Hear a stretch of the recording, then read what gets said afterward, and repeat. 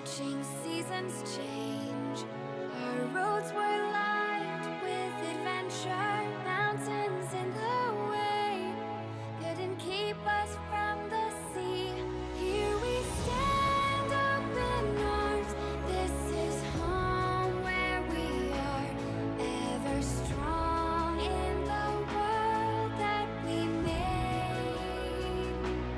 I still hear you in the breeze, see your shadows in the trees, holding on, memories never change.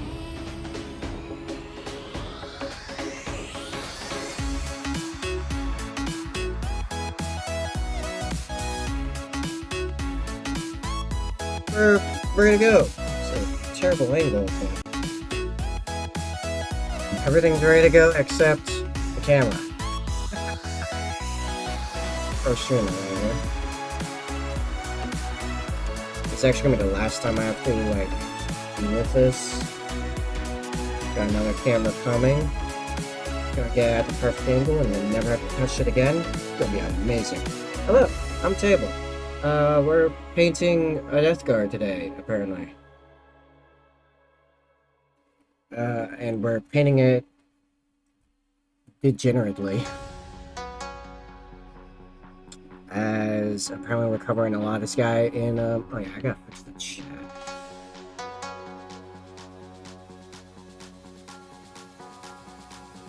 Why is the chat so big?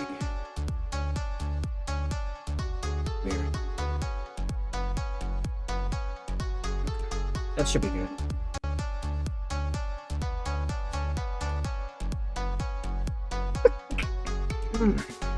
Alright.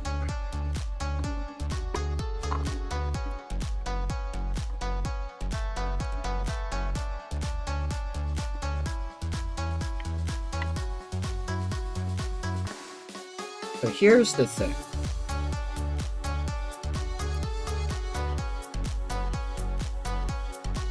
I have been told I am to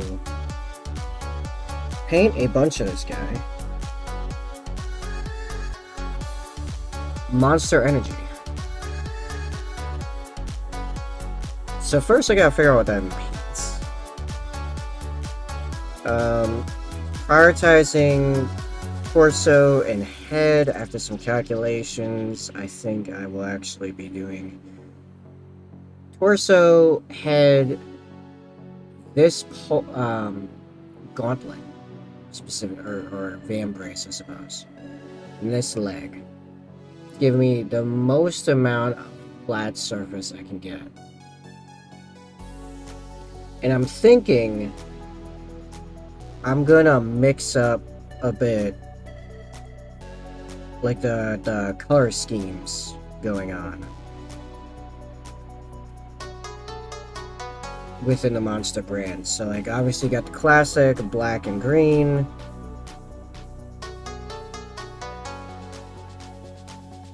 We're doing more than just that.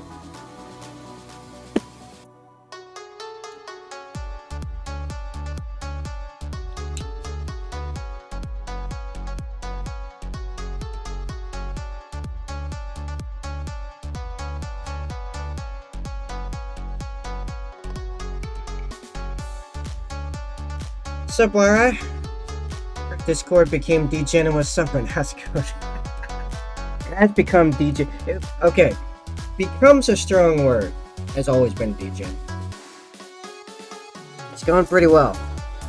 So, as I know you're like fairly new around here, this is the model that's normally up in that tip to paint me thing. And while I was doing No Man's Sky the other day, someone came in and was like, you know what? I'm gonna put money where my mouth is. We're gonna put monster energy on this guy. And I'm like, alright, great. So, a solid chunk of this guy is gonna be painted in colors appropriate to, and then given branding to match monster energy drink. Yeah. Here's the best part about that. Because I'm a genius when I did this, clearly. I decided Death Guard were the appropriate models to do this with. There's like not a lot of real estate to like shove branding on. Or to shove freehand, right? Does this also lower the... Oh, it also lowers the music volume. How's the music sound like right there? I feel like I'm screaming over the music. In my, like, the music in my own ears. Like, I like the music a little loud, but it's a bit much. Alright. We're gonna start with black, as that's the obvious one, and move on from there. What's probably gonna be... It was slightly loud before? Oh, okay. Alright, so it's not just me, I'm not... So you know what? Pop this down a little. Okay. We're gonna do the torso and a head black. Classic colors, green accents. We need a pauldron. Maybe like their... Maybe the blue? Here's the thing. I know the white monster is really popular, but like... Maybe I could pull off the white monster. I don't know. We'll play around with it. Maybe the leg one of the other colors then? Maybe the legs should be the black one, and we do a different color scheme for the others. Here's the thing, there's a lot of options here.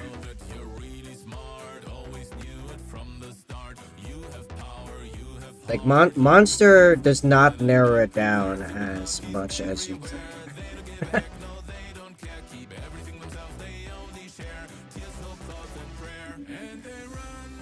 The big thing is figuring out where I can fit their squiggly M's as much as possible. Or you know what? There was one where it's black background with a blue M. Okay. Could play with that. Yeah, alright. So we'll do black and green, torso, head, black and blue, leg, and then we'll try to do the white M on the gauntlets with some highlighting and stuff. Yeah, that seems reasonable. Okay. How are you doing, Warai? Now that I have a plan. Now that I can not focus wholly on that. So... I have so many modeling tools just out and everywhere. We will get back to the Heavy Intercessors after this is done, and actually I have some new toys to work on that. But, now, some good spots to get the logoing, if you believe in me. That was your first mistake. Oh, right, where's the... There it is.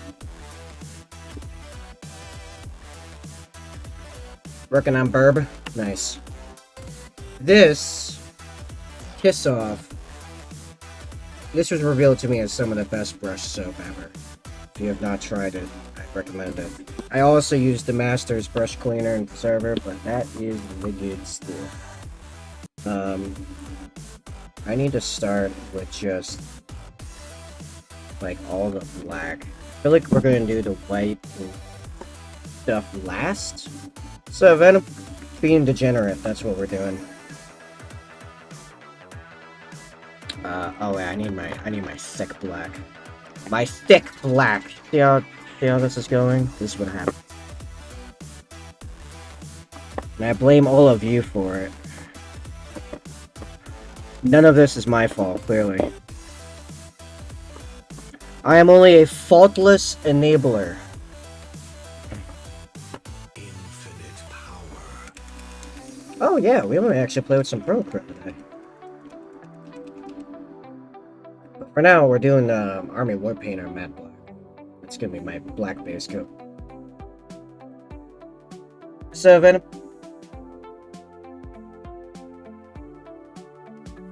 Oh yeah. Well, you know what? I will probably just wait till it comes in and I have a set, then I'll just begin the stream. This should be my last stream using my phone as the main camera. So the angle is actually going to become consistent after this. I won't have to play with the angle every single stream to plug my phone back in. Now I have my phone all the time again. Yay! Basically, this... I'm here for about an hour and I gotta pick up the kid. Man. crotch goblins. Am I right?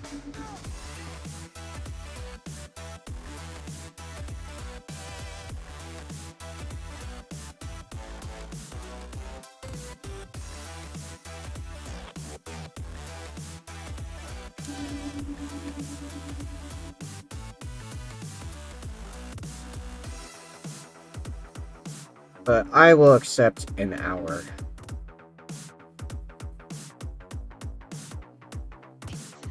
Actually, I just realized something. Hold on, I gotta check a thing.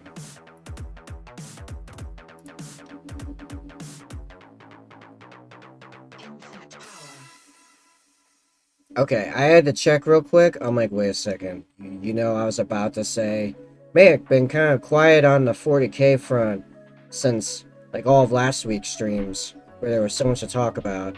And I was like, wait a second, let me actually look at Warcom, because like just watch me like say that without checking, and there's some giant news article. Okay, it's there. You managed to pick up the Indomitus and Leviathan Marine House. Nice! You have now caught up to a lot of my newer stuff, actually.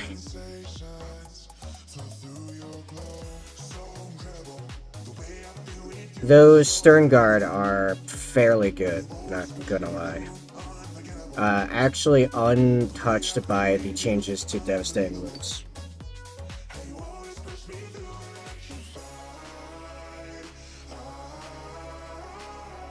Okay, you know what? I need more water. I need more rinse water. Give me a second, I'll be right back.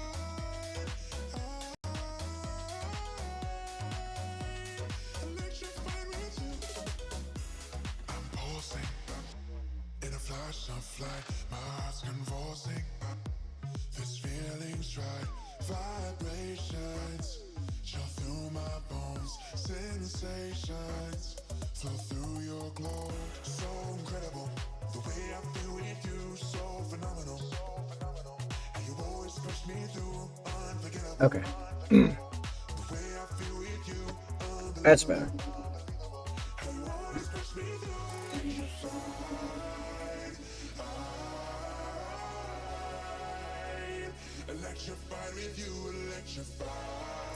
Does this kind of Slanesh worship? I guess it is drugs.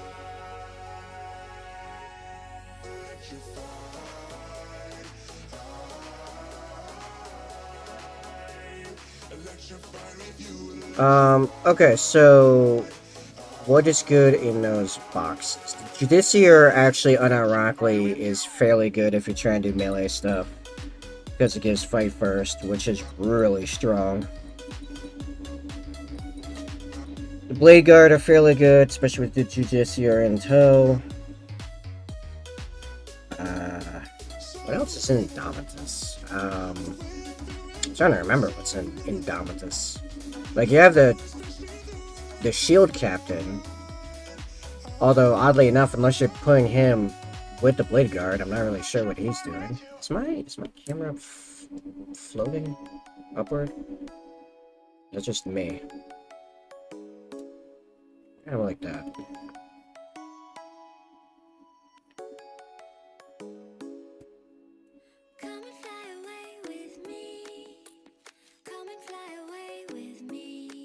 The Eradicators are probably the biggest thing in that box, though. Or not in Leviathan, in Indomitus.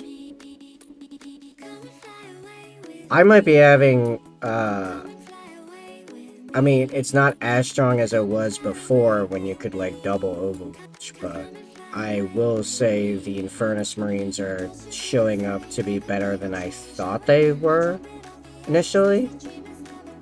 I actually traded my Infernus Marines away because I was just generally unimpressed by them.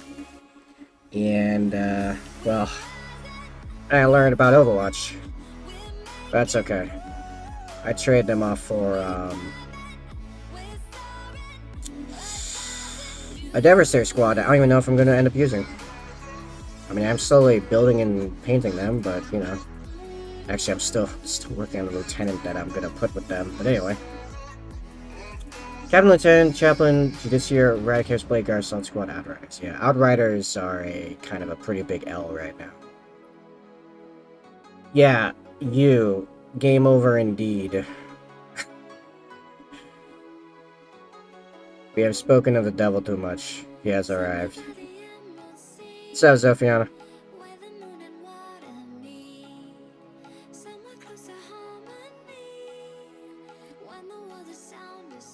Monster indeed. I agree, you are one. I have planned out the route and the method into horror. Horror indeed.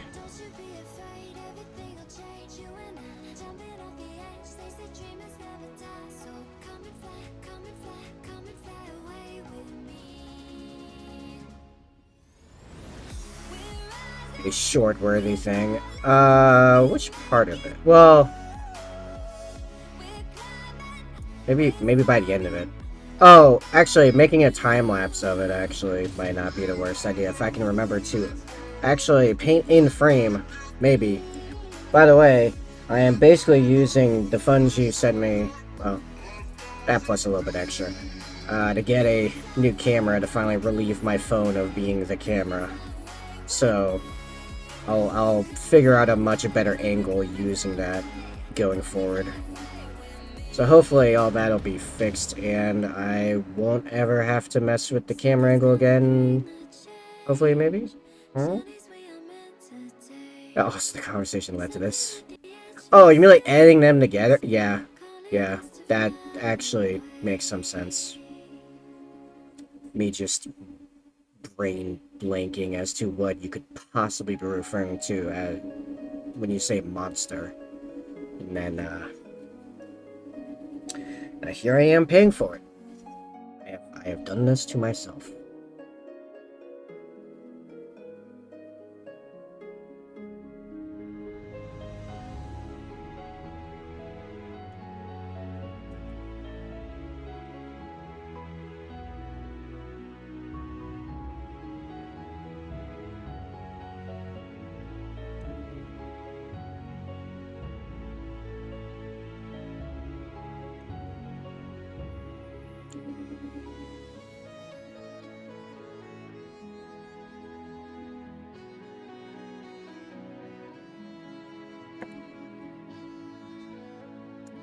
Hey, Gene. Even if the Outriders are L's, I guess I could always get buffs. Well, that's the thing. It is Gene. That's the thing, Venom. About this hobby, is that if you can get models at good prices, whatever that means, get them, keep them, build them, paint them, whatever. Because eventually they'll come back around to usefulness, or like my poor Land Speeder, they'll eventually get phased out. But that usually takes a very long time. I mean, Land Speeders have been around for decades. So, like, it really is long-term investments. While Gene has appeared, he's super effective. Wait, is Gene still around? Where is he? Where is he? Ah! Die!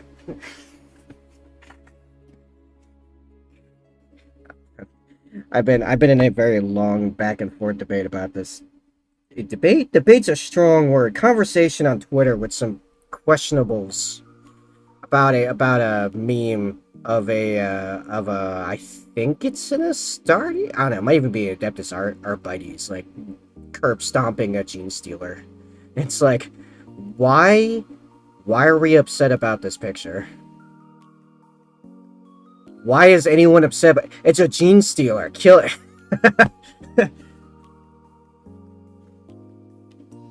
Twitter's wild. I figured something else I would like to see, but I have to pay more for that. But if I have to pay more for that's fine. Well, I mean, if it's something besides the monster stuff, then yeah, that's how it works. I mean, unless you're straight up altering it, in which case I hope it works with black.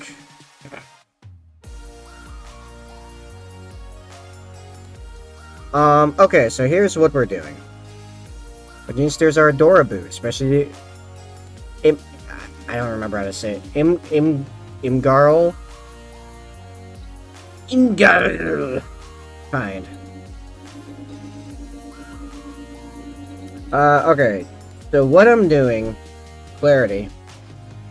We're doing the head, the chest, this leg, and this vambrace. I'm gonna try to do black and green, black and blue, and then the white monster whites. I want to see the monster green glowing from the eyes of the shoulder skulls.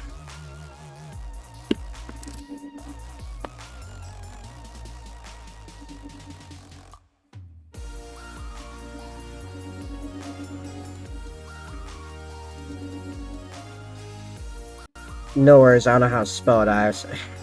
Pay more for after. So, or I checked the table after doing that Passover with the laser test print. Yeah, I burnt the table.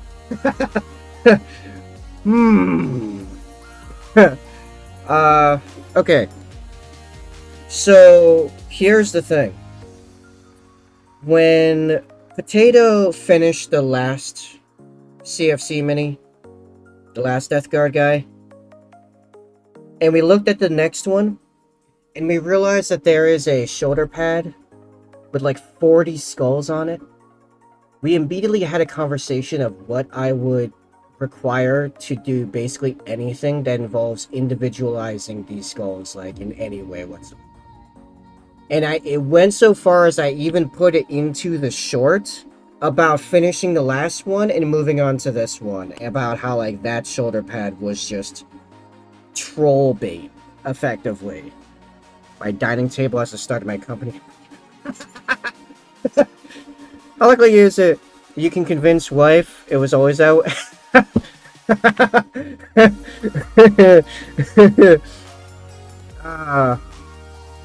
Godspeed, my friend, and good luck. Pieces of you all over the floor. Yeah, seriously.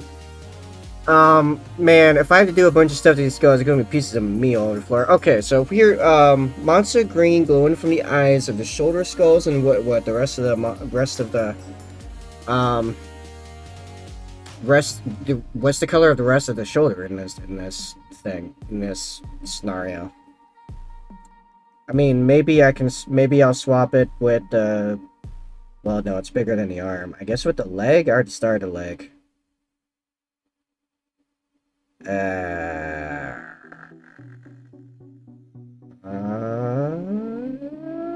You know, I guess I'm back. OBS just had a stroke, I guess.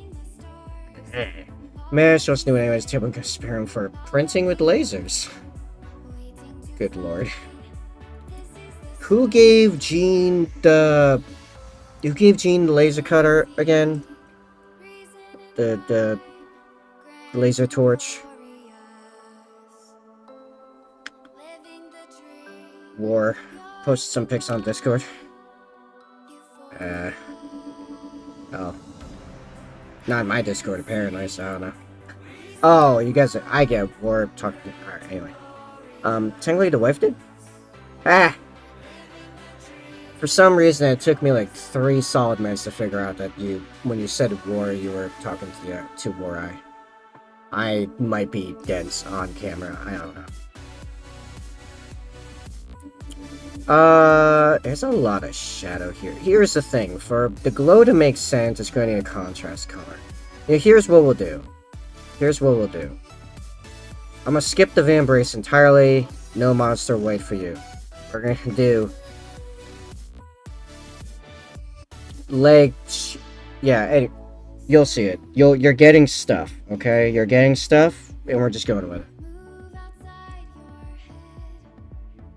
You're deal with it. That's all I got.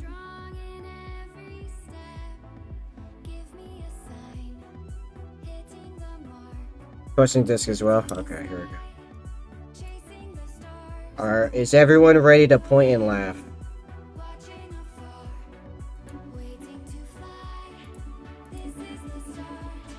It's a pretty toy, and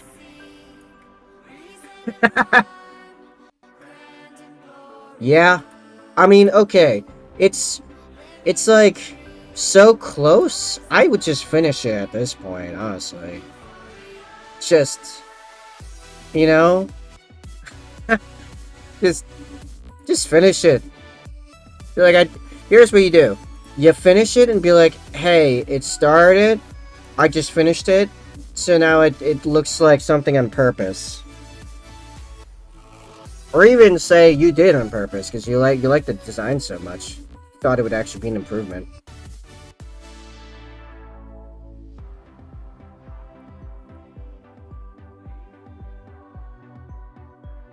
You can turn it from I'm dumb to I have different tastes. There you go. You just say you did on purpose. But you gotta finish the actual cutting or printing or whatever you call that first.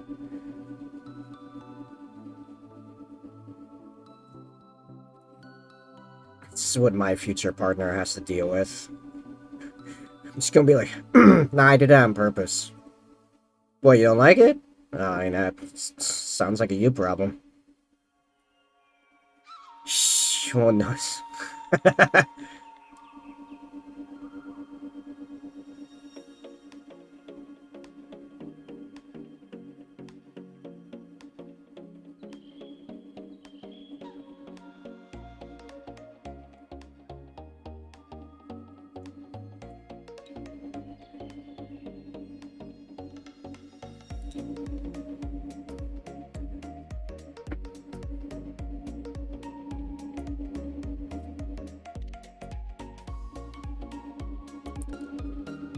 But yeah, I've been spending some time lately laughing at Twitter whose butthurt or they are okay, they're trying to make it sound like the problem is Imperium players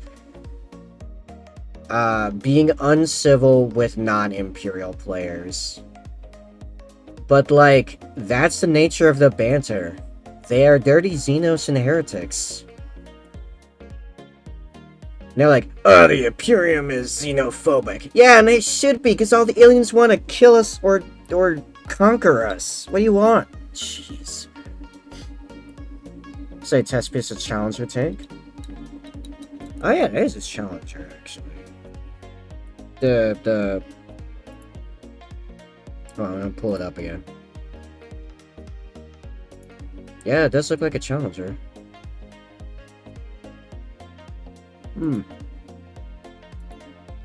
I mean, we are even xenophobic to ourselves. Yeah, mutant. If you're a human mutant and you're not one of the approved of strains, get wrecked. Sorry.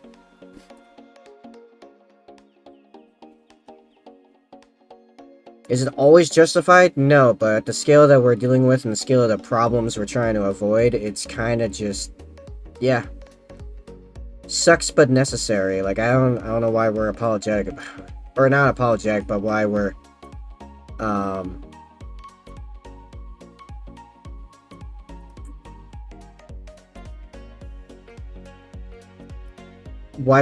why some people are virtue signaling about it. Anyway.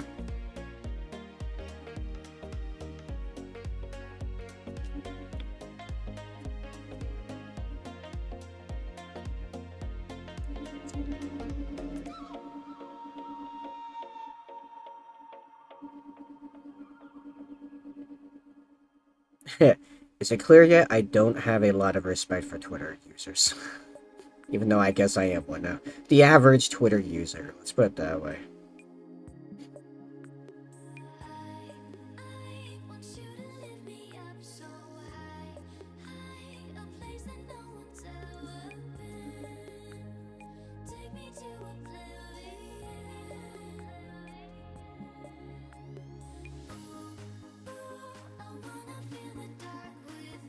You mean X? Yeah, whatever.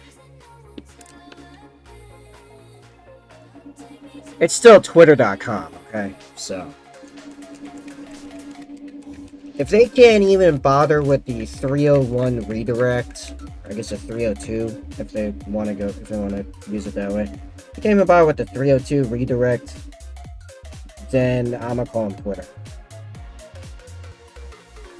Elon released the Amber Heard cosplaying as Mercy pics today. What? Not gonna lie, I'd have hit it before they start crying. It's after seeing it.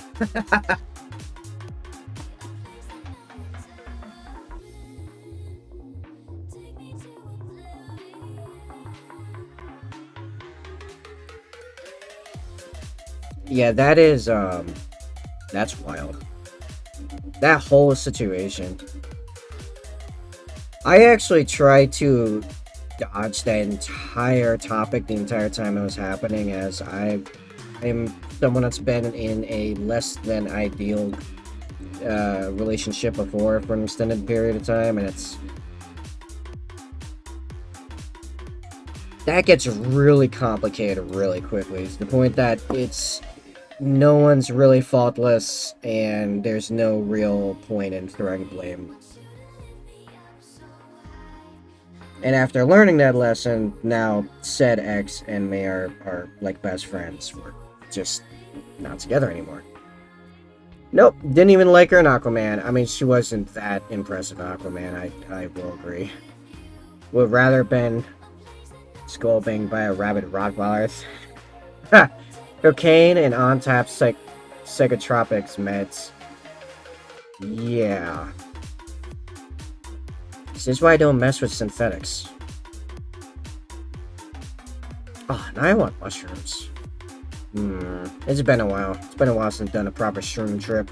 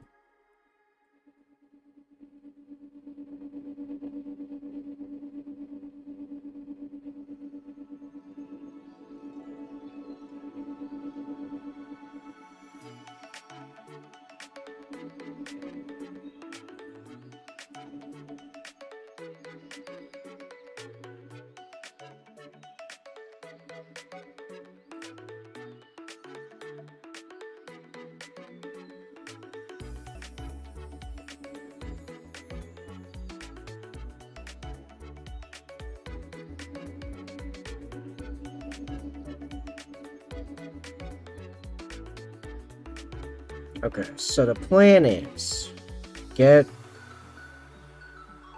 this all blacked out. Then we go back and all of the detail bits we repaint white. Actually, no. First we get all black, then we highlight it all.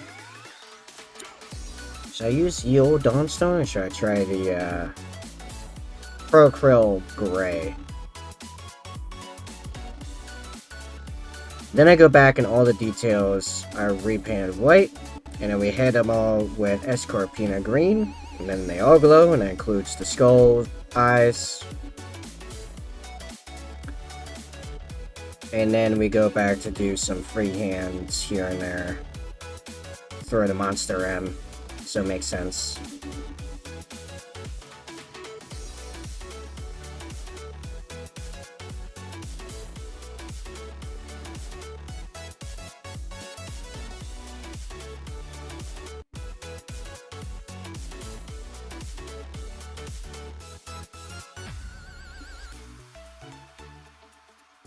Awesome.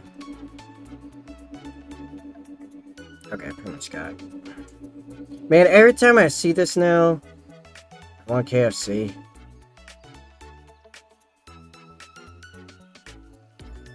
Even though I found some places with better, just standard fried chicken.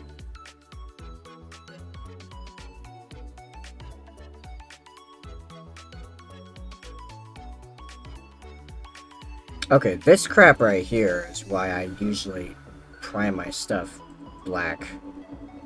It's just if I prime this guy black, then you guys wouldn't be able to see any of the detail on the spinning platform thing there. On the carousel.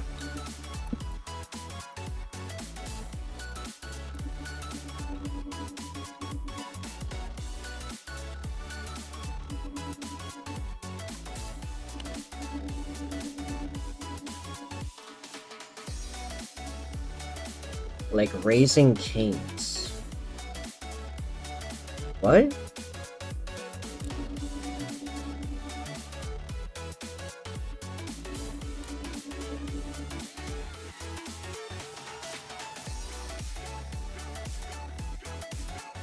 What? I am sorry. Like Raising Canes. I have never heard that statement before in my life.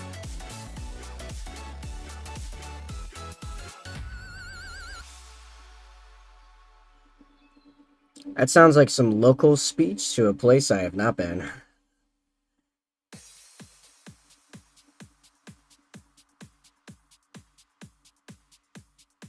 Oh, it's a food place.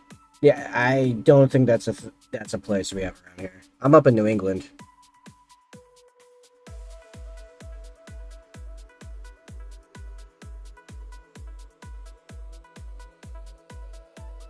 Yeah, they're a newer fried chicken chain, been around for a few years now. Yeah, if I had to guess, they have not reached up here yet. Hold on, let me look them up just in case. Maybe I've like driven by them or something. Raising Canes. Raising Cane's chicken fingers. Yeah, I have never heard of this. Wow, if that's what their buildings look like, then I definitely have not. Hold on, what's near me? Tell me, where's the closest one? Oh, there is one. Well, kind of near me. All the way up in Johnston. Oh, yeah, I don't go over there. Okay, there is one kind of near me. It's just in an area I, like, never go to. Huh. Interesting. Okay. Actually, what has been shockingly good lately that I've been doing... Okay, first off, super simple but good. I mean, simple is fine for me, because actually when it comes to like fried chicken, I can be totally fine. We have a few around here, I've never tried it. Yeah, okay. So, first off, best hot wings in my area, this might floor you. There's a bowling place near me that has wings that are, like, they have no right to be that good. First off, they're shockingly not that expensive for fried chicken around here. Also, they still do the thing where when you buy buffalo wings, it's actually a fully red wing. The entire wing is completely red. They are completely covered in sauce while remaining fairly crispy. Like they blow Domino's like out of the water, to be honest, which used to be really good around here, for wings anyway. And then, actually, Walmart, their Asian wings, I don't remember what they're called exactly, but actually because there's a Walmart like right next to me, I've been getting their Asian wings. Or not wings, Asian, like, fried chicken. Like, just, like, fried tenders. From their deli. Semi-frequently lately. The fried chicken itself was good. You know what's weird? The plain fried chicken was better when I microwaved them as leftovers. For some reason, that actually made them, like, way better. They were kind of, like, bland when I first got them, and then I got a really big one. And then later, when I microwaved them, splash them a little bit of water and microwave them, they became way better. I don't know why that pulled out, like, a bunch of flavor and everything. Weird. Anyway, it didn't work. I guess I would just do that initially now. It's weird. love find great food at weird place. My gas station makes the best breakfast tacos in the area. Gas station tacos. It sounds like the beginning of an ingestion joke, but fair enough. If it works, it works. Okay, it's time to start highlighting this thing. I think we got it base coded. Yeah. Alright, do I want to mess? You know, let's try the Pro Krill neutral gray. And you know what? Actually, since I don't even have the guy up there, I'm gonna just turn off the Cash for Chaos stuff. I'm just gonna get rid of that, and I'll just be there. We go. Cool.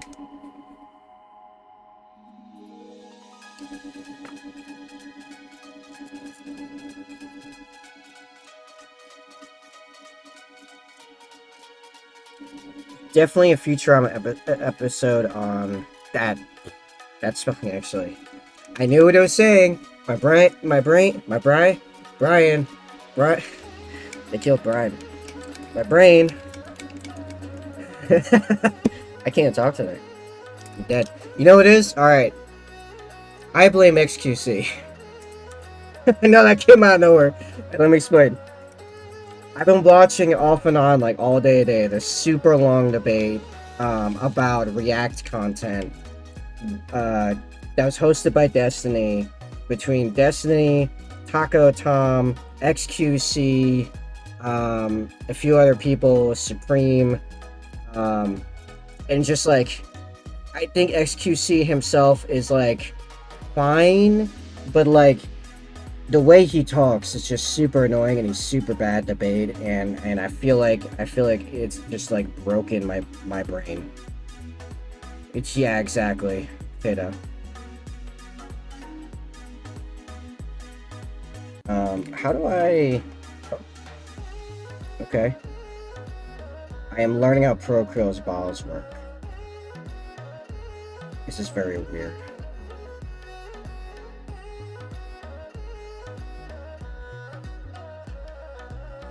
Why isn't it just like a squeeze bottle?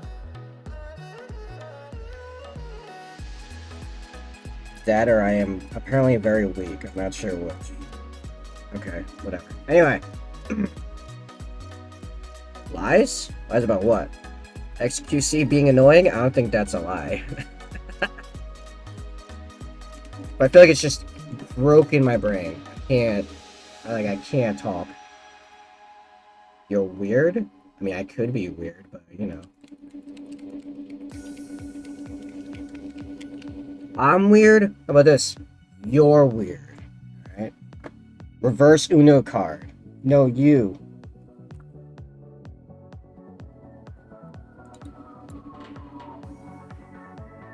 It's the best debate move.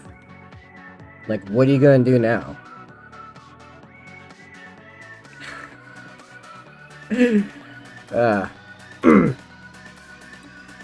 So, Futurama episode about gas station food. They have a little kitchen and it makes all kinds of Mexican food.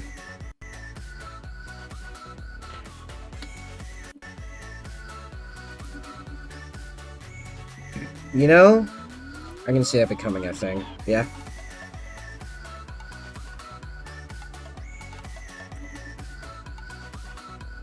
Man, you can't just say stuff like that, Potato, because then you know what's gonna happen now. I'm just gonna call you a normie. You have revealed your weakness, thus activating my trap card. Man, don't do that. Well, now I have to do it.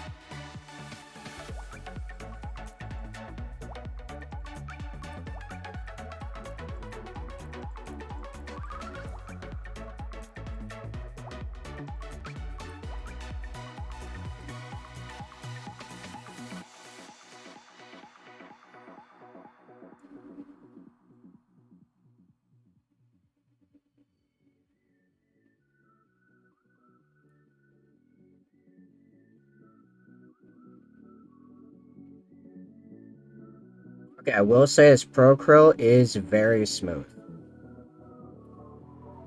It is actually very smooth. It feels like it's a little on the wet side, so for stuff like highlights, I have to go back and do another layer or two. but it does paint very smooth. To be fair though, neutral gray seems like a paint that's kind of hard to screw up based on how most brands' paints are like this for this color. I suppose like seeing how their white behaves would be a better test.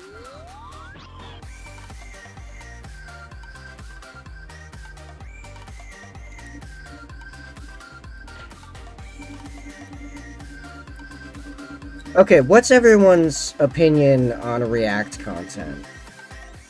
Like, let's start with general, and then we'll start breaking it down to other stuff. Like, what do you think about React as a thing? You know, you have a streamer or even a YouTuber watching someone else's content and reacting to it.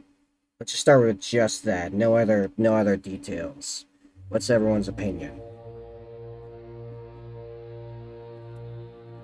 I'm gonna start like an actual discussion here, which I know that's weird, like us actually talking about stuff. That went on very wide. You sent me some brush cleaner a few months out of blue. Who did? Monument Hobbies. Love it. Okay. Depends. Will there not be chicken nuggets? My hobby just sent you free stuff, excuse me? Like, I know, like, okay. I know some model, like, printing companies was occasionally, when I order stuff from them, they'll send, like, extra little bits with the order. But I've yet to have any company just send me a random thing. Just on its own. I guess if Mind My Hobby's doing that, I'm gonna have to buy a lot more stuff from... Well... Hold on, I've been buying their brushes this entire time. They never send me free stuff. It's because I don't push their stuff. And you know what? If they saw any of my stuff, it's probably because they saw me complain about how, like, they're really, like, weird about affiliate links. But you know what? I'm fine with them having their policy about affiliate links, but I'm gonna talk about it, though. Oh, that's a skull. I'm gonna make that glowing green. That was an actual thing there. Doesn't bother me. I don't watch every interesting reaction videos, and if they only show small clips, then it builds interest in original videos, especially link. But I don't see too much harm in them. But I'm not a content creator, so what do I know? Nothing. No. I mean, that's fair.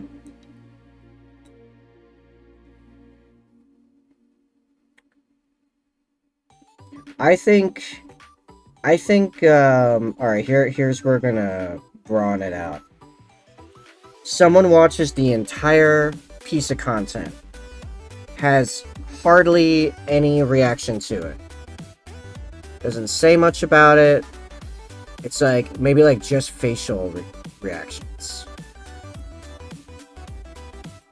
And then they upload that. Do people, I'm just gonna lower this, I know it's gonna jump more and more into frame with the face cam, but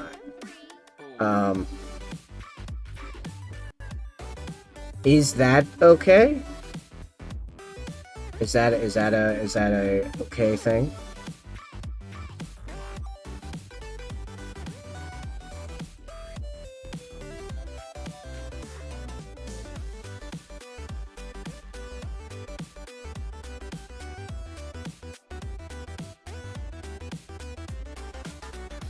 I missed a bunch of stuff when I was doing the black in black. Back to the grim dark future.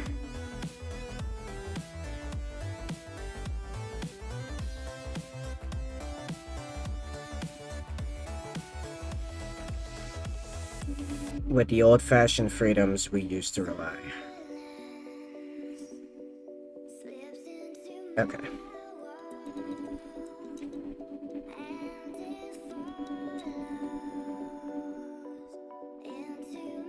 Now that leans more to content theft, I'd say. I don't know if something you'd be able to put a hardline rule on though. Here's my stance, okay? I actually watch a lot of React content. I enjoy watching React content. but there are some like basic rules, I think. One, you have to shout out minimum, if not link. Now this is just how I see it. I don't expect these to be like enforced or anything, but like I think it's kind of messed up if you don't do these, right? Okay. One, shout out the person you're reacting to, and if possible, provide links to their channel. You know, depending on how you have your whole system structured and whatnot. Two, if there are ads in the video, like a sponsored spot or what have you, you gotta watch it all the way through. Like, don't be skimping on their sponsorship revenue. Seriously. Then you gotta like at least put something in to make it transformative. I missed more black stuff. Transformative in some way. Like, come on, like I know I still haven't uploaded, but I do have like the Reactception, the movie, where I react to Asmongold reacting to Shoe on Head, and it was pretty funny. But I took a nearly hour-long video, and I made it over 3 hours long because of how much I was talking and adding on to it. I just picked up more gray when I wanted black. I am noticing that the gray from Pro is separating quite a bit on the wet palette, and it's not been very long at all. Yeah, I mean, sometimes you gotta share a dumb video of forcing my passions in chat, so... yeah, like, at some point I need to be like, listen guys, this is what I think about this, and you just gotta deal with that, like, you know. If you don't like it, then I guess, you know, tell me and, you know, come at me, bro.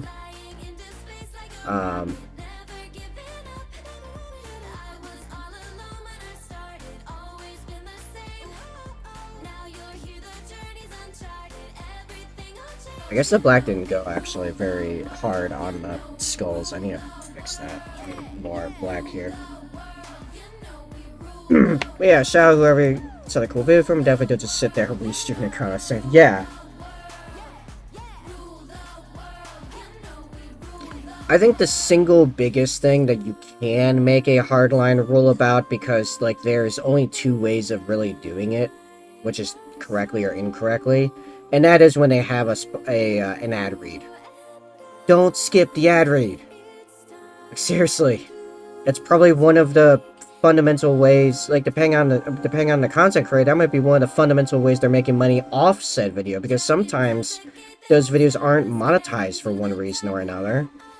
Depending on what you're watching, that means all the revenue they're getting from it, directly from that specific video, is from the ad read. Watch the ad read. Oh, that's so hard. Watching these reactors skip ad reads is just real cringe to me. Doubly so if it's someone that's good at making cool ad reads, like the Internet Historian. His ad reads are, I mean, you can watch just his ad reads and have a good time, honestly. His ad reads are, like, peak. But even when they're not, like, watch the ad read. I am realizing I did a very bad job base killing some of this.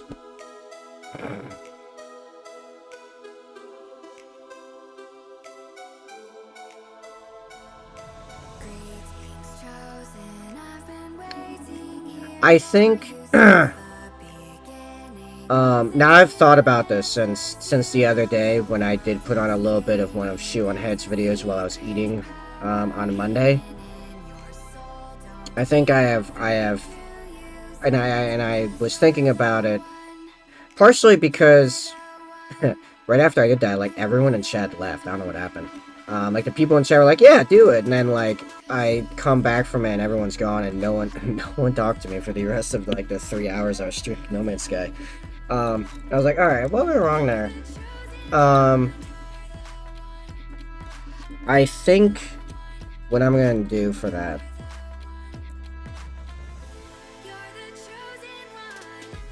at minimum, when it's done, I'm gonna like have a whole thing where I talk about the video, else I'm gonna feel weird about it. I don't think it was the worst idea inherently.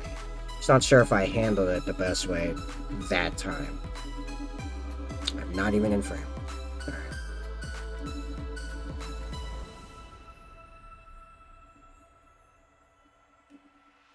Greetings chosen, I've been waiting here for you since the beginning of this year. I do have a couple ideas, or like mainly one main idea for tonight, which actually ironically is not in too long,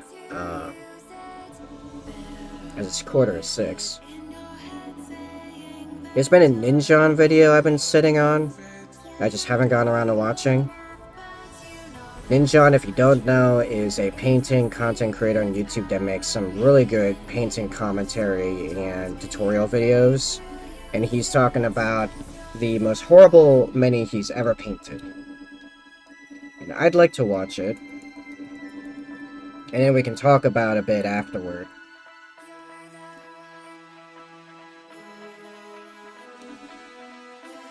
You know, at least for now on Kick, you can straight up stream current anime as long as you got a webcam on. Yeah, I know policy-wise, and I do multi-stream, so that doesn't really work, but I would feel weird about doing that. I don't think that's good. I don't think that's a good thing. As an artist, as a creator, not even just as a streamer, but like I've made YouTube content before, I've made a lot of stuff. If you notice, my pictures of my miniatures always have watermarks on them. I am a pretty strong component of intellectual property, but I think there's ways where you can have all of these things at the same time. It just needs to be done correctly, you know?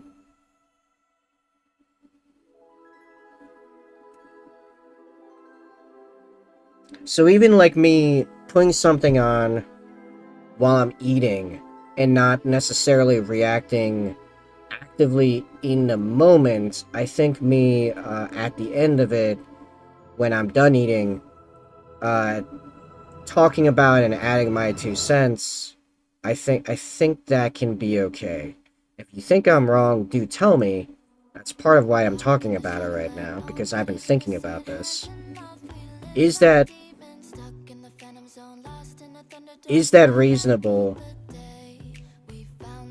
or is having video content going from someone else while I'm eating, is that still like cringe?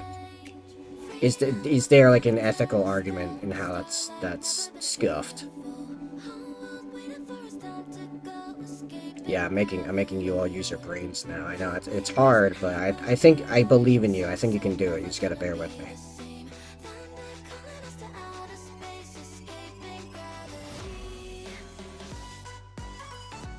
Maybe I needed to shake this Pro Krill more. Maybe that's part of the problem.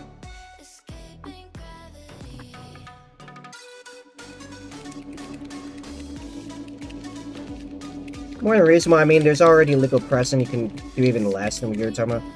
Oh yeah, I know legal precedent, definitely. It will be transformative in nature. It will still be. Yeah. No, I know that's going through the courts, and I think there is some argument for legality being some level of judge of ethics, because that is what we have as a society kind of decide upon, and that is kind of the end, like the final boss of ethics in some sense, is what the entire society can collectively agree upon, because that is what's going to ultimately guide your life. I think you can have higher expectations than that, and that can be okay and valid to a point.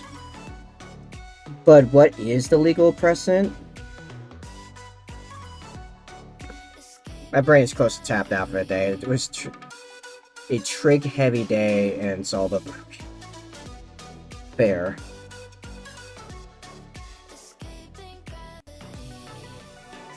Man, I am not looking forward to Monday now that I think about that.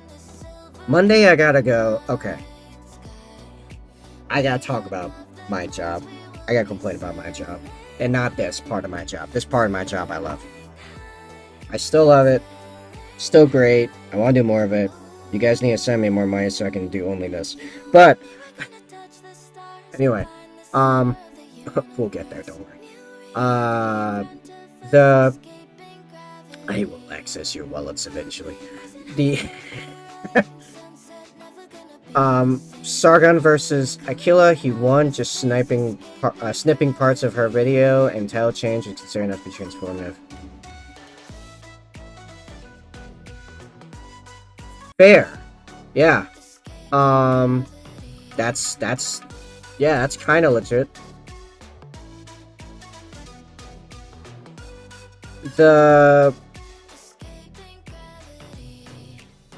What was I gonna say? Oh, okay. So, as some of you know, I am a web developer. That's my main work right now. It's how I pay my bills. And as some other of you might know, I have been basically taking over from my dad's company, as he is or was also a web developer. So I took over one of his smaller clients, who's a local display, retail display manufacturer.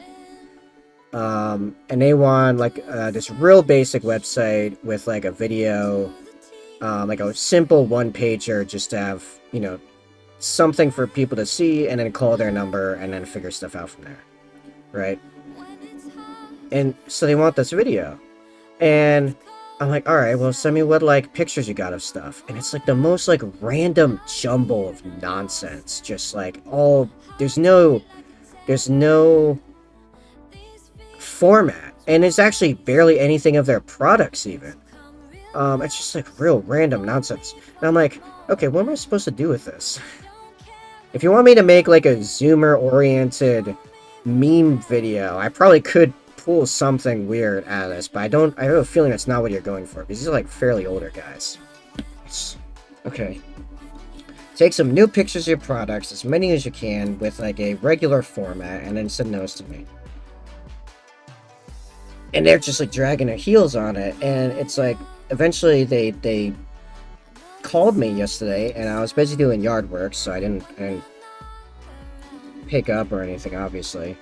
So this morning I emailed them, because email is just generally better for me, because I'm all over the place. It's hard to get me on the phone.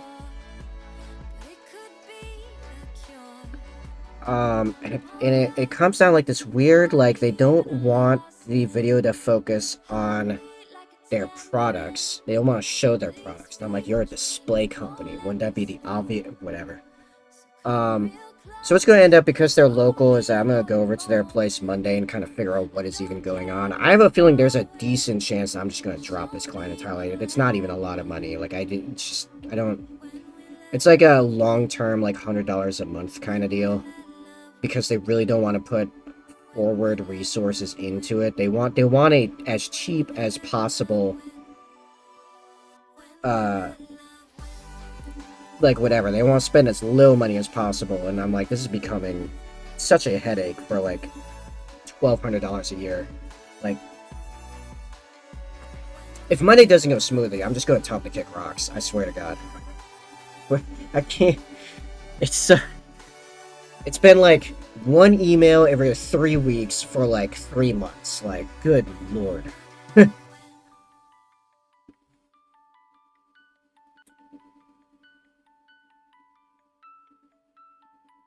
I don't have it in me to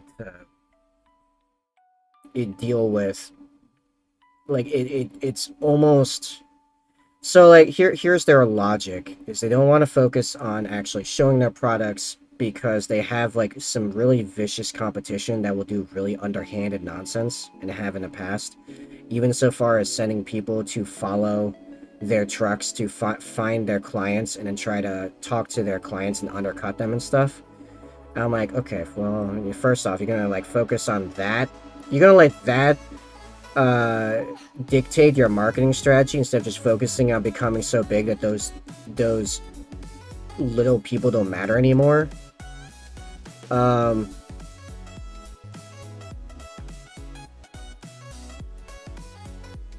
But whatever.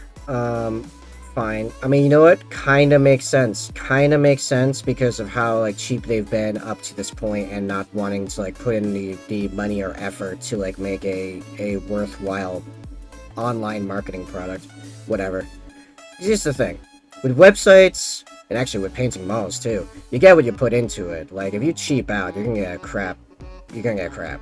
Like, it's just how it works.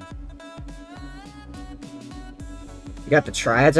Yeah, apparently it seems like their competition are straight up just gangsters. Like, that's what it seems like. It's really bizarre.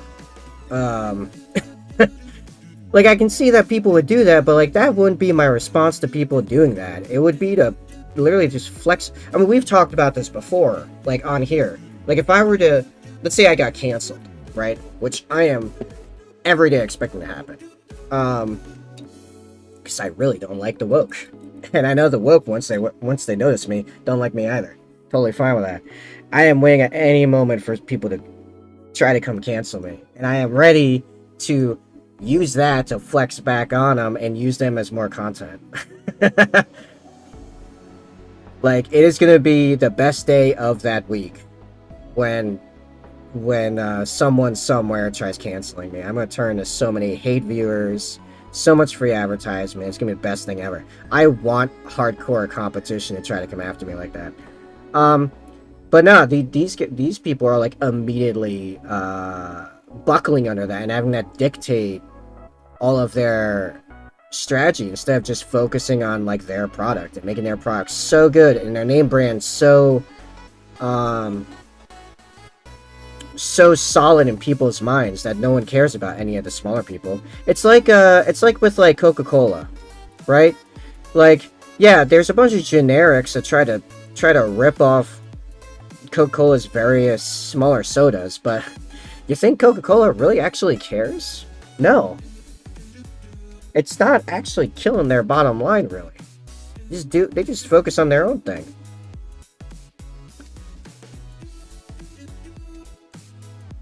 Like, the more time and energy you spend caring about your competition, the less time you're spending making your stuff great.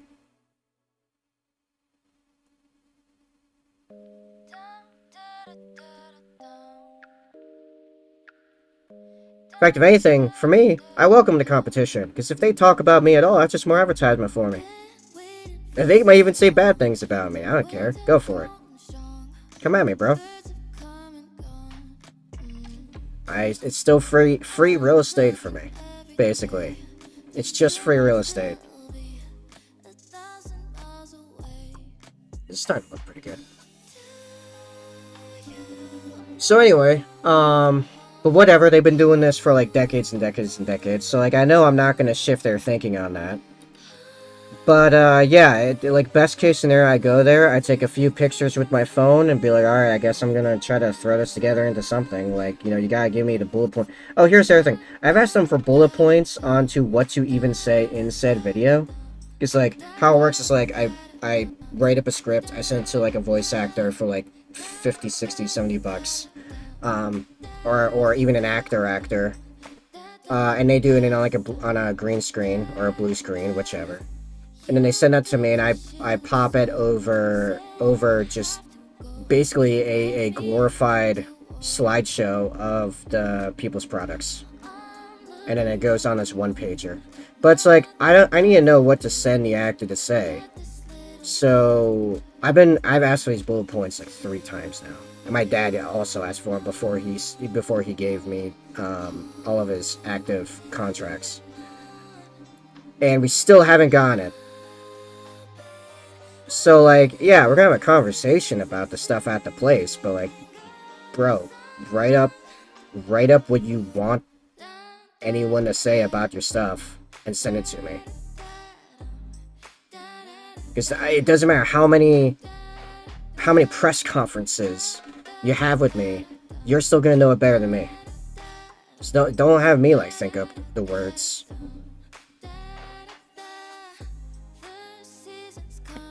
It's so weird.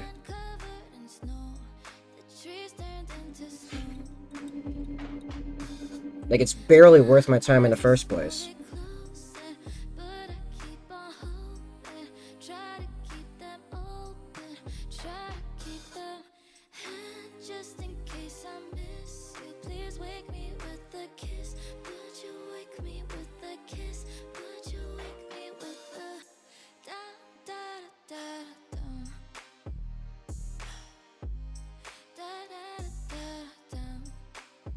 Because, like, here's the thing. $100 a month sounds nice and all until you realize that, like, I have already spent, oh, I don't know, like 3 hours in this thing. My current rate is $85 an hour for web dev. That means we're already looking at, like, 2 months after it's completely done for me to break into any profit right now. I haven't even started doing any of the real work yet. Just trying to, like, pull teeth out to get, like, my most basic assets covered before I can do any of this. So it's gonna be like, after all this is said and done, it's gonna be like 6 months to a year before I'm in profit based on this thing. I'm really, like, tempted to call him back, you know, like, tomorrow and just tell him call the whole thing off anyway. This is not worth my time. They're making it too much of a pain in my rear to, like, deal with any of this. I literally just pulled the gray off to fix some of the black, and then I grabbed gray again. This Pro Krill is very wet. Very, very wet. Jeez. It keeps separating. I don't know if that's normal. I mean, it still goes on, so it just seems like I have an annoying amount of, pre-painting preparation, if you will. Maybe it's the fact that I'm using a wet palette.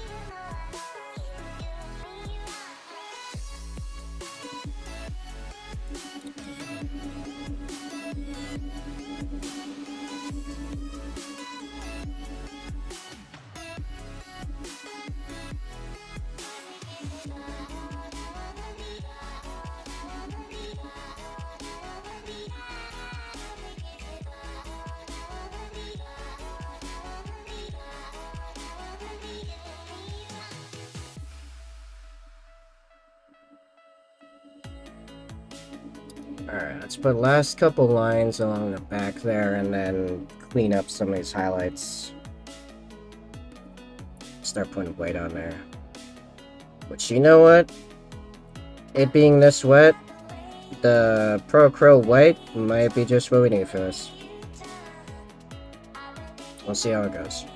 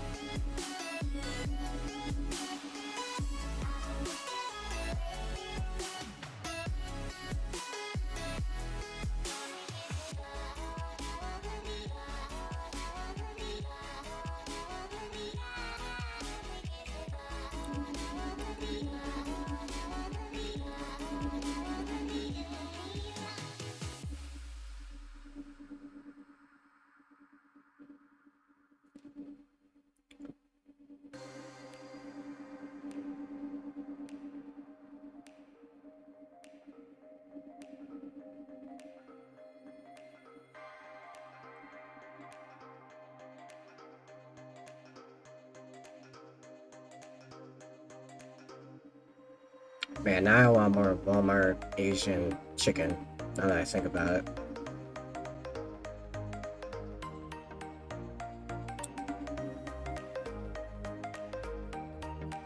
How... I was gonna say, how dare Chad bring up fried chicken, and I realized I brought up fried chicken, but I brought up fried chicken because someone else in chat had me paint fried chicken.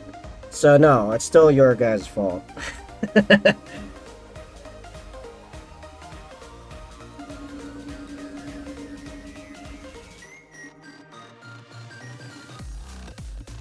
I guess this guy... Is this a Plague Marine that converted to Slanesh because it's all food stuff now? Is that how this is working? maybe. Alright, I think we're good to start whiting out all the details again. So, and take the Pro type bold titanium white. How bold is it?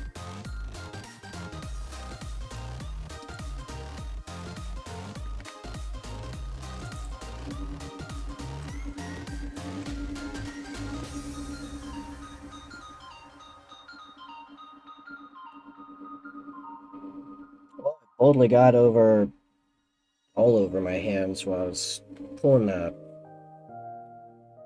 little topper strip off. Jeez.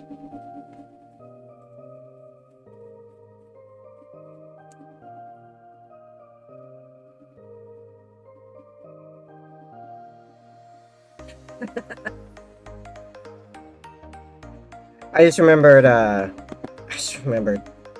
someone was trying to give me, was it last night? I think it was it was last night. Someone was trying to give me that brain dead take of so Biden said a little while ago that we are running out of artillery shots. Like, great, everyone's going to take this the wrong way. And yeah, no, they still are. That doesn't mean we're actually running out of artillery shells. It means that our excess is running low. You think the US would be so stupid? Crazy Man said what? Biden said about Ukraine that we are running out of artillery shells, that we are running low on ammo. And everyone took that as we are literally running out of ammo. We are not running out of ammo. We're running out of excess ammo. The U.S. military has a very, very, very strict policy of based on the significant list of relatively likely military situations to come out to happen that are put together every year by top brass. Like, they are required to. I forget who exactly does that. I forget if it's like the Secretary of Defense or something. There's a specific, really high-end. I forget if it's military or political person, but there's a person that is required by law to every year put together this list of these scenarios and what would be required of the U.S. military logistically to handle these scenarios. And that includes conventional war with Russia, conventional war with China, conventional war with both simultaneously, etc. And that person is required to, by law, to make this list every year. And the U.S. military ensures that it always has all of the logistical requirements to handle any of those scenarios. So it includes, so let's say conventional war with Russia and China, like it's World War III, full on, that we're going to have all of the ammo required to do this. The military does that, and then out of whatever is excess, then it does stuff like sending or selling stuff off to other countries, whatever. Additionally, and this is why the artillery shells are so dumb, I went to this huge thing, like, on this other server, explaining this, that, like, not only that, but artillery is probably the most irrelevant thing to talk about in regards to the U.S. military's capability to wage war in that kind of scenario, because guess what the U.S. military is not going to be using against Russia or China? Artillery. You know why? Because the U.S. doesn't sit in trenches. We just refuse to. Okay? If we had to go in and roll into Russia through Ukraine or through Poland or through Belarus, whatever, it ain't going to look like Ukraine or Russia's types of broad front pushes clearing trenches. It's going to look like Persian Gulf 2 electric boogaloo. That's what it's going to look like. It's going to be a very direct single point spearhead of armor and IFVs with massive amounts of close air support after clearing the skies. The only artillery falling is going to be from the AC-130s.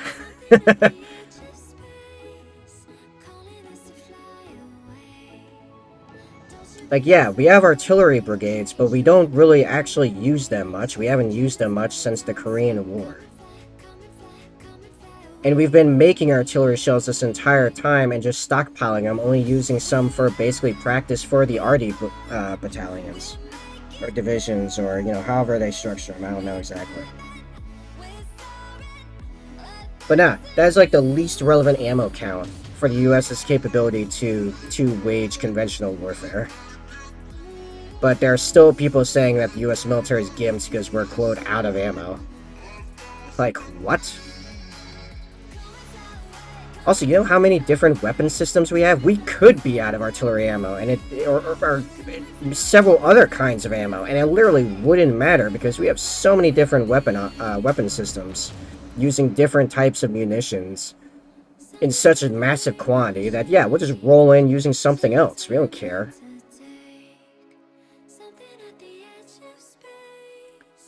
Like, oh, hey, we're out of 50 cal ammo. Okay, great. Everyone use Mark 19 automatic grenade launchers. Like, or autocannons.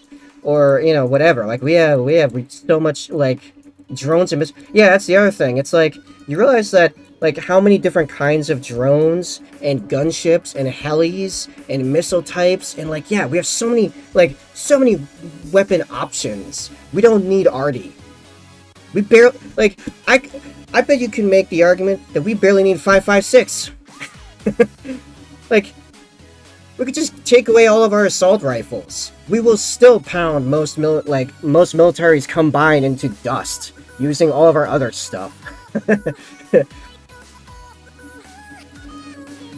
Because, like, the biggest single thing we use in those situations, and it's been proven several times, is Air Force. Because air power, because yeah, we have the Air Force, but then every other branch also has their own Air Force.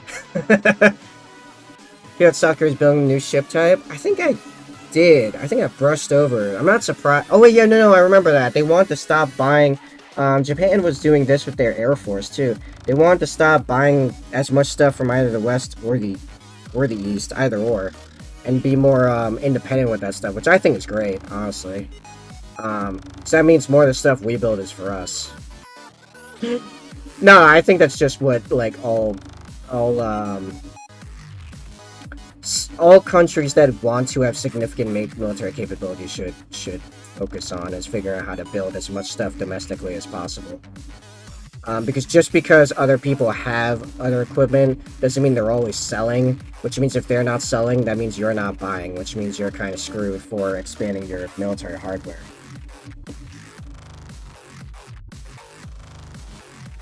I mean, yeah, it's initially cheaper, but it's not always logistically an option, Doesn't even the National Guard have its own air wing?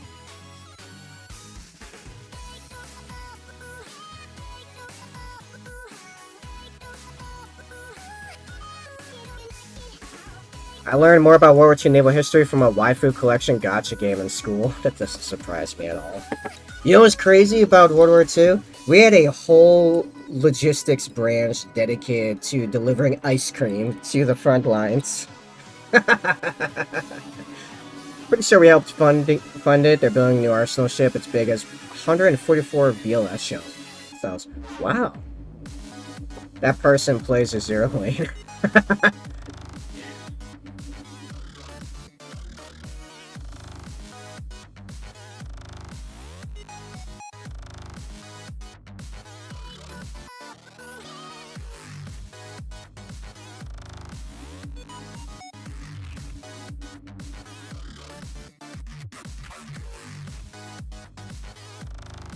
Yeah, as far as I'm concerned, for the foreseeable future, the US is still an invincible military juggernaut. It has its problems, but none of those problems are remotely enough, even combined, for anyone else to actually have a legitimate chance against us. So far, China apparently has an edge in hypersonic missiles, but that's it. Like, in a single type of munition, they are doing better than us. Oh no, I am quaking in my boots. Or my loafers, I guess. Ah, fly? A fly landed on my face. My spiders need to get back to paying rent. I just added some new spiders to the stock the other day. I found a couple spiders elsewhere in the house, and I'm like, nope, you're coming with me.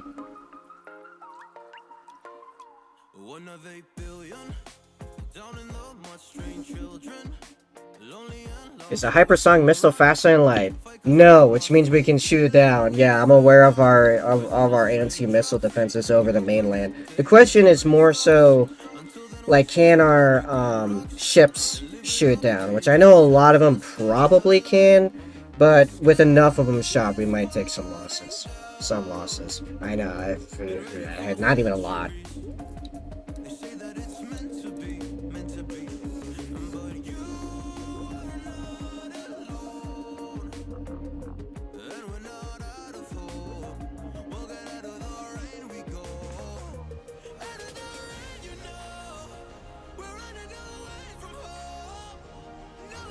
Like, yeah, your missile might be going at Mach stupid, but that doesn't mean we're not still gonna be able to shoot some of them down because we use lasers for that, among other things. Yeah, DE is the new thing in the military. Sea trials for those have been done and probably still ongoing. Oh, yeah. I think, ironically, for how much sci-fi likes to focus on directed energy weapons for offense, I think directed energy's place in real application going forward will remain primarily defensive because of it being so fast, but at the same time of how much energy required for it to do damage against actual material. And the fact that for destructive capability, the scaling is always better for solid or complex ordnance. Like for the energy requirement, something shooting a tungsten rod will always do more damage than directed energy, because you can actually very easily scale tungsten rods. Yes, I know I'm just somewhat quoting rods from God, but I mean, like, it's quite valid. With the amount of energy required to send out directed energy to take down material, you could have a tungsten rod do damage that can outstrip nuclear warheads. So I mean, like, and with none of the fallout problems. Like, it's just direct kinetic energy.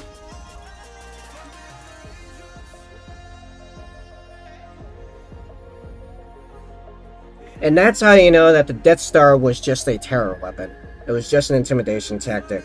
You know how much more damage that thing could have done for that amount of energy output with tungsten rods? Yeah, how about I pop in and wipe out your entire planetary system? Like, everything here, gone, dust. Would not have even been hard.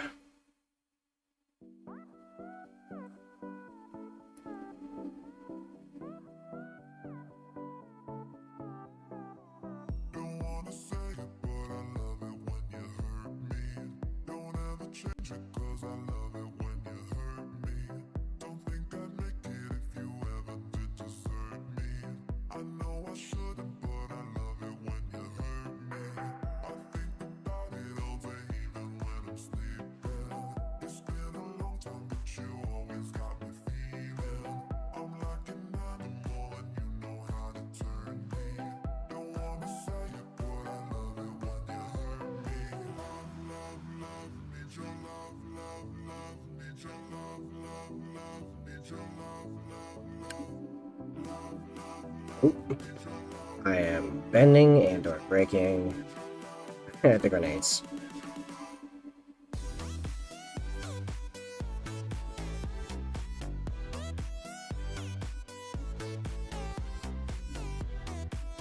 So remember, if you want to troll me into painting more stuff on this, you just put in command tip, that's exclamation point tip, into the chat. On any platform now, I fixed YouTube. It works everywhere. And you can figure out the more info there.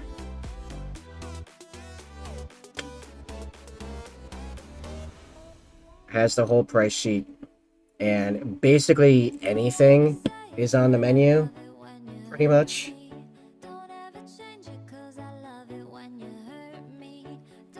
We have already done some pretty scuffed stuff to these things.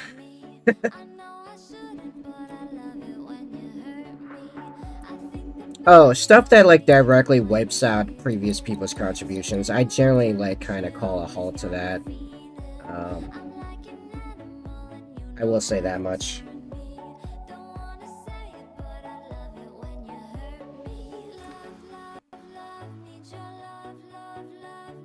But anything new, anything additive, let's put it that way, anything additive is on the menu.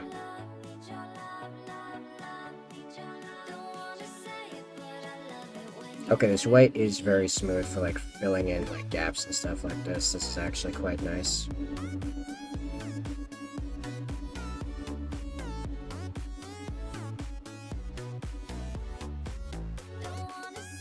I imagine this is probably pretty good for eye lenses too.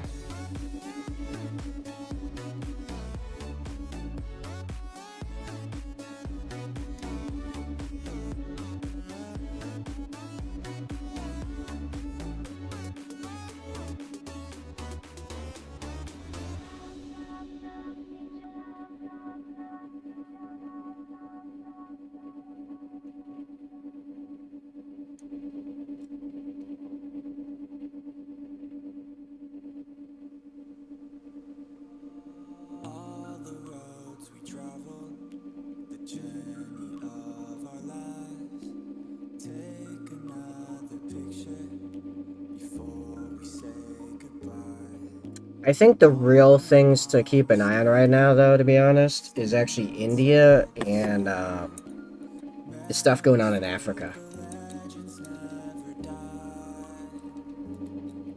Like, Ukraine is entertaining, definitely, but I think it's larger scale. There's seriously a fly that landed in my wet palette and got stuff covered in paint, and now it's having a really hard time getting out of it. Because it's got stuff just covered in palette witch flesh. I am not, oh, nope, it got out, jumped out. And managed to slather paint on my hand too. I don't know where it went. That was weird.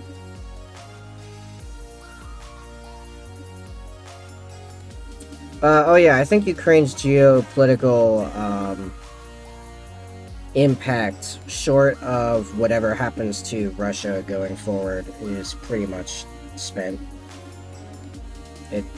It's just going to be a slow crawl of Ukraine taking its land back.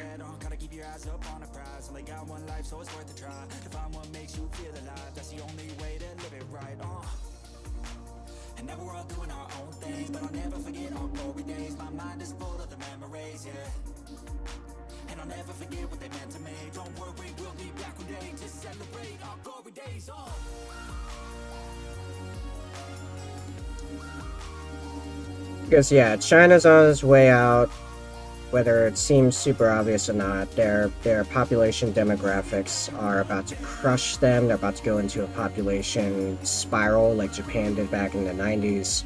Their real estate industry is like on the verge of horrific collapse, which will take 30% of their economy with them.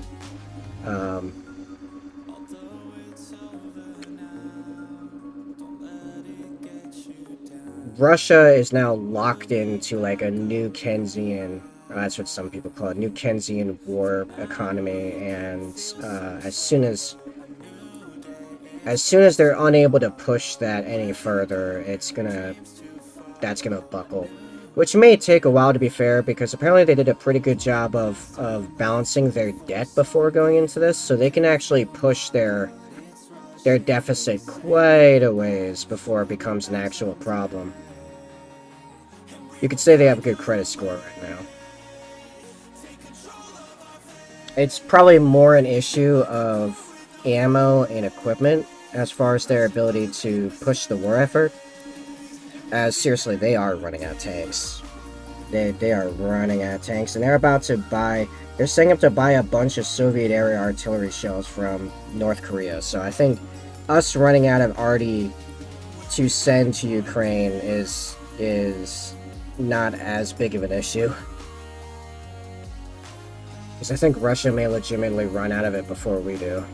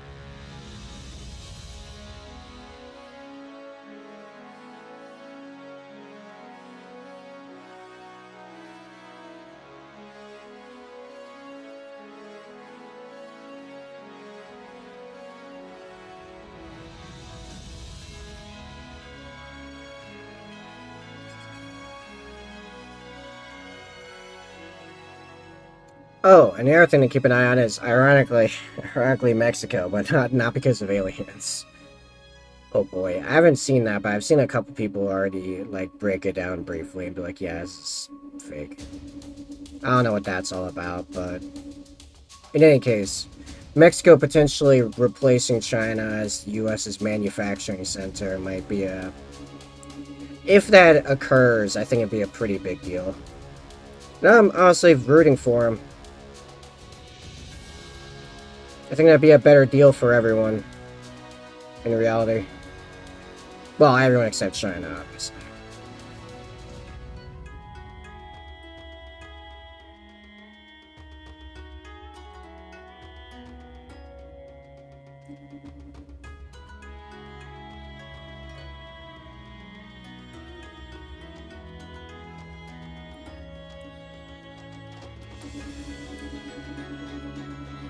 Alright.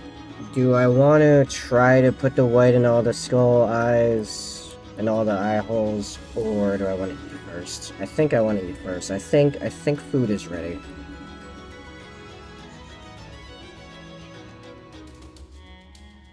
Okay. Here's what we're gonna do. I'm gonna go check to see if food's ready. And if it is, I'll be back with a plate.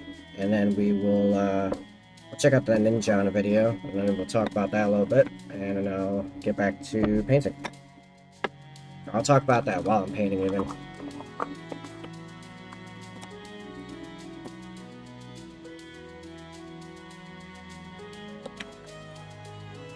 So, back in a minute.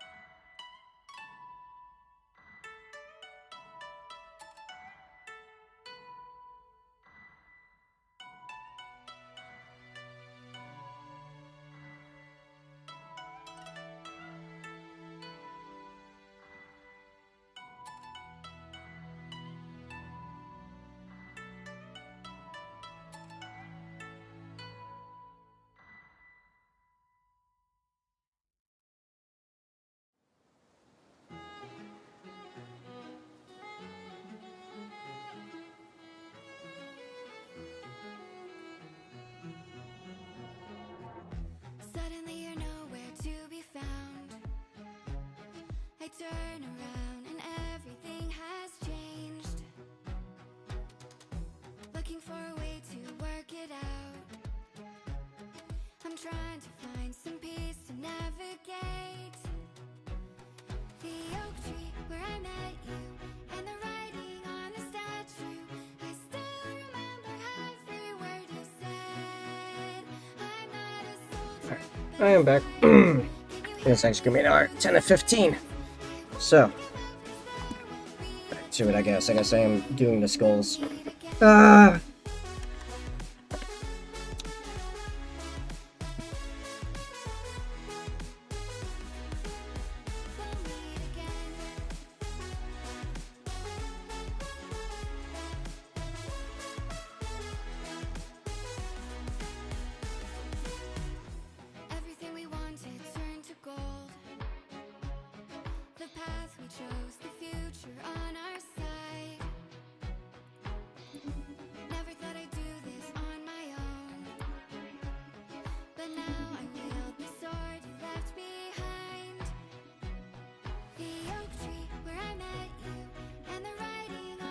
I still remember every word you said. I'm not a soldier, but I'm fighting. Can you hear me? Alright. Is there an easier way I'm not seeing of doing this? Maybe... Do I want to try dry brushing the skulls first? Kinda? Dark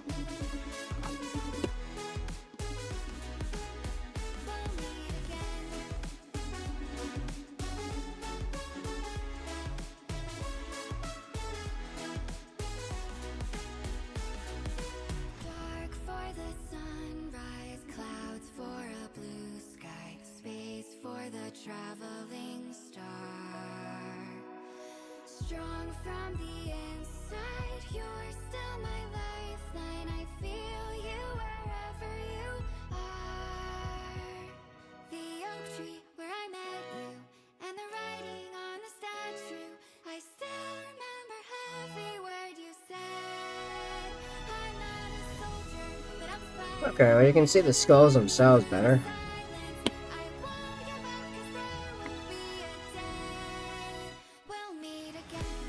Because Zophiana is truly the monster here and was just to torture me. Now I gotta pick out every individual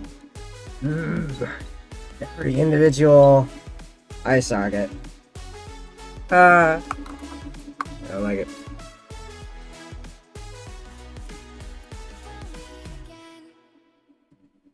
Let me see. Trying to figure out how I'm gonna get this so I can lean forward as much as I can so I see what I'm doing. Without you guys looking at the top of my head for the next 15 minutes.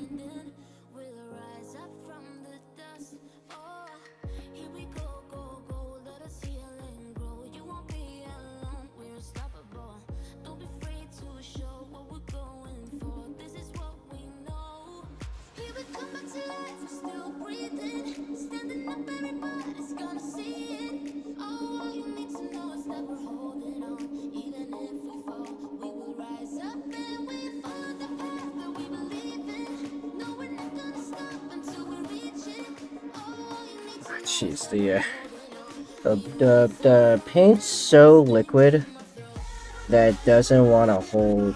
The brush doesn't want to hold its shape.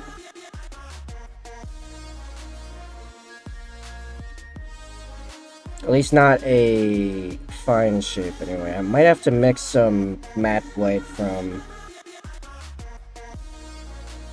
Army Painter into this. Alright, this is kind of a point.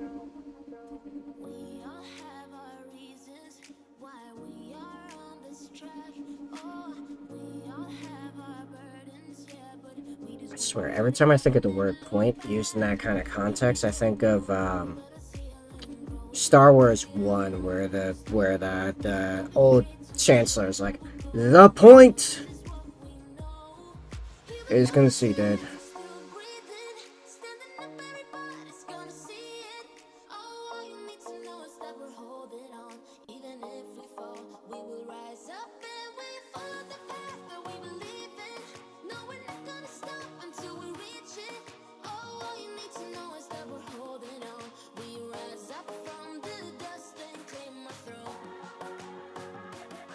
I hope this comes out looking good because, man, this is not great.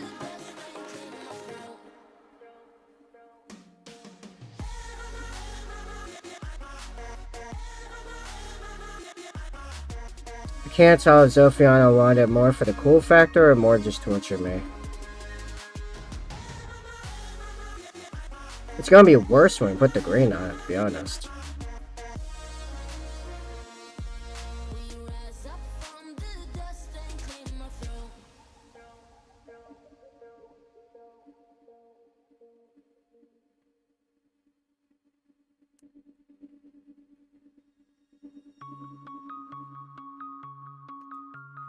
Pieces of you all over the floor, yeah. Cool factor, to be honest. Yeah, I call cap.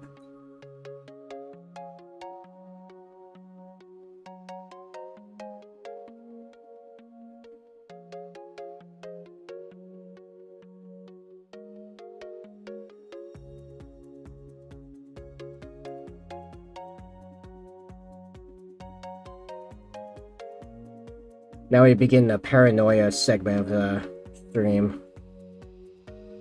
Yeah, to break me as a painter. Just want me to suffer. Suffer! Souls of many of whom said heart attacks from us over this. Yeah, right?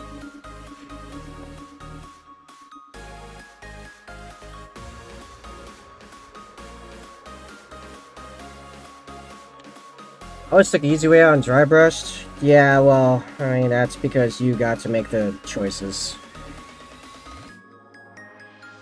This is the CFC model, or community painted model, or CFC means cash for chaos. It's the model that would normally be in this thing.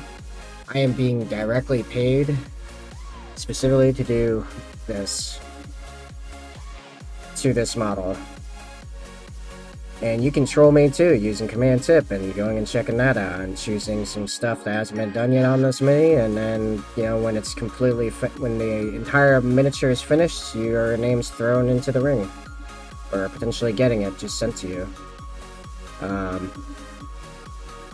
So yeah, no, I have to paint it like this now.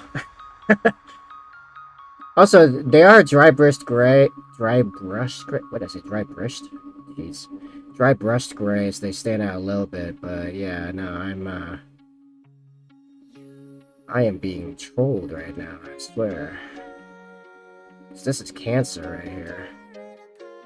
This is Garbo.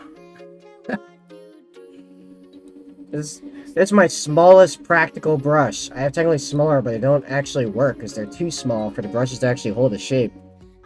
I'm mixing some matte white in this paint. This paint's really liquid too. The matte white's pretty liquidy too, but I think it's a little bit thicker. I just need the brush to like hold some. Yeah, it's thicker.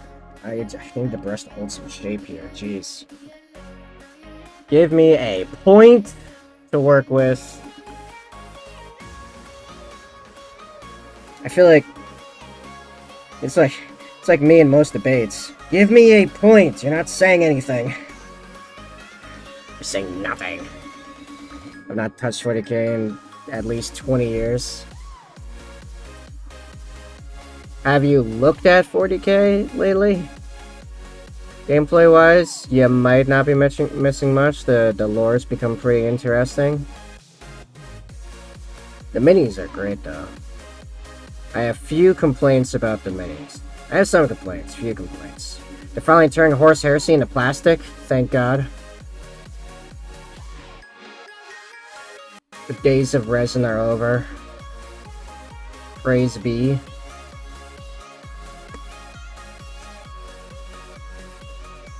I shall praise the chaos god of capitalism for finally pushing them to swap out all the resin for plastic. I mean, they haven't done all of it yet, but they're working on it. We got a fair number of stuff like old tactical marines, the Contemptor, the Spartan, Leviathan, the Typhon, Cerberus, the Sicarians, all plastic now. Yay. I am definitely missing some stuff here. I still own a decent orc collection in white metal. Ooh. I have been blessed that I have yet to interact with metal minis at all. Actually, that's not true. As a kid, I actually had a little, like, metal Mustang, like the plane. Whatever Mustang plane. That was in metal. I think it was heavy for being so small. I can see why they say put a metal rhino in a sock and use it as a lethal weapon.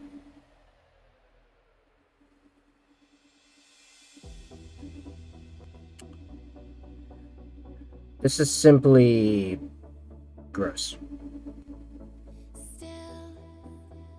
And this isn't even the grossest it's gonna get, Crimson. When I'm finished making all these glowing green, we're gonna put some Monster Energy drink logos on this guy. I'm not joking. That was the crux of this. It was, here's a bunch of money, make this a Monster Energy drink Death Guard. Oh my, you are truly degenerate. It's not even gamer subs. This is gonna ruin my chances of getting gamer subs. Gamer subs, what do you call it? Sponsorship. Yeah, I'm still gonna go for that though. I still want to make a flavor. What's the current one? Cranberry under lemonade of table or something like that. So it's still cult, but it's cranberry lemonade flavor. It's that or tabletop turpentine. I still like that name. It's just flavored licorice. Because I am evil and I have bad taste. Ah! Will you be using washes, I take it? Washes? I'm freehanding. I'm gonna freehand some Monster M's on this. I don't think you understand. But no, we're starting out with Escorpino Green. And use this in a bunch of the white details around the head, chest, this leg, and all these eyes, and make them like Monster Green. Actually, these will be Monster Green. This I'm gonna make Monster Blue somehow, and there's gonna be a Monster M here at minimum. Maybe a tiny one on his head or something. I'm thinking about it. Did I miss some stuff for... Oh no, that's gray. Washes. You gonna wash some Monster M's? How dare you?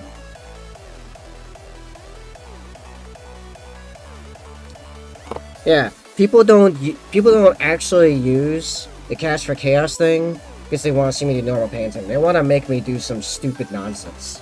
That's why that exists. Should have seen with the last one. The last one had a cape. Still Death Guard Marine, but I had like a cape on the side. So it turned into Superman's cape. It was red. It was like a vibe. It was like this red here, and then it actually had a tiny Superman logo on it. Like I actually free-handed Superman's logo on this tiny cape. The thing was not even a centimeter tall. And I thought it looked real good. I thought that came out great.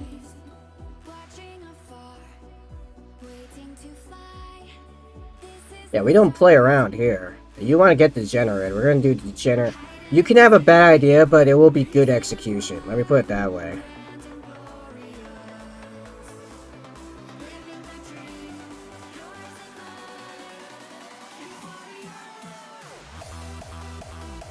That's probably the biggest draw. If I had to guess, is that you can force me to paint really bad ideas with really good execution.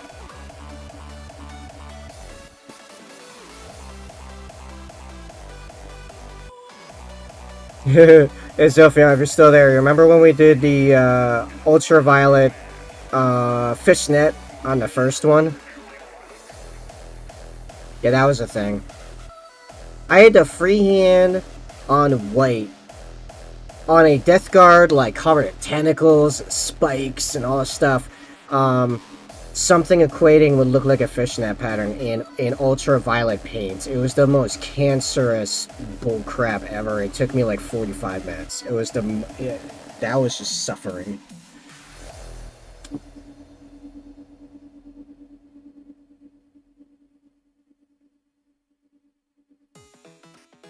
I also green stuffed a Batman mask onto a skull hanging from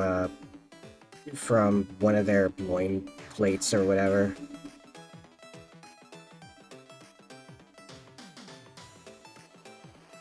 Yeah, it's just looking like a Monster Energy drink so far. This is actually coming out exactly what I thought it would look like. Escorpino Green is such an awesome paint. I don't remember how I ended up with this paint, but man, however it was a good decision. More or less suffering in the shoulder pad or the Big Mac box. Okay, which shoulder pads? Some of the shoulder pads were pretty toxic and some weren't so bad. Like, actually, the pink one, the all-pink one, I like that. I like doing that one. That one was fun. I'm trying to remember which shoulder pad was the garbage one. Oh, there was that one that had that really interesting metallic wash, but still looked like dog crap. Cool technique. I might use it in the future, but that was disgusting.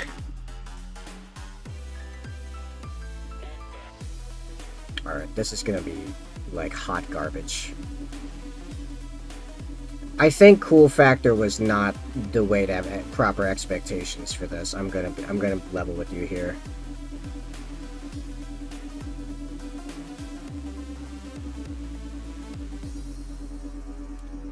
The one you are working. Oh, the UV was probably worse because the actual execution of it was difficult. It was physically difficult. This is less physically difficult and more just annoying. But it's pretty annoying.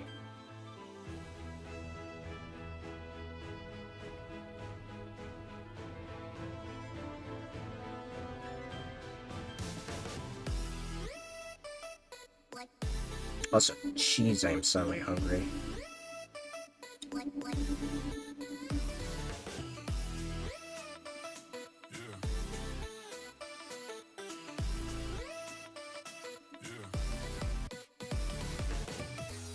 The Big Mac box is spiritually difficult. Yeah, that actually wasn't that hard. It was just literally spiritually difficult. That's yeah. I am like diametrically opposed to the existence of McDonald's, so yeah, it was not the best. Although painting it as a Chaos Marine, that at least made some sense.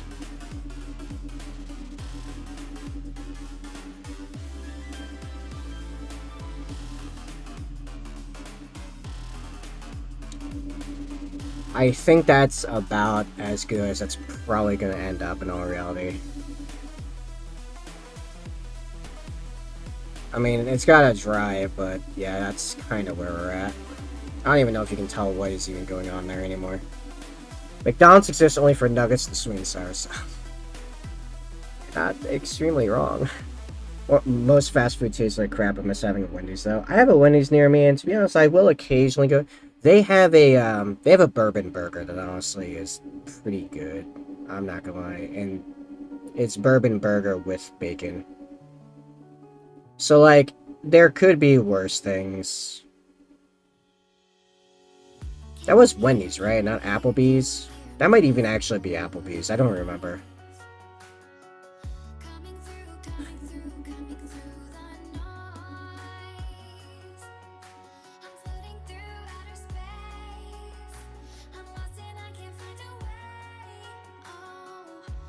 I have to say, for junk food, my big weakness lately has been Ben & Jerry's non-dairy.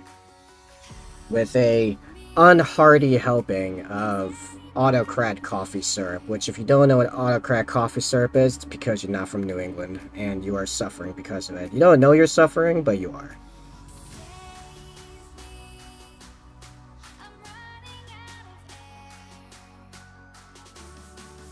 Like, autocrat coffee syrup is so iconic around here that when we do drives to send U.S. troops in foreign countries, like care packages from around here, we ship them autocrat coffee syrup. That's one of the main things we ensure are in those boxes. I've done a couple of those drives for soldiers overseas, and it's like, hey, do we have the autocrat in there? Yes? Alright, it's ready to go.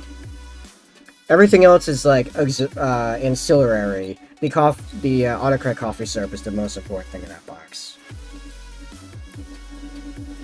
Taco Bowl? I agree. It should be called Taco Bowl. It's pretty funny, actually. For some reason, I can eat a ton of Taco Bell and not as much of other things.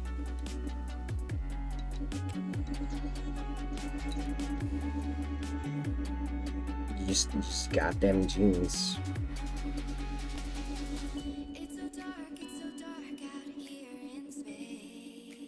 It depends on where they are, but yeah.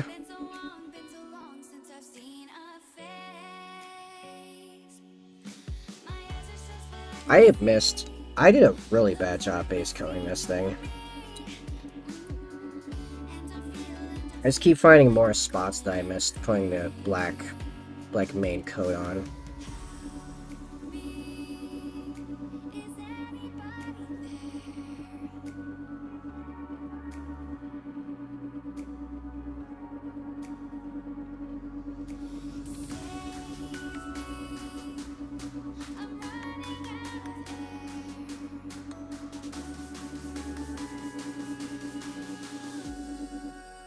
Calling out Mayday.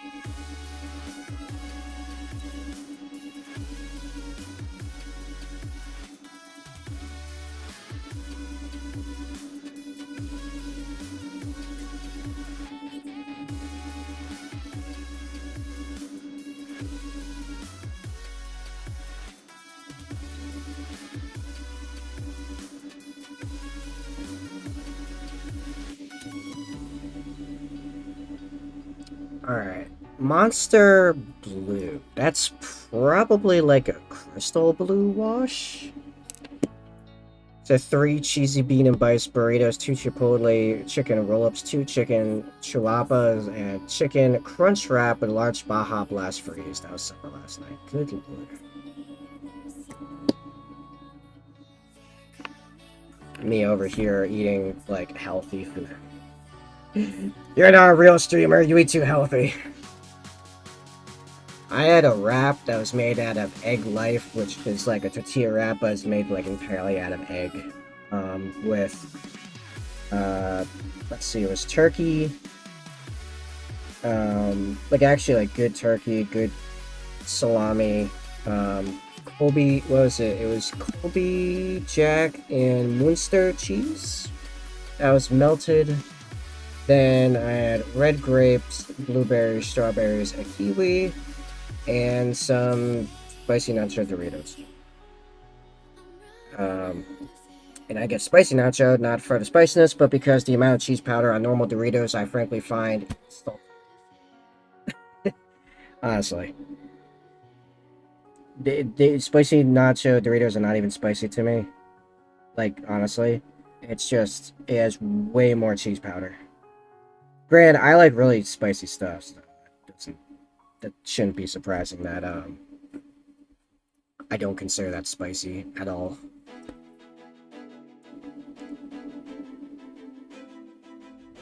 It also keeps from my dad stealing my Doritos.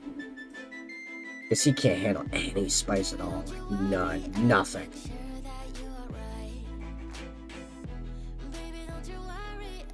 What was the thing? There was something the other day, or like last week, that he mentioned that was too spicy. And my mom, who is where I get my like for spicy stuff, and I looked at each other and like had to break out laughing because it wasn't even something we had ever thought of as ever even being in the spicy category. What was it?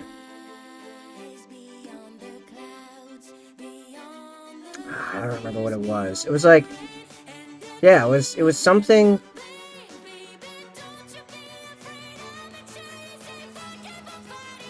Was it like ketchup? Something like that. I probably would like Subway way more if their gluten-free buns weren't like dry sponge cake. Like, it's like sponge. Okay, that already is kind of looking like Monster right there. But yeah, we're gonna do some freehand on it, but not until after I go get dinner, because this should be it should be done by now.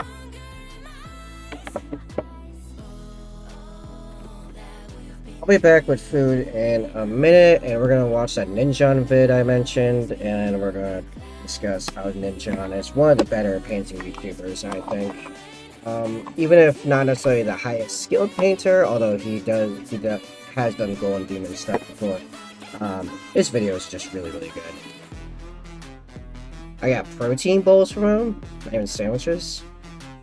That just seems like a waste. Give me a minute.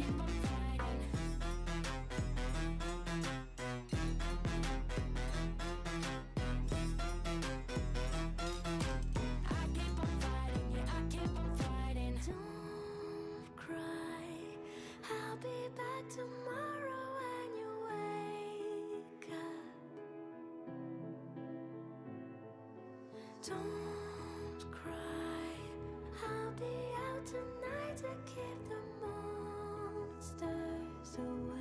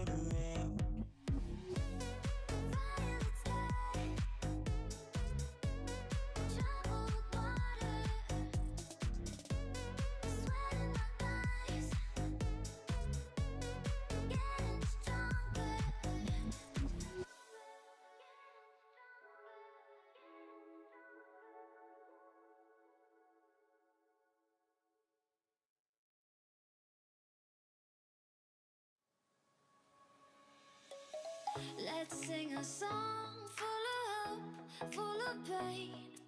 Why don't you sing along, my friend? For it's our last refrain. Forever young, ever strong, ever brave. Memories like this never end. No, they don't fade away. So when I'm gone, oh, when I'm gone, I'll be right there, close to the sun. Keep holding on, keep holding on. And I'll be right there, close to the sun, close to the sun.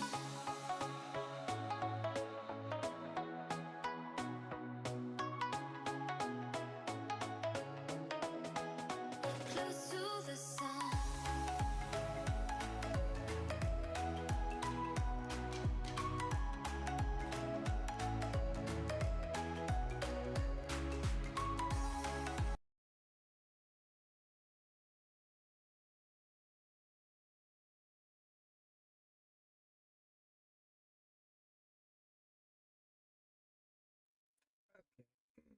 I'm back. Alright, so this is Ninjon, most terrifying miniature I've ever painted. Ninjon is awesome. You should absolutely go subscribe to him. Like this video, like his other videos, because you will end up watching other stuff if you enjoy painting. And yeah, let's get to it. 2016, the board game Kingdom Death Monster 1.5 launched on Kickstarter. Within 19 minutes, the campaign surpassed $1 million, and by the time it ended, it had raised almost $12.4 million, which even to this day is the fourth largest Kickstarter campaign of all time, and the single largest tabletop game product ever launched on Kickstarter. And here we are almost 7 years later, and the big promise of that campaign, the Gambler's Chest, has finally been delivered. So let's crack open the box, paint the coolest mini inside, and determine if this product was worth 7 years of wait. 7 years. I would hope it's good by now. If you're not familiar with the weird world that is Kingdom Death Monster, how do I best describe it? It's a survival-style, campaign, cooperative, miniatures board game with an aesthetic that combines body horror and anime.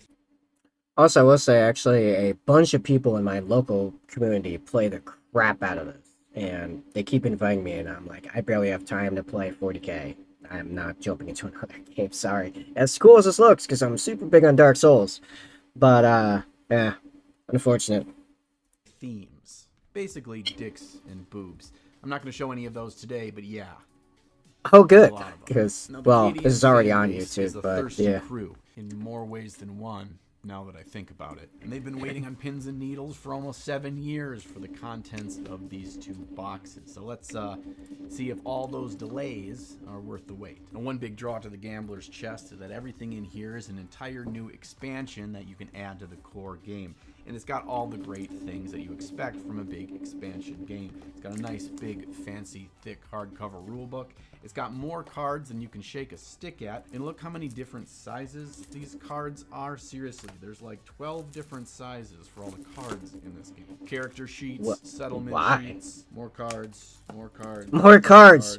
more cards. Good lord! The Finishers board game craze over the last number of years, none of the sheer number of cards and dice in here will be a surprise to you. But what really excites me is not what's in this box. I do love the game, but this one, filled with that beautiful, beautiful plastic crack, that's what we're after. This box contains bag after bag after bag after bag of plastics. Yo, I'm just looking at some of the weapons on... Oh, where's my mouse? See my mouse? Yeah, you can. Okay. I'm just looking at some of the weapons on this thing. Oh, look, that's... Dude, this reminds me of, like, Bionicle nonsense right here. Look at that. Okay. Alright, it's kind of got my attention. I kind of want to, like, just rip a bunch of this stuff and shove it on Space Marines because I'm insane. Dude, how cool would this stuff be on Space Marines? Imagine some, Oh yeah, we all call it plastic crap, Crimson. Like welcome to the club. This is plastic crack. That's not a new term. We all call it that. It's great. We are all very heavily addicted. I mean, when you're constantly sawing and grinding and filing stuff like I am, I basically snort plastic crack. That's real. I want to get a bunch of stuff and man, my Raven Guard, I really should just made them Carcharodons because like I want to make them just so insanely like tribally vicious. This stuff is amazing. All right. And you'll notice there's no box art for anything in here. There's no build instructions for any of these models. Well, that's Luckily, okay. Kingdom Death Monster has created a wonderful step-by-step instructional page showing you what each model is going to look like when it's done and how to build it. Also, a nice little bonus, printed on each sprue is the name of the model, so you know which one you're getting when you're trying to find a certain model in the pile. I've taken all the sprues out of that box so you can see in one place how massive this pile really is. All except for one model.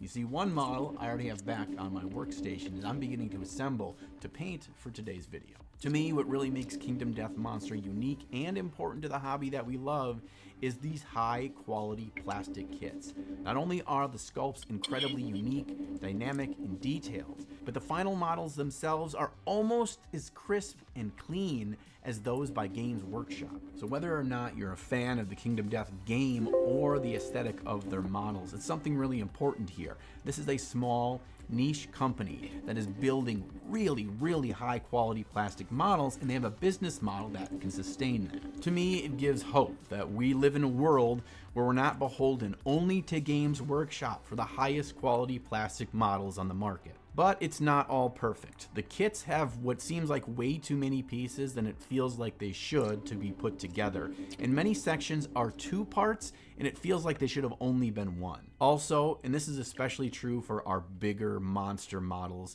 the kits don't fit together perfectly. It's like the manufacturing process that they use and the engineering they did to slice the models isn't as great as it could be. It doesn't seem perfectly precise like we're used to with Games Workshop. But I found the best way to put these models together with all their imperfections in assembly is to... Ironically, none of that would affect me if I actually like go through again some of the stuff. So I kind of want to now. Hey, troll me with painting more stupid stuff in his Death Guard so I can buy some of this. And then shove them on my Raven Guard. I want to make some Bionicle-esque, like, armed, Space Marines with, like, the crazy, like, double-sided, like, stupid sword stuff. So you can do, like, Okay. Oh, even Assure's Kingdom Death? Sprue goo quite that's actually a pretty legit shirt. Actually. That's cool. in between each part that you're going to put together. Then, as that sprue goo spreads out the side, you can take pure plastic cement and smooth that area over to create a nice, seamless transition. And then, when everything is cured, you can come back in with a file or a bit of sandpaper and smooth over those edges to look like there was never a seam to begin with. Oh, in an old video, I do talk about how to make your very own sprue goo and how I prefer to use it. I'll put a link up in the corner of the screen there so you can check it out if you want to do some yourself. This monster is called the Crimson Crocodile, a new boss in the Kingdom Death Monster universe, and it will tear apart, devour, and poop out all of your survivors, so you better come ready to die. It's pure nightmare fuel. So how do we approach painting Nightmare Fuel? Well, the obvious answer is to just paint it like a horror movie jump scare. Mostly dark with the head painted really bright like it's popping out of the darkness at you. But that's way too obvious, and the last thing I want to do today is the obvious. What if we do the exact opposite? What if we paint this thing like a chromatic menagerie, as if it's reflecting every color of the spectrum based on the angle you're looking at it from? Is it possible? Can we make this thing extremely colorful and still creepy as hell? Yeah, I don't know either, but I guess we're gonna find out. I'm starting by airbrushing brighter and warmer colors coming from the top and right side of the model, and then So I take it, War, you play Kingdom Death? You're gonna have to start telling me more about Kingdom Death, because I'm not joking. I'm a big, like, Dark Souls, Elden Ring junkie. And I do miss how some, I acknowledge that I miss out sometimes on crazy, like, paints and builds like this of, like, monsters and stuff, because I primarily paint Space Marines. There aren't even that many fleshy bits. Sometimes painting the crazy Death Guard stuff is almost a break in and of itself, just because it has some fleshiness to it, you know? we're gonna move Like doing like those kinds of airbrush techniques like this here. There's not a lot of places I can do stuff like that to Space Marines. Like basically like lights, which I've done a fair bit of on vehicles. But yeah. You'll never find this at normal retails 218 plus. Oh yeah, no, I know that, but ironically. Well, ironically, most of my stuff, I mean, I've been trying to get more stuff from my local store, but actually a lot of my stuff over the years I bought straight from the internet, just pretty much all of it's Games Workshop or people making third-party stuff for Games Workshop. But, yeah. and warmer colors coming from the top and right side of the model. And then we're going to move down to cooler colors as we go further down the model and to its left side. By having a brighter, cool color in this jade coming from below and to the left, we're adding more depth to this hot dog shape of a model. And while this gives us the impression that the surface of the beast is reflective, it's also giving us a nice cool bounce light coming from below. And don't Not compromising on your vision is a really big deal to me as well. I think it's one of the reasons why I've stayed like pretty loyal to From Software with their stuff, is because they don't compromise on that. It's like, we're gonna make exactly what we want. It's also Berserk. feel like It's Berserk derived. you have to figure out this entire color scheme before you ever start painting. I sure didn't know what I was going to do. I just kept grabbing colors where I felt I needed more depth, where I felt I needed a brighter color, where I needed to boost in the shadows more. As long as you keep moving, it's going to turn out probably okay. And if you're asking, do I need an airbrush to do a paint job like this? No, you don't. You can work with wet paint and a big brush and kind of slop it all over and meld the colors where they meet. And then after you've gotten your base colors down, you can come back through with really thin glazed paints to add all the color depth that we're gaining by painting one color over the other with an airbrush. But if I'm being honest, that process is going to take a lot more time and actually takes more. I describe this game to people as Monster Hunter combined with Dark Souls with a flavor of Berserk. So just stronger Dark Souls. Because, you know, like, half of Dark Souls is just Berserk, right? Like, straight up. I have heard that people have told me because I like Dark Souls so much I should really give Monster Hunter a go. Maybe? I do eventually want to do, as some of the gaming stuff on here, to eventually set up the randomizer for Elden Ring and do like a whole randomizer run. And I mean like randomizing everything I possibly can. The only thing that's gonna not be randomized is, and it's only like semi-randomized, is where the stuff to enable. Oh wait, no, that's right. We don't need the elevator key because it has that other, as the longer way around. You know, I think everything can be randomized. actually. It can be completely randomized in that game and it'll still, like, work. But, yeah. It wants to make you in the game and how you progress. Yeah, no, I know. But if you notice, like, I kind of cover all my, like, Space Marines and bones, bones and stuff. And,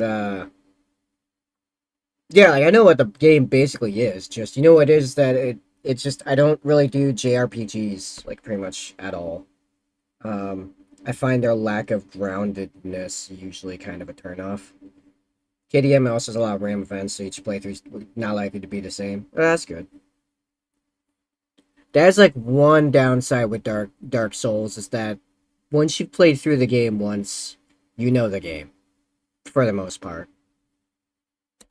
And just putting a little bit of paint. It's not to say I haven't done several playthroughs of Dark Souls 1, Dark Souls 3.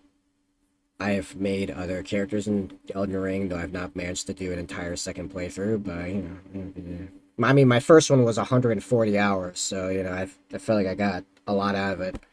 I did nearly everything. Also, stuff like Ringtail Vixen, you had bookmarked your core rules. First time a trigger intimacy event, you can use it, then you can remove it from book. I don't know what any of that means. Down at 6+, anytime you start a campaign after that, you can add bookmark back to book. What? You're gonna have to explain that further. The airbrush you have, or a cheap one you can get on Amazon, and just throwing down some colors.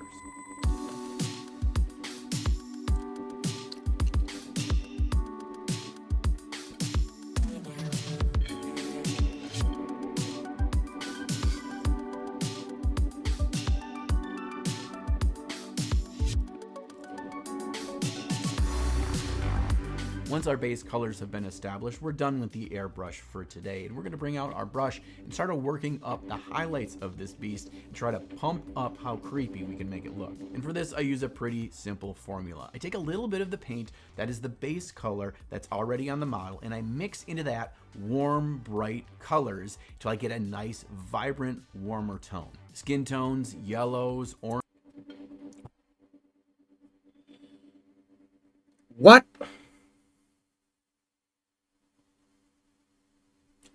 Gives you a special survivor when you trigger Make Baby events.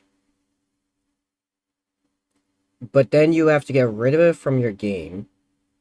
Then you have like a 50% chance to get it back when you start a new game after that, if you play by the rules anyway. What?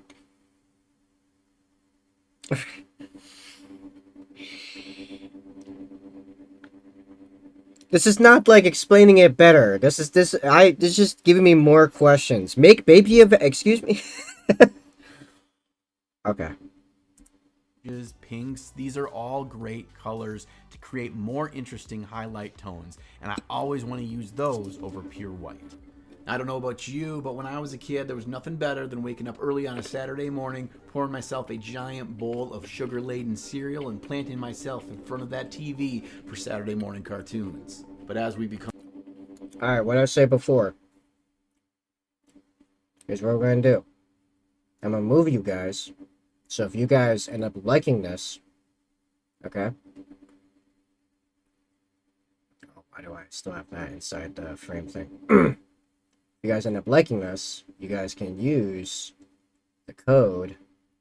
I think that will be clear enough that it'll work. You guys can use the code because if he has an ad read, respect the ad read. And I always want to use those over pure white. I don't know about you, but when I was a kid, there was nothing better than waking up early on a Saturday morning, pouring myself a giant bowl of sugar-laden cereal, and planting myself in front of that TV for Saturday morning cartoons. But as we become adults, we realize there's not a lot of things worse for you than eating sugar-laden cereal. All they have is simple carbs and that sugar. And I found they're one of the best foods at making me fat and screwing with my diabetes. But to satisfy those sugary, nostalgic cravings, I've turned to Magic Spoon. And I really need you all to know how awesome this stuff is. I've been enjoying it on a regular basis for almost 2 years now. I've lost about 15 pounds, and it's because of the 0 sugars, 4 net carbs, and over 13 grams of protein in each serving. Plus, with that protein, I'm full until my next meal. If you want to try one of the few healthy foods I've ever had that actually tastes good, check out the link below and try out Magic Spoon today. And if you use code NINJON at checkout, you get $5 off your order. From here, it's just as simple as using my... Not gonna lie to you, I've been thinking about cereal lately. I'm tempted. Intimacy event equals make baby event. Okay, more context. To make more survivors, you bump uglies. Okay, so literally make more survivors. You... Ooh. What? You, I'm assuming you're gonna... You misspelled that. Your 2 fave survivors to pass best traits to a baby, or roll bad and stuff happens, or like this add-on to the game example, if you have a ringtail vixen, use a special bookmark event instead, following the rules of stayed verbosely. Okay. I mean, sometimes you can find a random survivor, or they show up for whatever reason, but mostly you get new intimacy. But okay, so this right here is why I have not deep dived into like Warhammer Fantasy or Warhammer Age of Sigmar. Because I get conversations like this where none of this makes sense to me, but it sounds like really cool and weird and almost dumb, but in like a fun way. And it's like, you know what? I almost want to keep it like that, like weird and nebulous in my head, because that it's funnier than actually reading it. Like, there was this whole thing about, like, frog angels in Warhammer Fantasy. Frog angels with spaceships. And that was Warhammer Fantasy. I'm like, wait, what? That's, okay, so you spawn new adventurers. You sometimes get better traits. Based on the rolls. Okay. That's not so... crazy. I suppose the crazy part is that you're talking about, in theory, like every 20 years you get a new adventurer. I'll be intentionally vague with the KDM things because of lore reasons. I mean, that makes sense. To touch the edges and raise surfaces on the model to really accentuate and create more volumes across the body. And sometimes it's fun to draw little extra lines to show the texture of the surface as well. And this is a really fun and relaxing approach to highlighting, because you don't need to think about being too exact for any given brushstroke. You're just putting them down where the model is telling you it needs a highlight.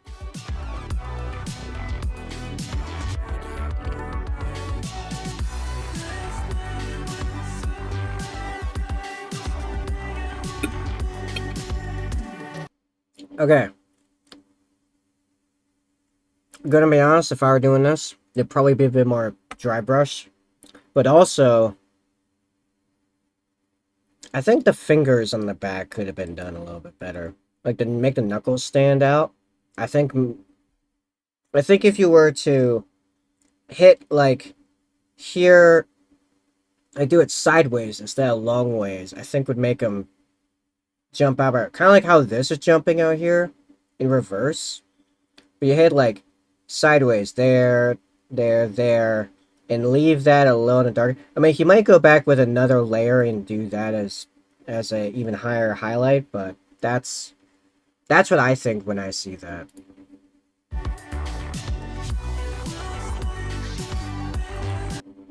So another game concept, lantern year. In a single lantern year, a baby can go from infant to adult. That must be disorienting.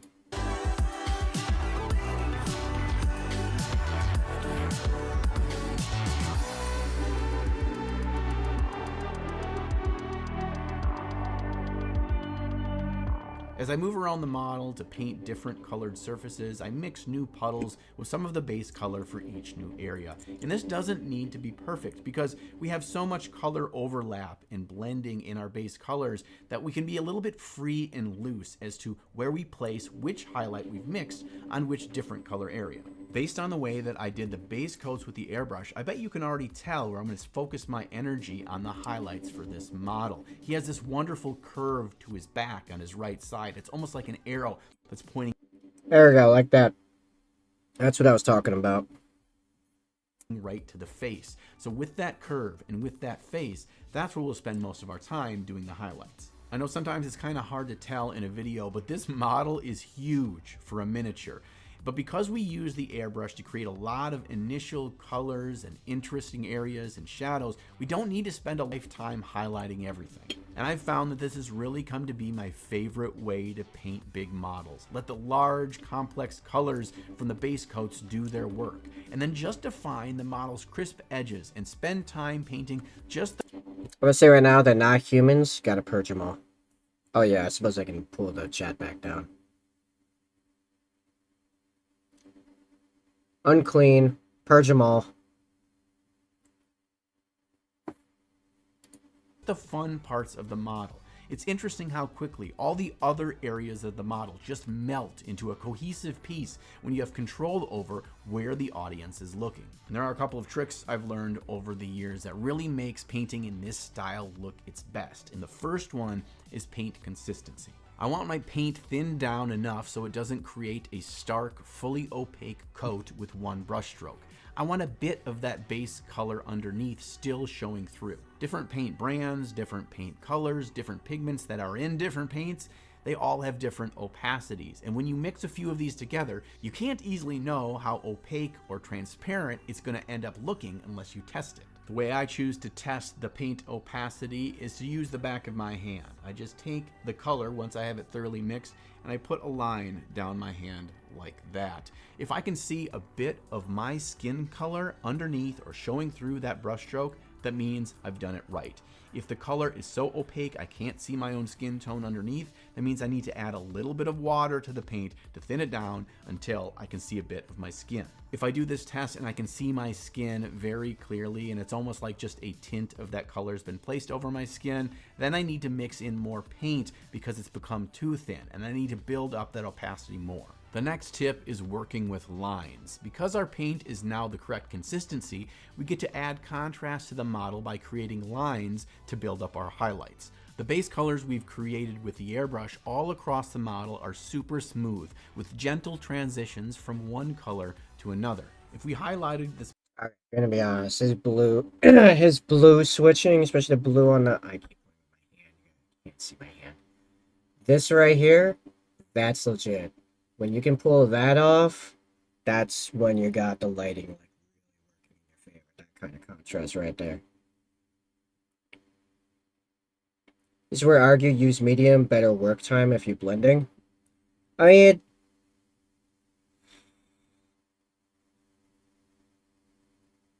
yeah, I mean, it kind of depends on how you want to go about though, because the different blending techniques give you better, different options. Like I prefer feathering. Personally, which isn't super far from what he's doing.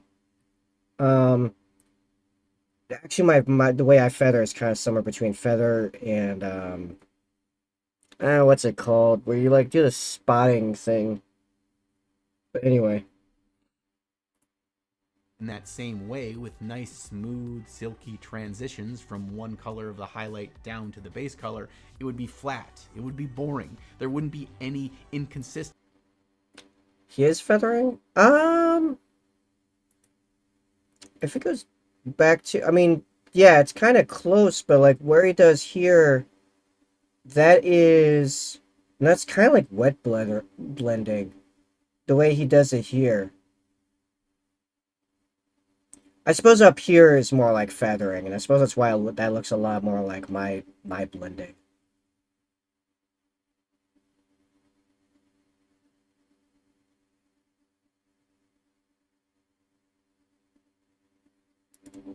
From one color of the highlight down to the base. Maybe when he was laying that blue down the thigh for the highlight, that was feathering. On the thigh? Back and find the thigh.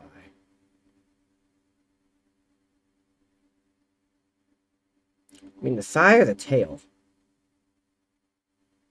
I don't even see him painting the thigh. I assume you mean the tail. Yeah, it's saying that on the top end. Yeah, probably. Yeah, actually, yeah. But this bit on the bottom, I wouldn't call that feathering. That's more like, yeah, I would probably just call that like wet blending. Like the paint itself, It's weird because like wet blending, I feel like when people talk about wet blending, like that can mean two things. Either the paint is wet actually on the thing you're painting, like say like oils, or you have where it's just a bunch of translucent layers of slight shifts, and like it just seems like, you know, you can call it either or.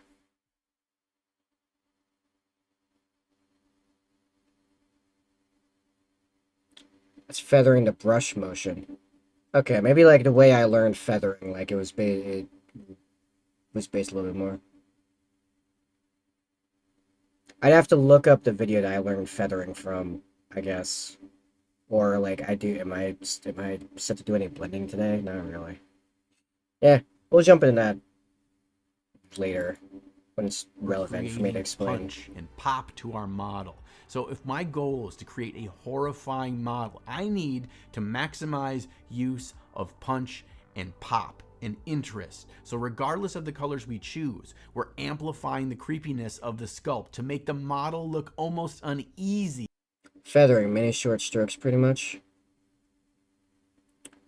Okay, I suppose it's because the way I learned feathering was in the same, like, alongside, I wish I could remember what it's called, it's when you do, like, a bunch of, like, little spots, whatever that's called, and they both use, like, the same, like, it's many short, I guess you call them short strokes. Except the other one's like spots, and feathering was stripes, but it's also like depend on the way the paint itself is applied. Not just applied, but like its wetness. Stippling, thank you. Yeah. It's like when you put stippling and feathering right next to each other. Many short strokes describes both of them. So like feathering in my head always meant like it was a combination of it not only being more like lines, but also like very, very transparent and building up.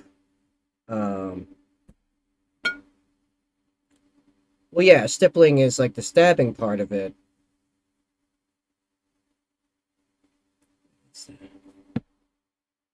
Last. Damn flies.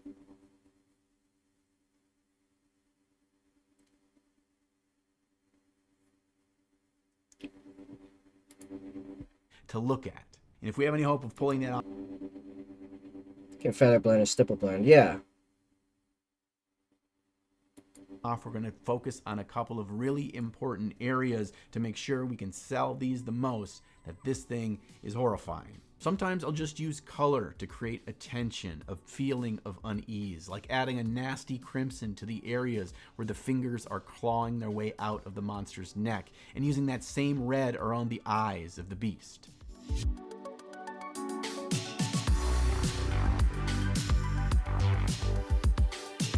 Okay. Here's where I think we're getting mixed up. Actually, that's a great that's stipple feather. That's feather glaze. Okay, I think when I think feathering, I'm thinking feather glaze. I think that's where we're crossing wires. I inherently think feather glaze, effectively. Like that's how I feather. And that's why I was like, the top of the tail, I would call feathering, and the bottom, not so much. But then, yeah, you got a decent point there. Why does Venom keep doing this to me? Venom just posted, like, some incredibly good-looking Raven Guard stuff in the 40k modeling kit bashing Discord, and I am upset about it. First question, where did you find this?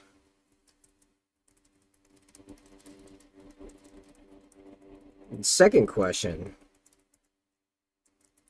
why was it posted without a link?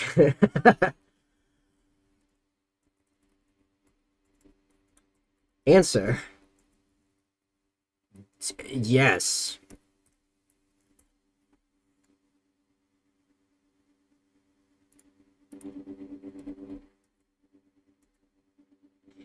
Okay, anyway.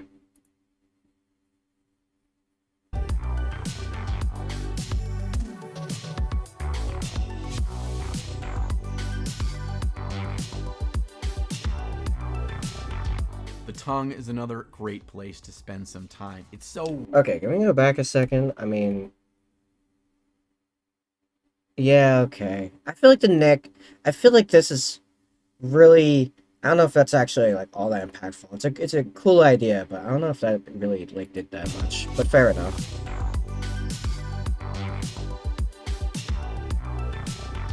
The tongue... I will say the nose came out pretty is good. another great place to spend some time. It's so wonderfully designed with movement and nastiness. I really want to make sure that that tongue doesn't fade away into the rest of the face.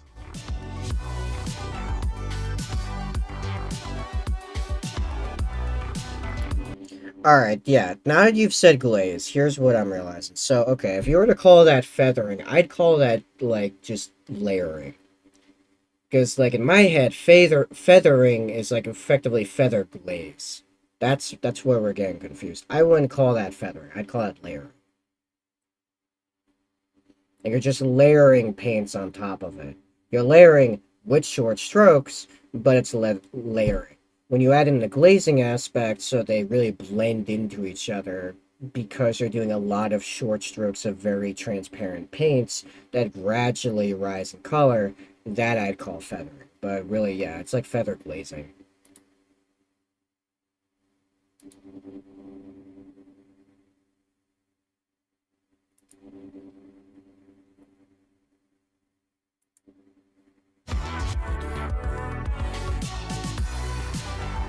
You can also pull attention away from certain areas I mean, with paints. fair I like enough. to use dark, interesting colors in thinned down glazes to add variety and depth around the areas that I really want to pop. It kind of works the same way as eyeshadow does on the eyes of a human. It accentuates the eyes because of the darkness we've put around them. So yeah, start using eyeshadow on your models. Not real eyeshadow, although. But the detail I really want to take my Wait a time second. on and push hard on. Would that work? Eyeshadow and models. I mean, everyone says that makeup brushes make some of the best dry brushing. His Pinkett says he looks more opaque than glazed for wood. Yeah, strangely enough, like, he usually does do pretty opaque lines, and then somewhere down the line it ends up, like, kind of looking smooth. I haven't fully figured out that magic trick, but it seems to work. Oh, yeah, we got a link. We got a link to the Raven Guard stuff. Good lord, yeah. Save me money indeed.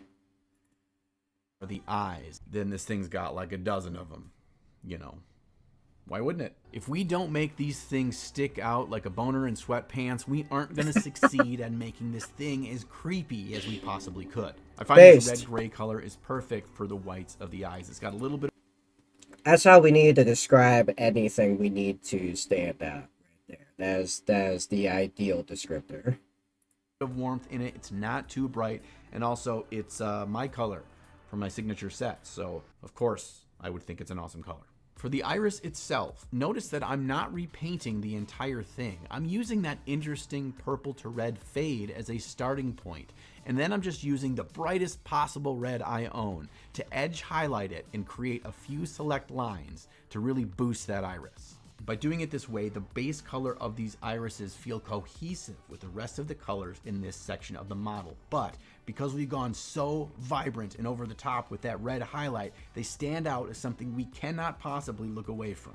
The last and most important step of the eyes is to use a heavy body white to create that bold, bright shine of pure white in the top left corner of each eye. The key to this white dot is that you actually place it where it's overlapping the iris and the whites of the eye.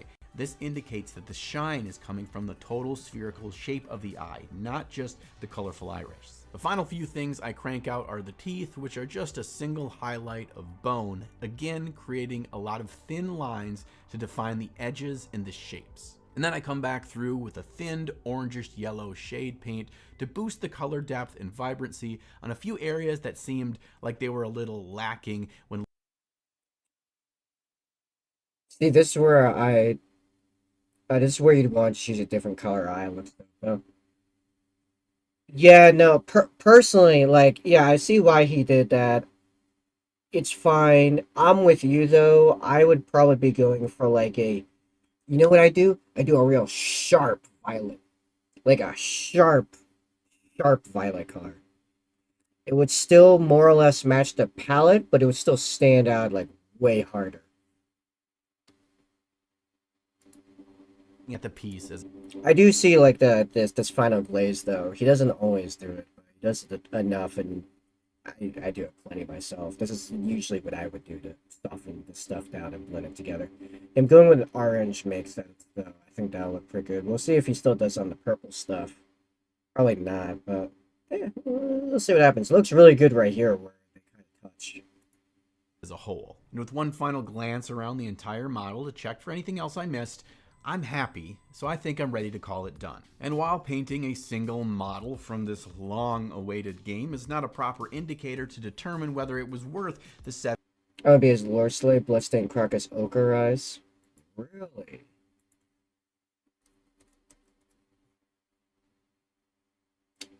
Huh.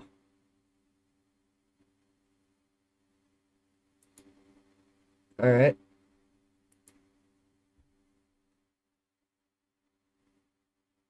Fair enough. year wait or not, I must say that this was so much fun, and it really gets me excited to get back to playing Kingdom Death, which I also kind of love. But you, the jury, still need to render your verdict. Did we do it? Did we create a paint job that is both colorful and horrifying? Is it a clown fiesta, or will it be staring deep into your soul every time you close your eyes to sleep at night? Let me know down in the comments below what your opinion is. And while you're down there, let me know if you've ever played Kingdom Death Monster before, and if you like it as much as I do when a boss monster rips one of your hero's limbs off and he uses those limbs to beat to death all the other people in your party, and then you gotta make your way back to camp with no people left alive and hope that the people back at camp were really busy making babies so your civilization doesn't snuff. Hey, referenced it. No inks or ink washes. He did use a wash towards the end of it. I don't know if it was ink or... Nah, hold on. I think he showed it. Oh no, it's just Cassandra yellow shade. Fair enough. I mean, hey, I really like ink washes, alright? It's not cheating to me.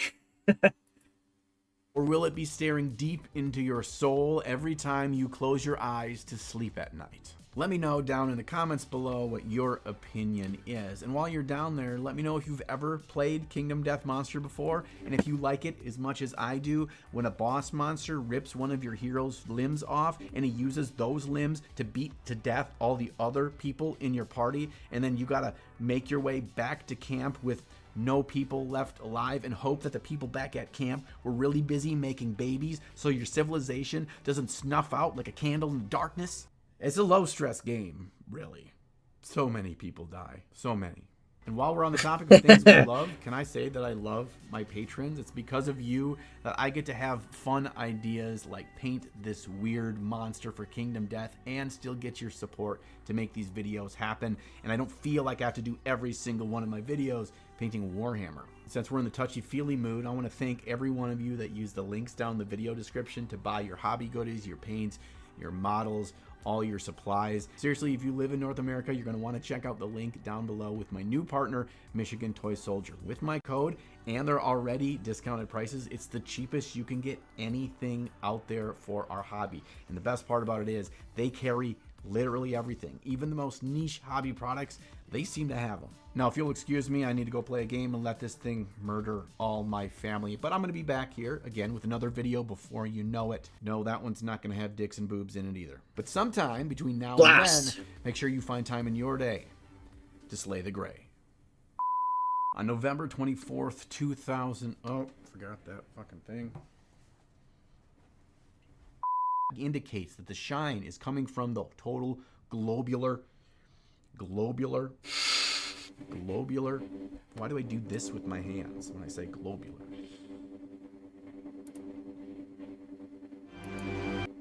Alright. It's many fingers. He just wants hugs. Sure. Yep. He wishes to hug you with his mouth. Alright, I'm gonna get rid of my plate and we're gonna get back to painting. And he's got a gambler's chest. He will paint Death Eaters one day. One day. Far in the future. Alright, give me a second, guys. I'll be right back.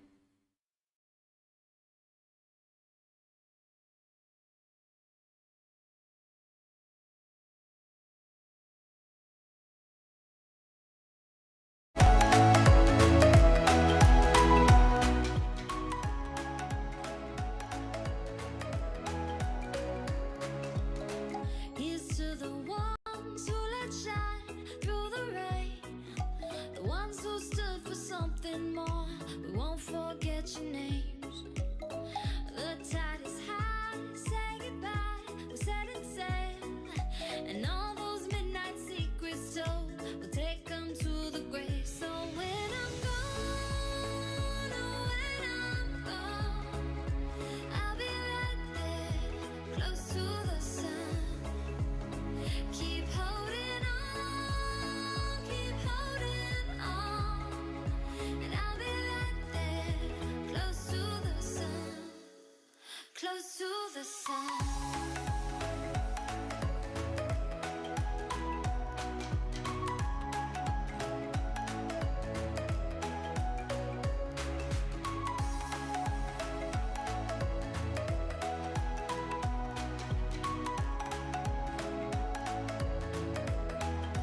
Close to the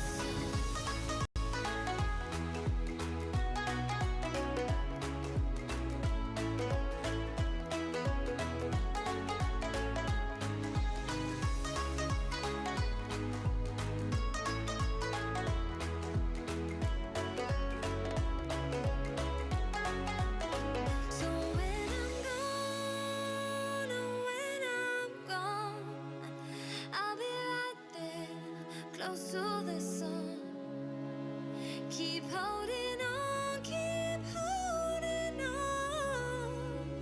and I'll be right there, close to the sun, close to the sun.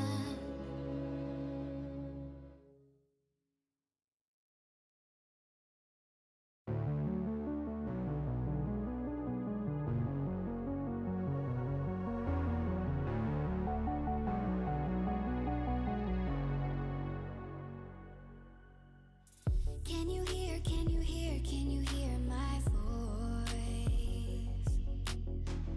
Coming through, coming through, coming through the noise.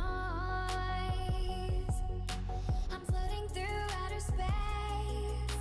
I'm lost and I can't find a way. Oh, all the lights going dark and my hopes destroyed. Help me. Is anybody there?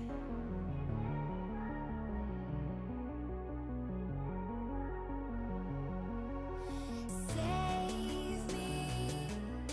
I'm running out of air.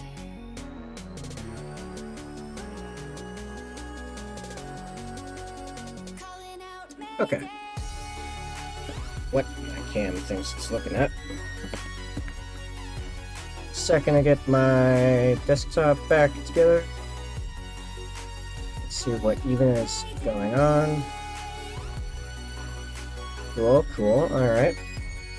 So, just as a reminder, that was Ninjon. If you do not know him, go check him out. It's so dark out here. Ah, that guy is awesome. Especially if you want to do non-standard GW stuff with your painting. My eyes are shut, but I can see the void between you and me. Okay, where were we? And I feel like I'm going insane. Help me. So we did the eyes. Is anybody there?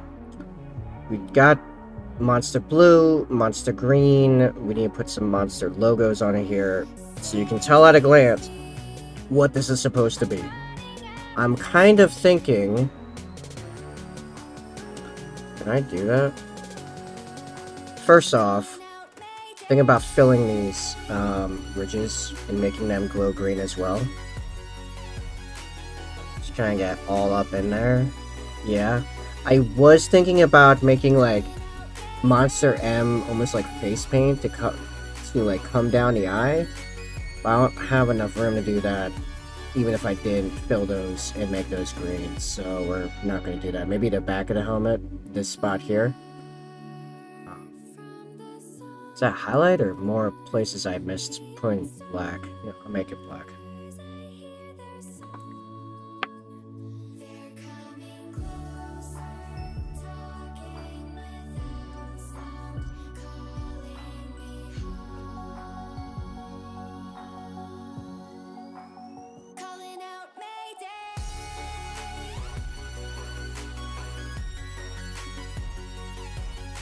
Oh yeah, for people that were here for my No Man's Sky stream the other day, I figured out about the price hikes on the abandoned freighter coordinates. It seems to reset every day.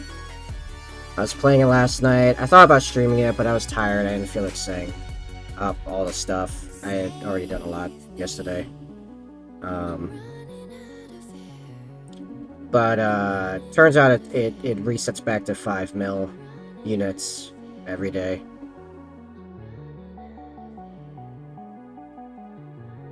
Also, don't set up your large refiner on your freighter and then start grinding dihydrogen in it, and then leave and do anything else.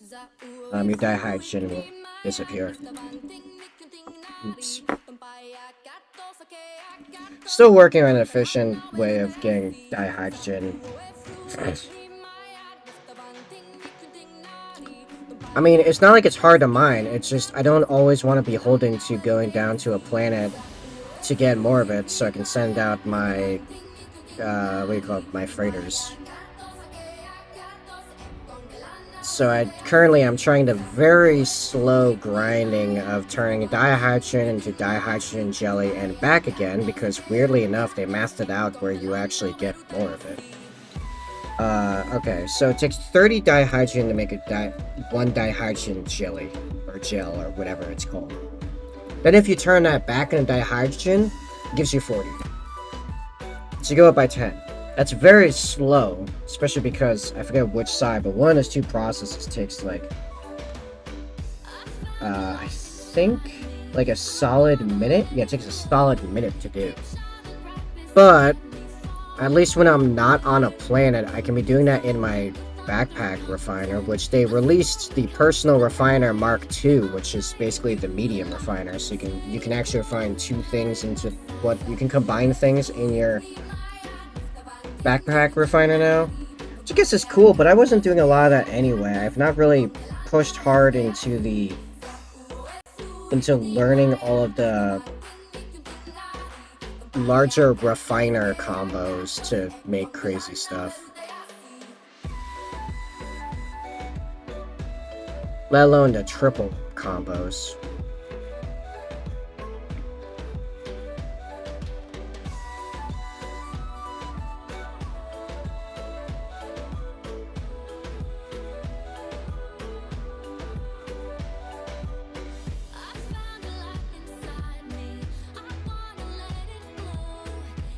I feel like if Chaos was truly chaotic, all Chaos Space Marines would look something like this.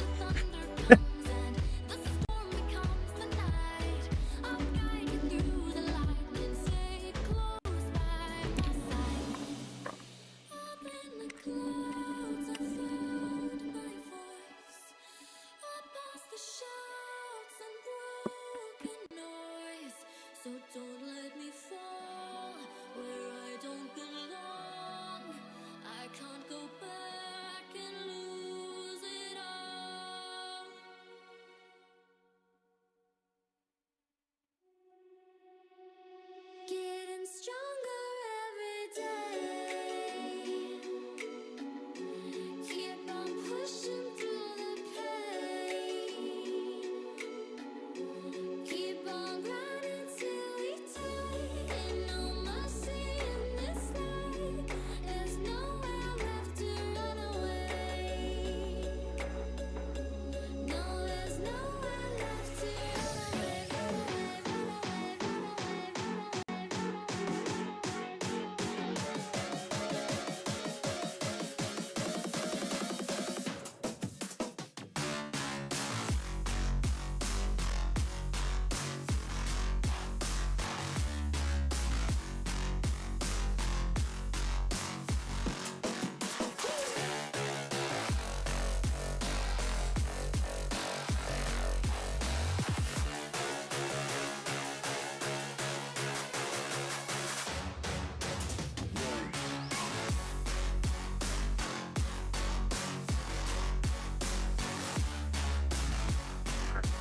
So there's that. So let's try to throw an M over here, I guess. Although maybe I should practice on a larger plate, like over here or something.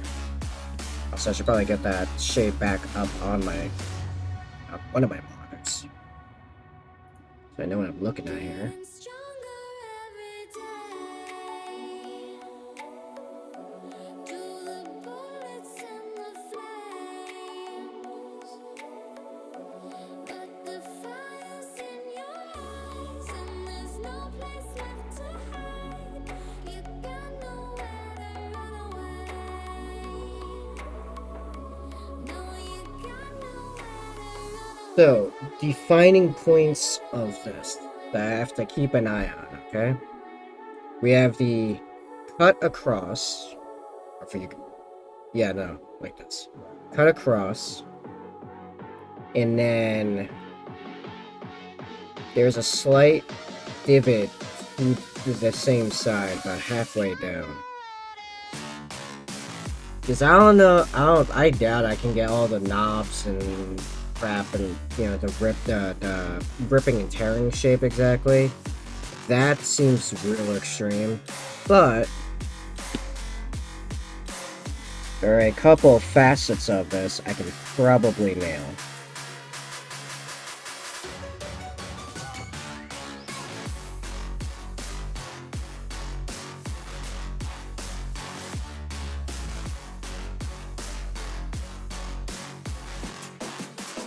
This is gonna be scuffed on every level. Just try it like right here. Could I fit it? Maybe real small, maybe.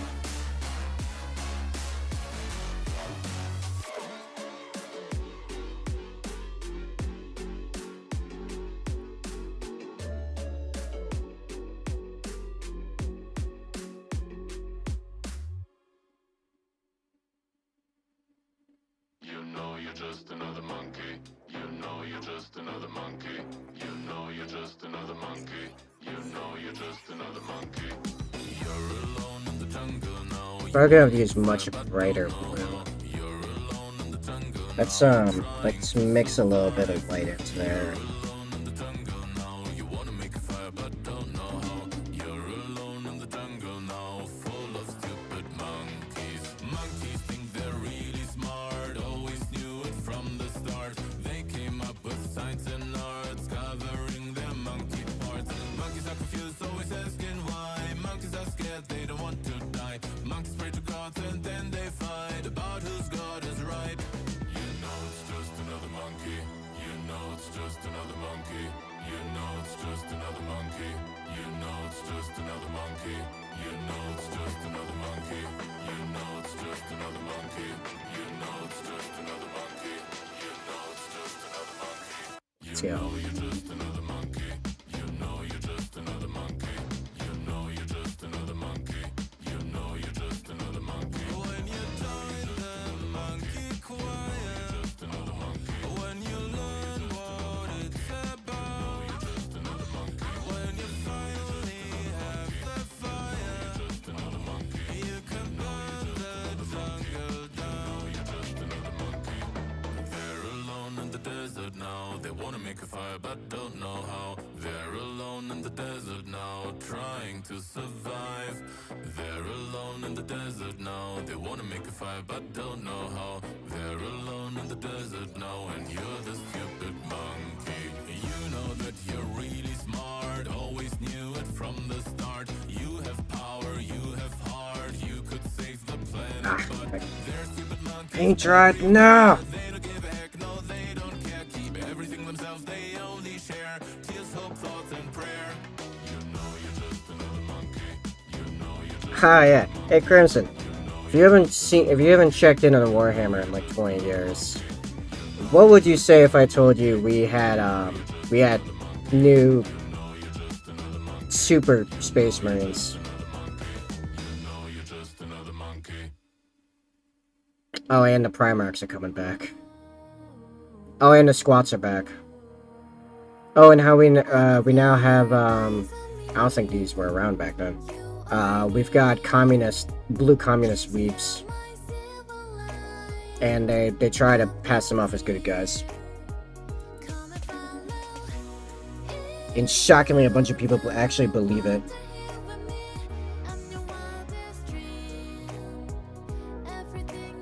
Probably the biggest ones are the squads are coming back.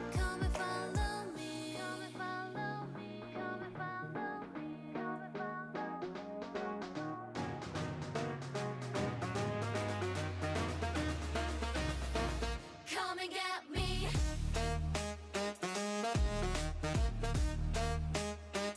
Come and get me.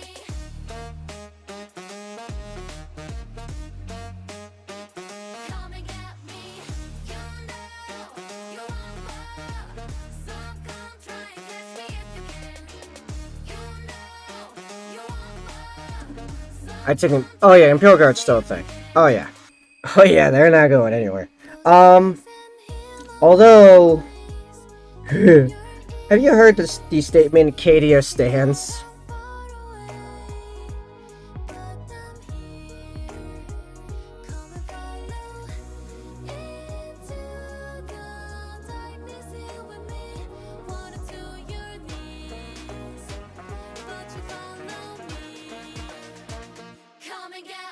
Tao killed it off for me. I mean, they're a little bit more blatant with how they're a bad guy now, but a lot of people still think they're the good guys. But they're really not. No. Okay. You know, like the 13 Black Crusade? At one point, it was going so badly for Abaddon that he said, screw it, threw a Blackstone Fortress at Cadia, cracked the whole planet. Cadia's gone. It's now an asteroid field. That's still manned, by the way. Still, like, making Cadian shock troopers. But the planet broke before the guard did. And that is now a war cry. Cadia stands, and that the planet broke before the guard did. Also, Cadians are now really angry.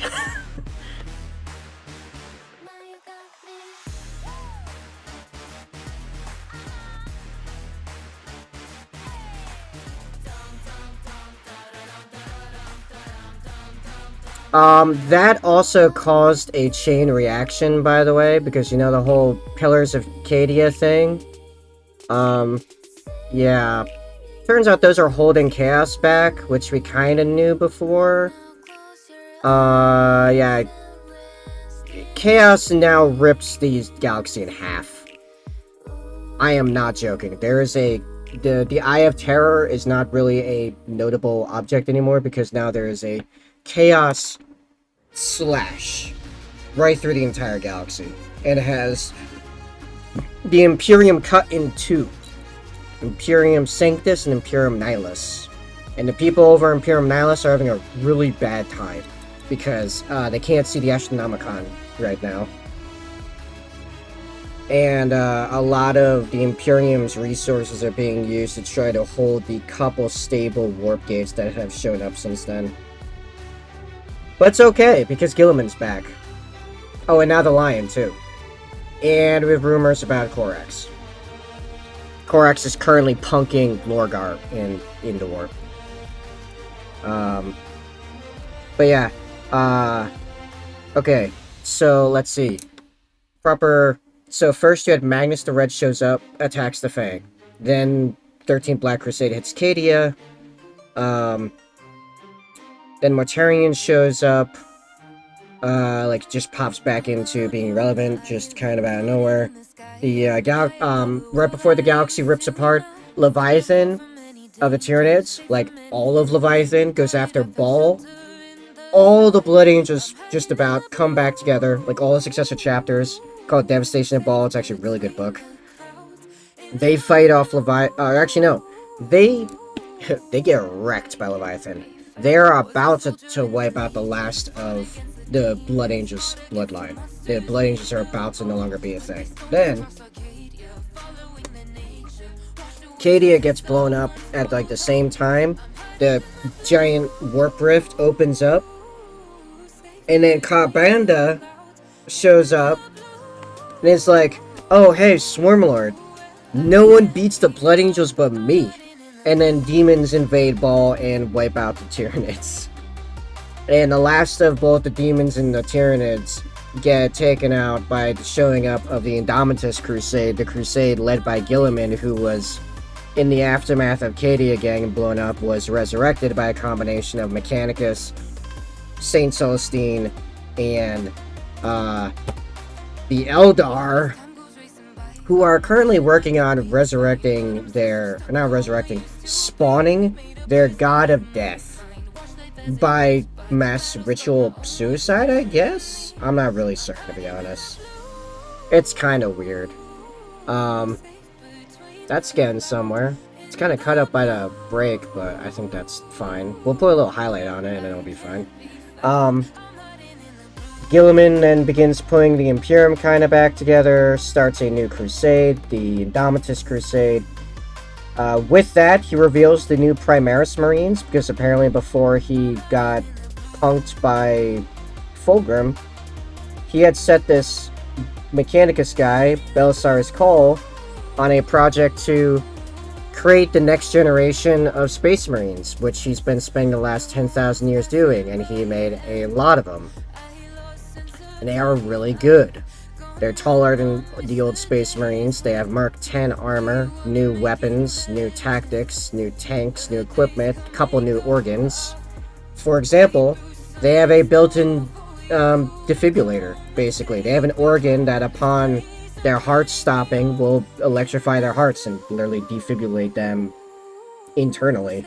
It's actually kind of rad. And they even figured out how to turn old Marines, the Firstborn, they're now called, into the new Primaris Marines, and their entire Primaris chapters made by the Indomitus Crusade as it goes around reinforcing all the old chapters with the new Space Marines. But don't worry, the Imperium might be getting new toys, but they are not, is not going as well as it sounds like for them, because, well, everyone else is kind of stirring and doing better. Like, hey, the Necrons, you know how they had an old king that kind of just buggered off after they took down the Catan? Well, guess what? The Silent King's back, baby! And he is not messing around. He is here to cause some problems. The Tyranids are getting some upgrades. Let's see. The Squats are back as the Leagues of Votan. Chaos is doing some stuff, obviously, like a bunch of their Demon Primarchs have showed up and are causing all kinds of problems. But the Lion is now showing up. He's back, and he's actually collecting the Fallen, and the ones that are willing to do so are being forgiven and being brought back into the fold under the Lion himself. And he has now fought Angron and beat him momentarily. That's actually looking pretty good. Yeah, we do. We just got new ones. The Terminator line got refreshed. They've only done standard Terminators, but it actually was part of the newest box set, Leviathan. And oh boy, do the new Terminators look good. Hold on, I'll bring them up on screen. I haven't built mine yet or painted them, but yeah, no, they got a refresh. Turns out Primaris used Terminator armor too. That was actually a question for like 2 entire editions. Like, what do you? Because we had Veteran Intercessors, the new Primaris main infantry, but we thought that the new heavy, the new. I'm trying to do Google.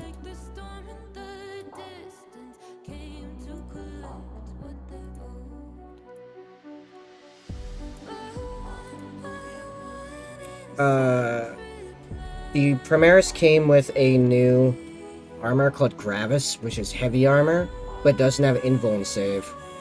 So we thought that maybe they were just using a bunch of that, but no, this is the new... This is the refreshed Terminators. Oh man, they're nice. If Gravis stat-wise weren't as good as they are, I would probably be focusing on building a bunch of these and or Tartaros, which they made some new ones for Tartaros as well, because Horus Heresy's getting a big refresh.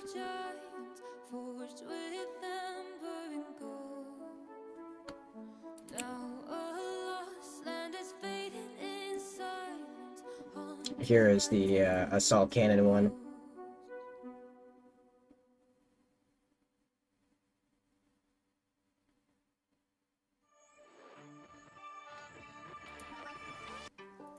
And oh yeah, here's the whole set. I found it.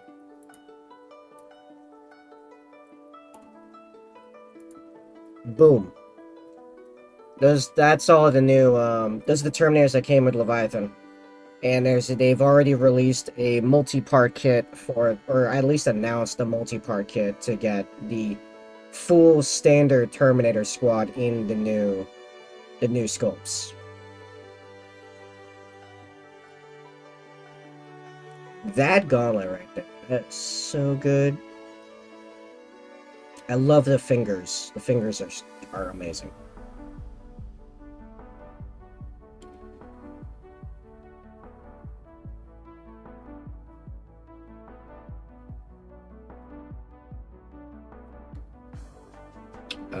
Why is my chat gone?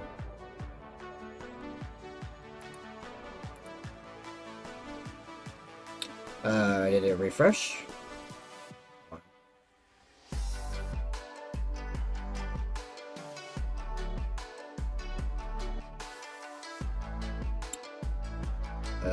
Where?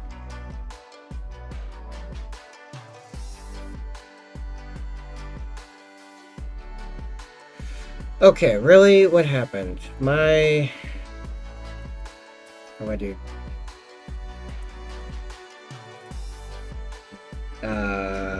My chat display just like entirely disappeared. It just like got deleted. Oh wait, no. It's over here. Let's copy this.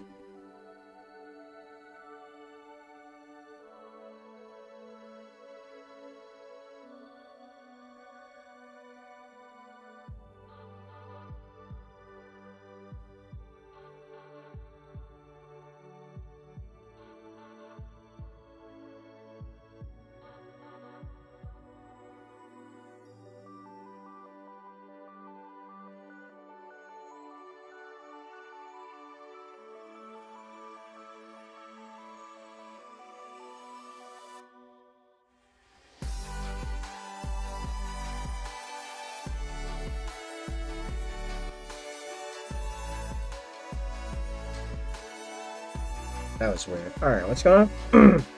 Come from the air, Commissar Yard and Gas Cool Thraka back in the days of the Armageddon box set. Should we tell them, guys? Also, play tabletop battles with a couple of Chaos Terminator squads. Chaos Terminators are still pretty good. Actually, pretty good. Especially the Thousand Sun ones.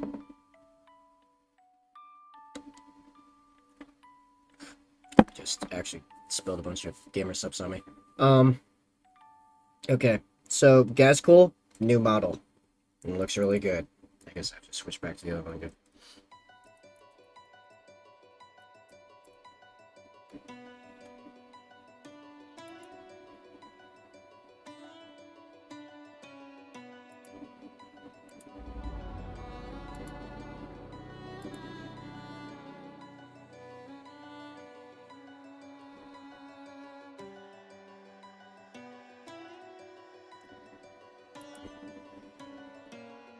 Where is just the Games Workshop picture of this model?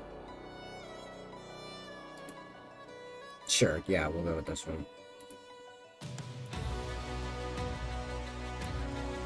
Ah, it's tiny. Hold on.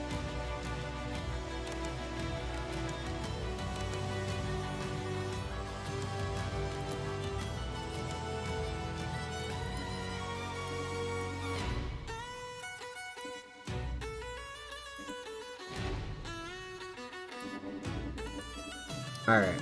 You want orcs? I got orcs for you. Gazcool Mag-Urk Thraka. He is big, he is bad, he is a monster on the table. This guy's absolutely horrifying. He is a giant, beefy model. That tiny thing down there, I didn't see much at all. That tiny thing right there is a Space Marine helmet from the new Primaris Marines. This guy is an absolute unit. And we love it.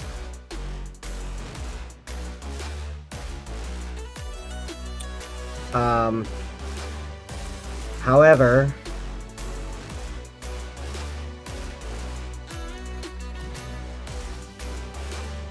you know who else got a new mini?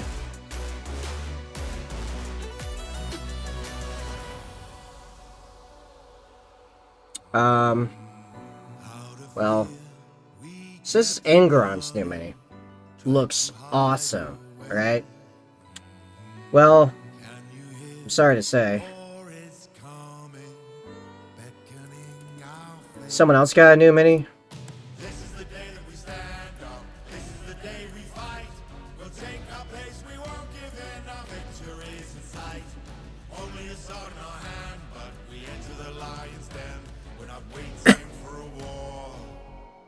We bring the war to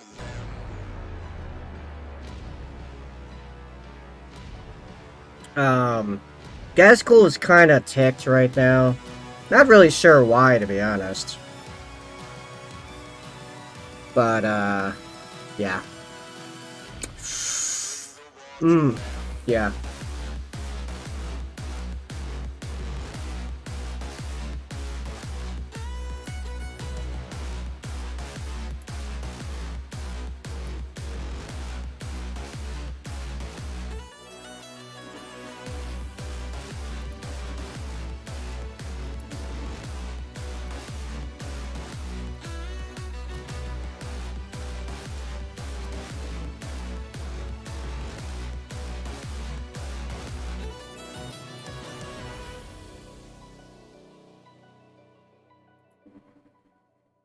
No, that was Angron. The Primarch.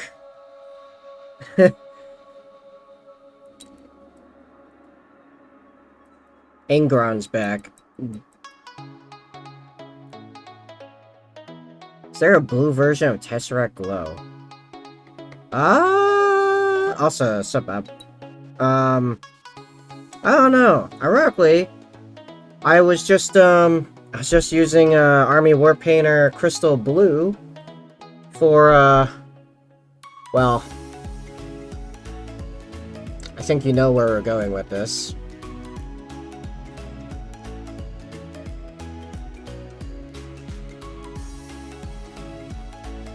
No, I get it. That's what I mean now. So Yarick is dead. We even received at one point his official, like the official release done by the Departamento Munitorum to all Imperial Guard forces in regards to it as a hero of the Imperium. At least on Imperial official records, he is listed as dead.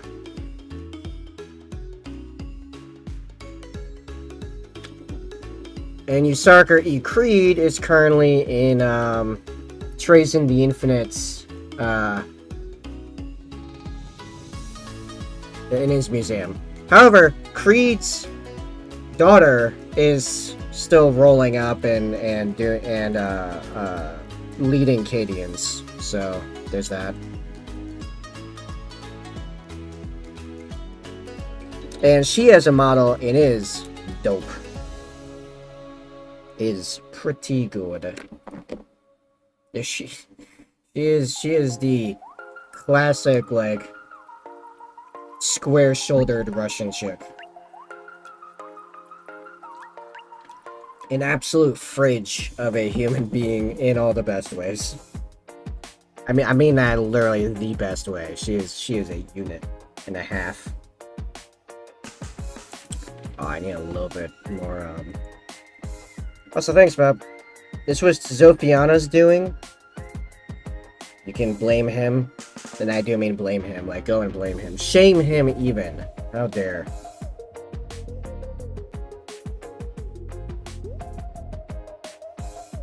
This time, public shaming came back. So they got a blue monster ram down there. I think that's pretty obvious what that means. They're gonna put a green one up on his helmet. It came out better than I expected. Now to do that in a much smaller format. I'm thinking we start with green.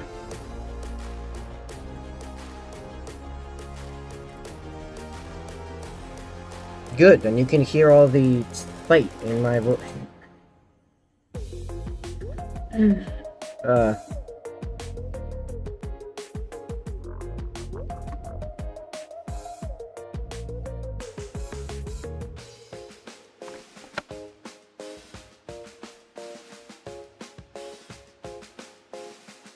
I'm gonna do the same as last time. 3 dots, and, yeah, as for direct, like, blue, Tesseract glow, I don't really know.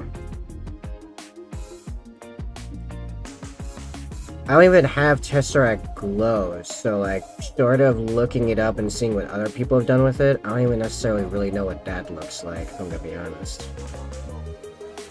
Okay, doing this on a curved thing, and with the light the way it is, this is actually much more difficult than it was on the leg.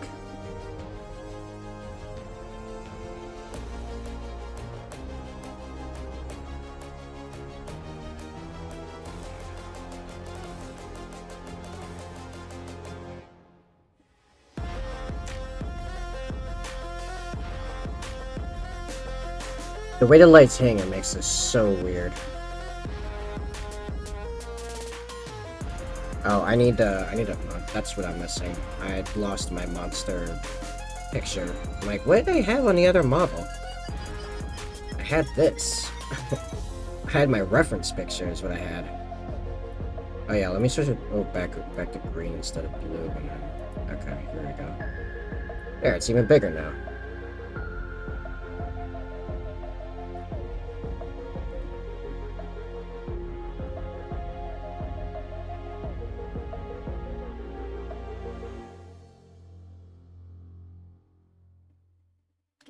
See, what else has happened lately in Warhammer? I screwed that up. I'm gonna have to fix that.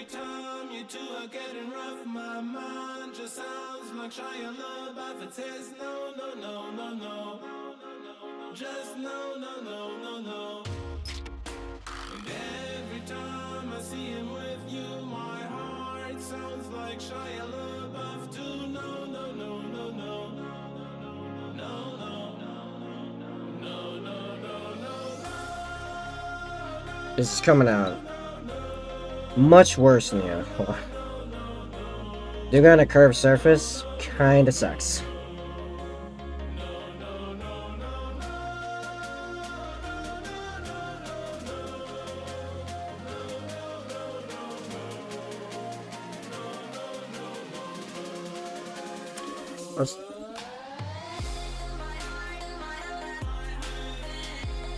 Oh, okay, so the big story beat right now, that's happening right now, is, more Tyranids have shown up. However, they've shown up, like, coming from the opposite side of the galaxy. So you know how, like, before, you had Terra, like, way off on the left, and then way over to the right, you had, like, Macrack. And that was the direction that Tyranids were coming from before. Well, they're coming from way to the left now, and even above. Which is crazy, because they also had that one tendril that was coming from below the galactic plane. So they have truly surrounded the Milky Way.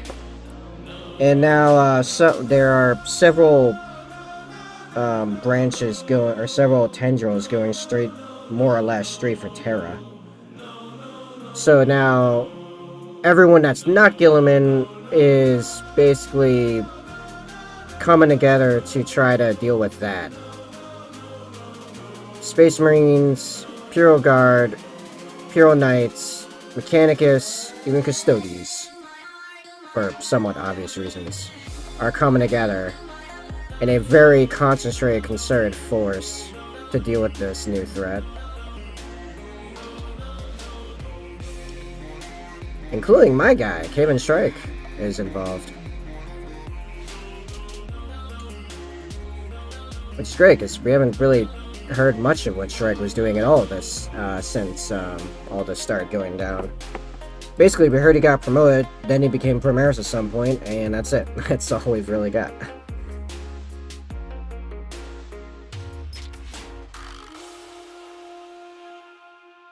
This even has a new guard character. The Lord Solar himself, the Grand Commander of the Solar... what's it called?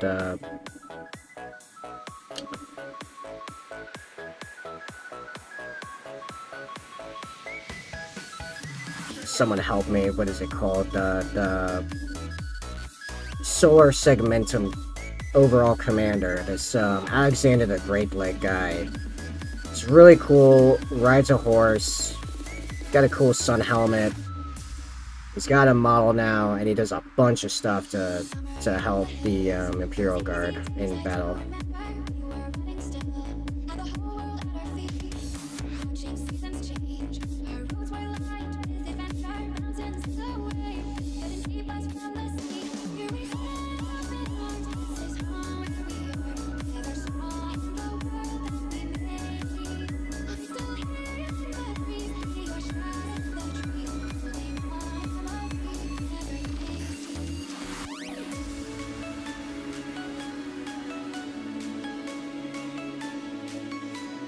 Throw a highlight on that, and I think that does its job.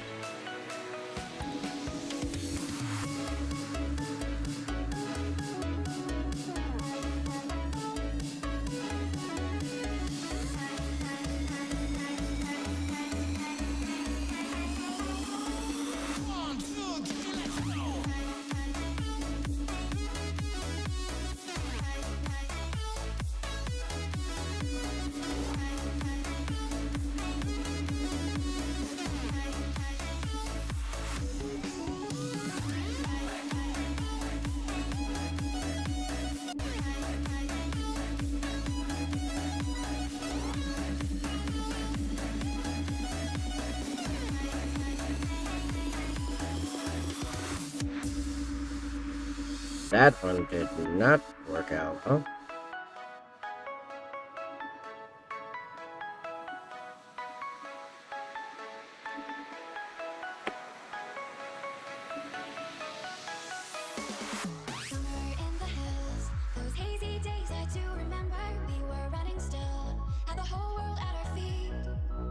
Seasons change, our roads were lined with adventure, mountains in the way, couldn't keep us from the sea. Here we stand up in arms, this is home we are, together strong in the world that we made. I'm still here in the breeze, see your shadows in the trees, looking home, I'll be everything.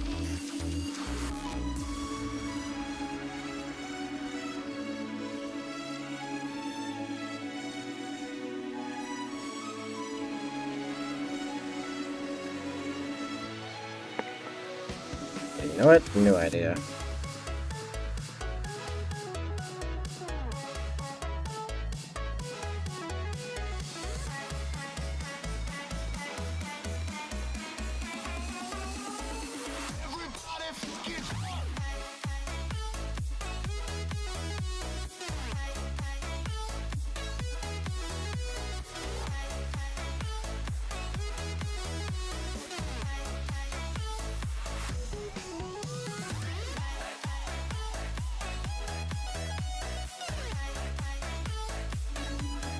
So what about a wee bit of update knowledge in Legion of Damned? I always found a really cool Space Marine chapter. Actually not. There's been a whole lot about them. Like, they were known to show up a bunch in the 13th Black Crusade, and then since then, like, I think there were some reports during the... what was it called? The Psychic Awakening. Yeah, the Psychic Awakening, which was a period after the Great Rift opened up, where all psychically aware or psychically capable species started having a giant uptick in psychers forming. in psychic power. I think there was a tick of them being seen a lot more, but we haven't gotten a lot more in the way of direct stories about them.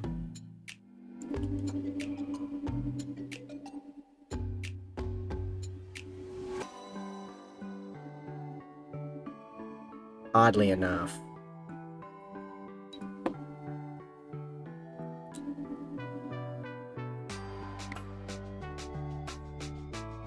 In fact, weren't they added to Legends? Which means they weren't going to get further updates, further rule updates, at least for now.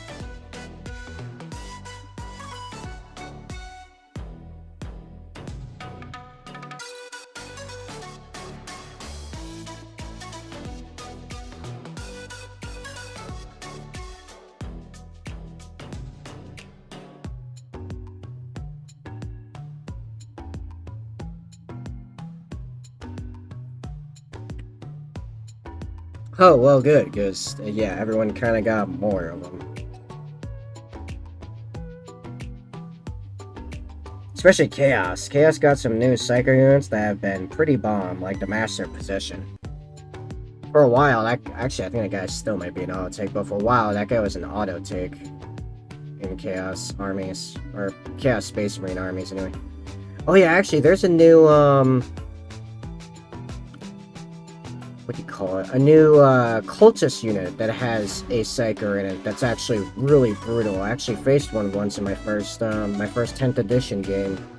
He romped, or he and the guys next to him, his like bodyguards romped a Space Marine Lieutenant and a Space Marine Apothecary in close combat.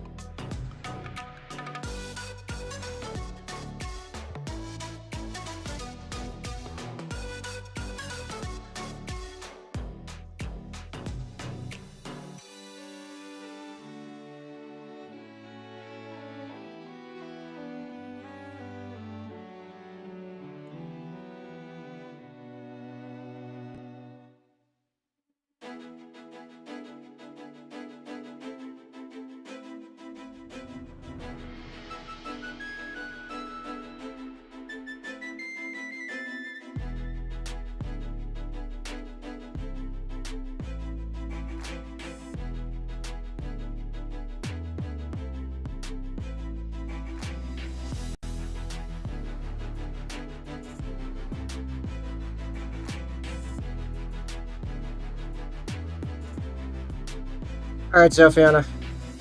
What do you think? Was it worth it?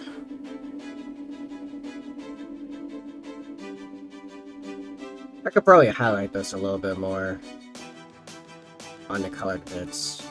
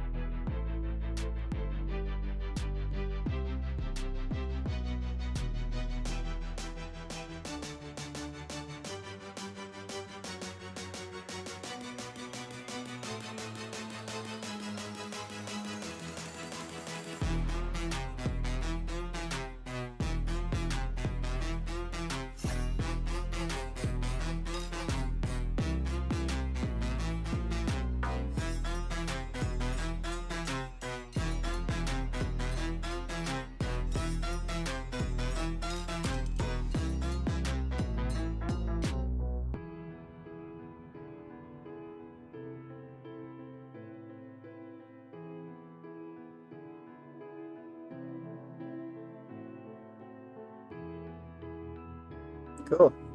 Oh yeah, I gotta fix the grenade. I snapped it again. Ah! Okay. Alright, well. CFC orders are once more open, as that is finally... Well, I mean, they're open. I just wasn't painting them yet, because I was painting that one. But I'm looking for the glue. Are there any other horrendous brand names you want to shove in this guy somewhere?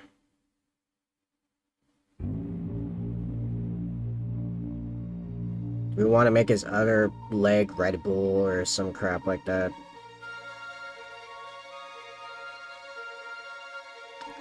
Make his other shoulder pad Pfizer.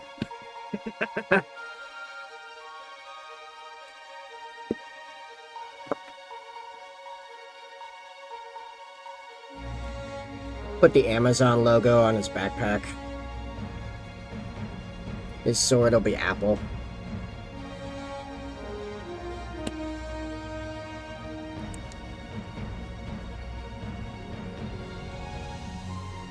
Actually, his bolter should be Amazon. That'd be funny.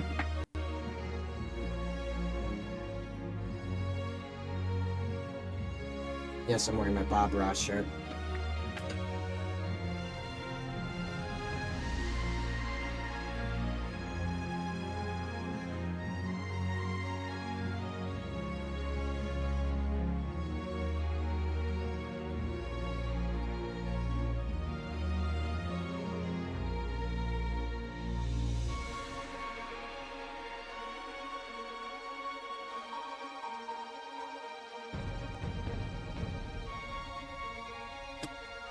Someday I should sit down and figure out the proper ISO to make that look decent. But anyway.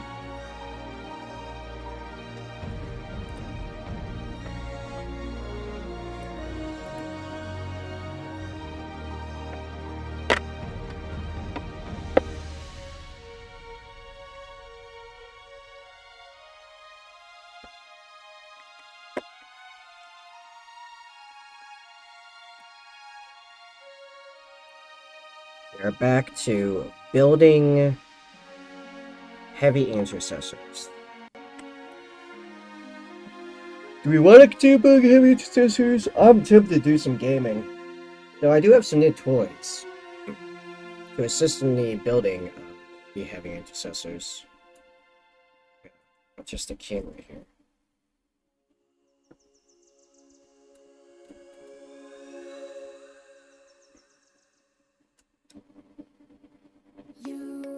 I went ahead and ordered another one of these cams, the face cam. It's gonna replace. As of tomorrow, it should look better.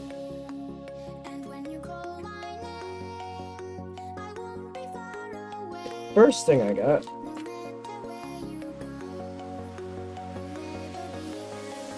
Renew X-Acto blade saws. In a few different shapes. That should help with the cutting. As if we do more heavy inserts today, there will be more cutting involved.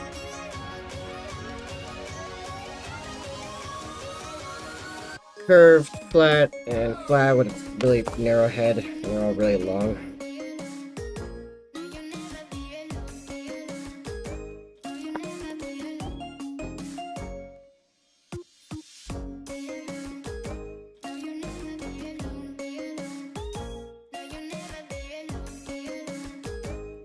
Oh!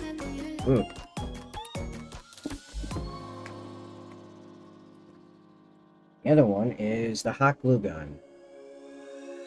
Do I even want to unpack that right now? We don't need it yet. We kind of need the sauce. Let's get all this stuff out. Yeah.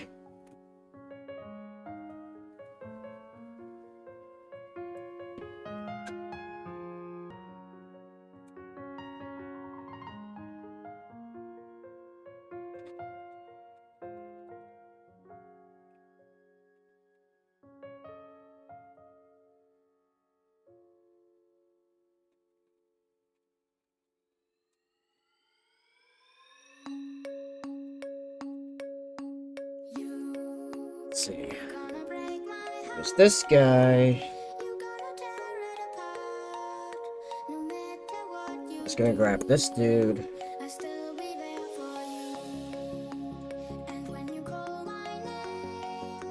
With this arm. Probably punch. I think it was this gun into his chest.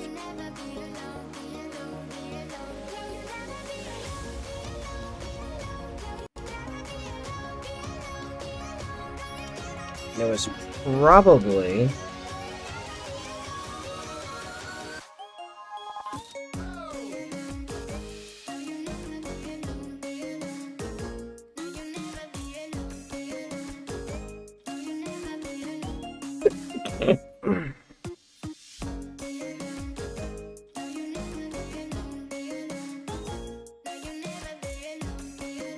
I think actually this is the better one.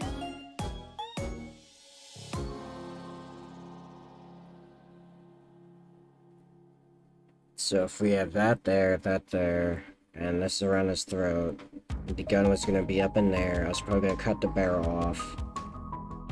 The front half of the gun was gonna have to be replaced with this half, which would be our first step in trying to make this work.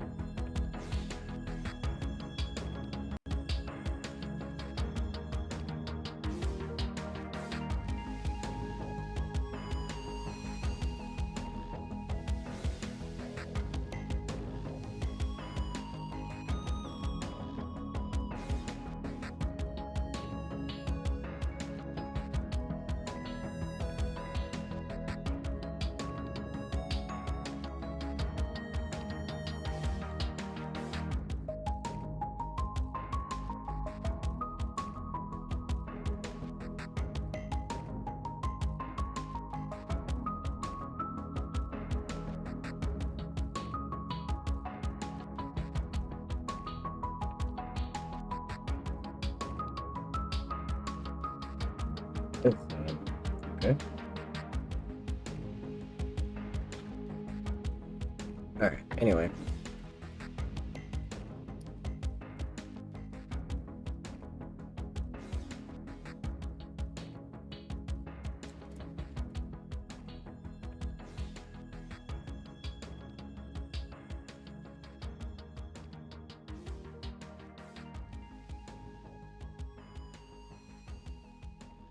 Oh yeah, right. That's how I was gonna simplify this. I focus on just cutting past the hands, and then I just dump the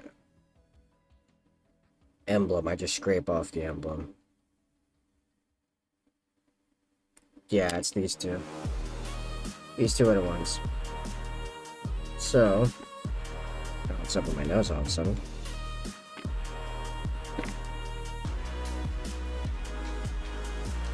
This feels like such a huge saw.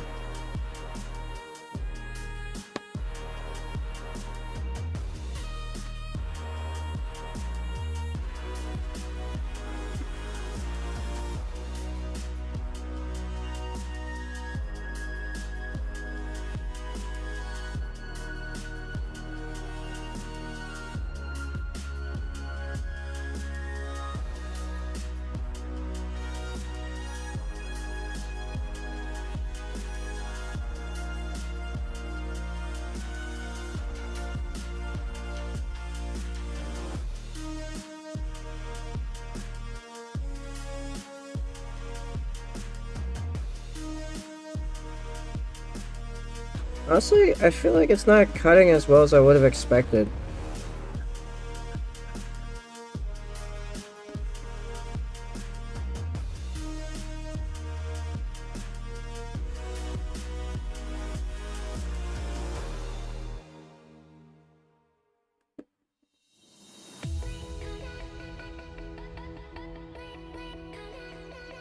You have to press very lightly, and it feels like it's taking me a very long time.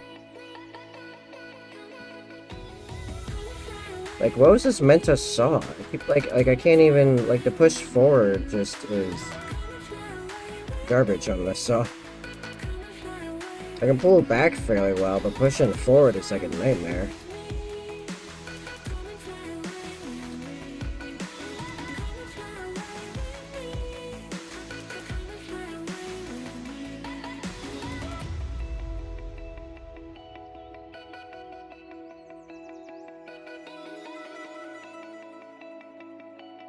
Yeah, I don't feel like I should take this much strength and control to saw through plastic.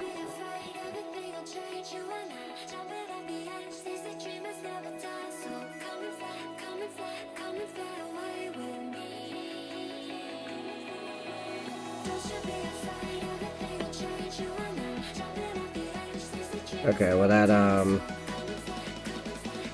we'll see how the other side goes, and then we might have to fix that a bit.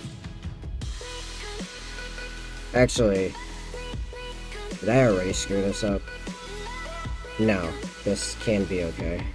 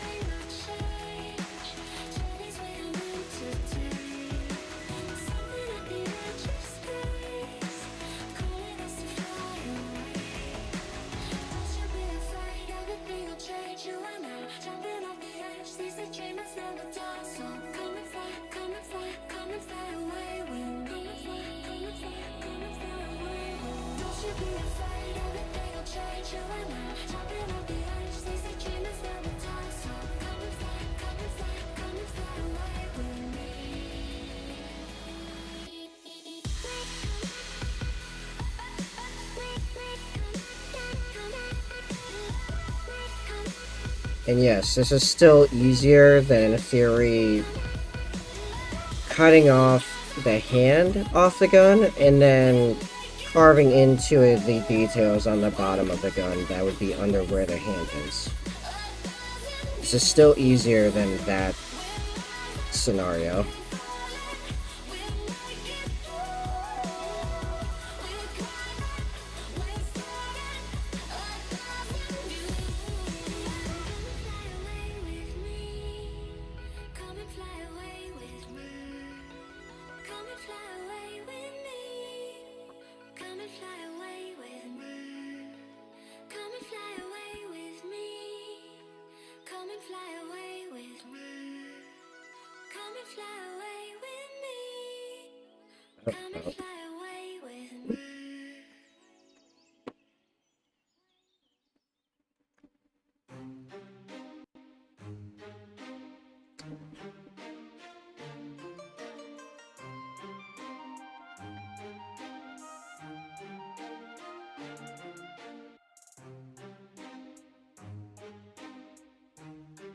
Yeah, actually, this is pretty close, I think.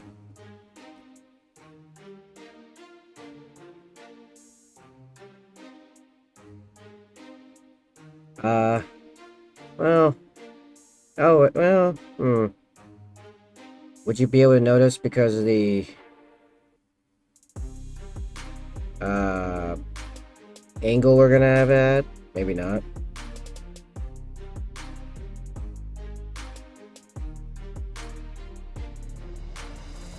We did lose a little bit of material on this, but I think a little bit of playing with it will be fine.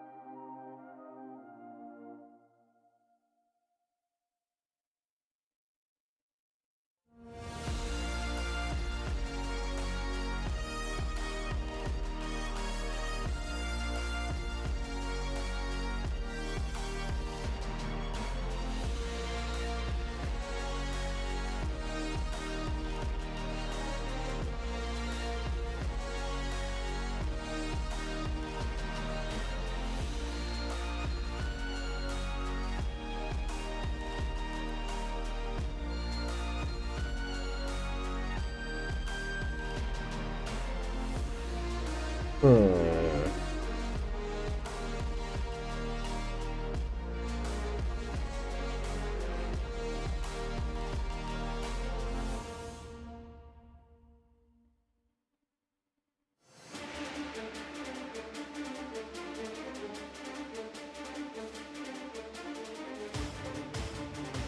You know?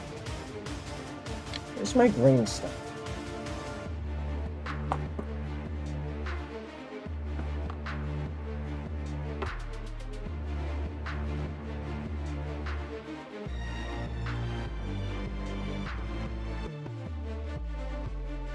The ship was already out of one side. Oh. You know what I said about easier than like carving in the lower detail? Well, I may have overlooked another facet of this, which was getting the cut to line up on both sides. So that's now a thing.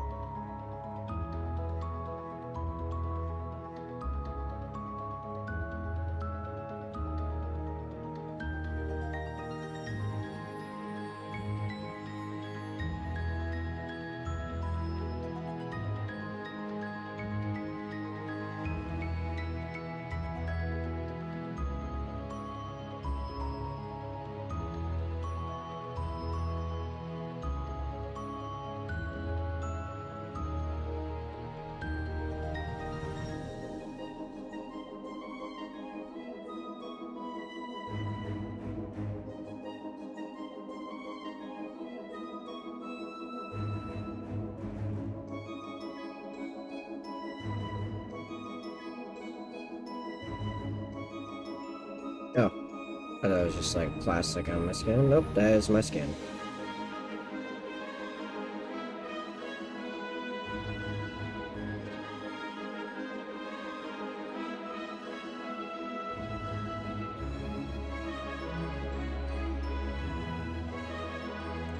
This definitely is not going to be a nightmare. I have no idea what you're talking about.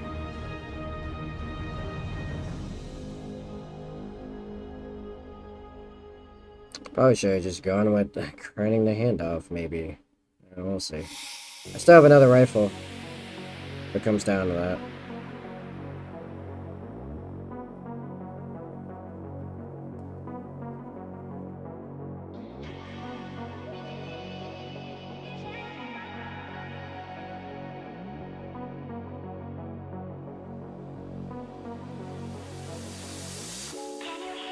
Can you hear my voice? Coming through the noise. I'm floating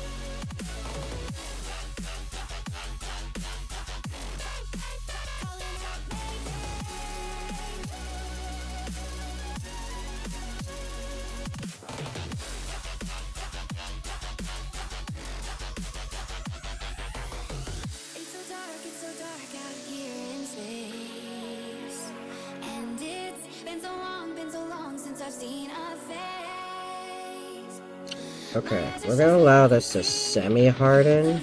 So I give it like an hour and we'll come back and clean up a lot of this green stuff.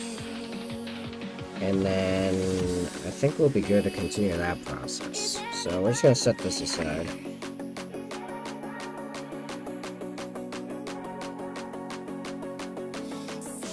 And begin working on a different guy.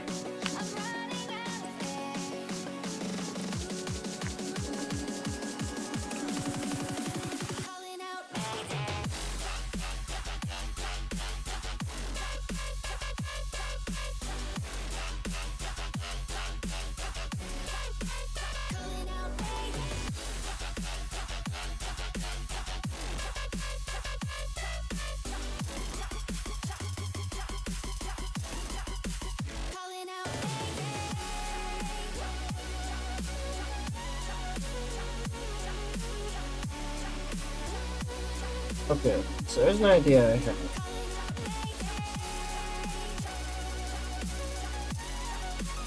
Not sure which of these cultists are going to be used for it, but I had an idea of one of these guys shooting downward into a body underground.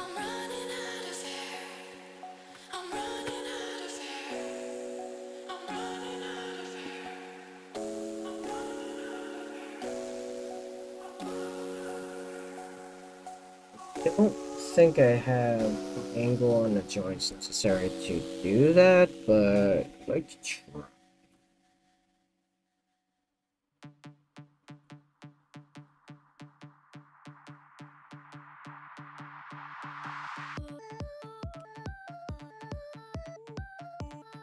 I think we're again at the point where I have to put like all the guns together and then like try them out individually, or at least the guns and the right arms. So I guess for the next while I'm just drilling barrels and cleaning guns. Yay!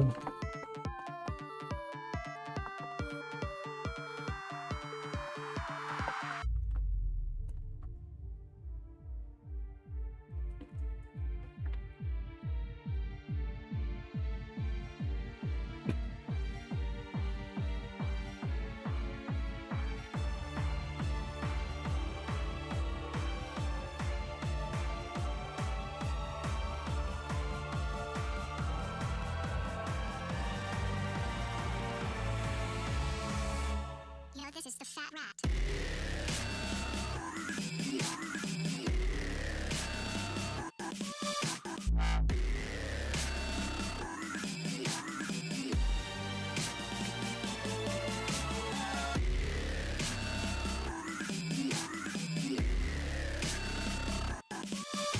The fat rat.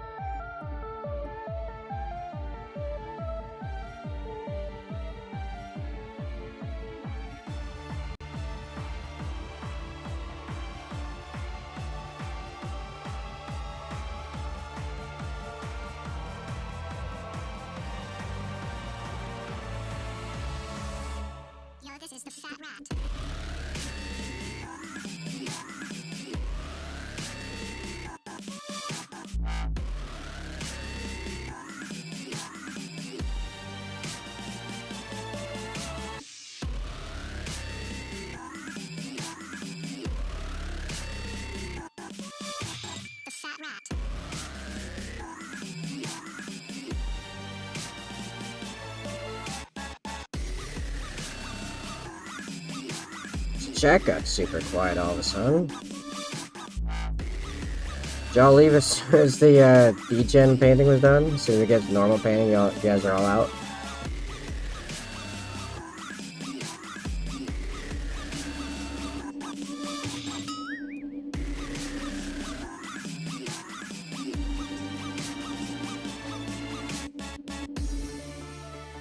So you're just lurking again? No worries.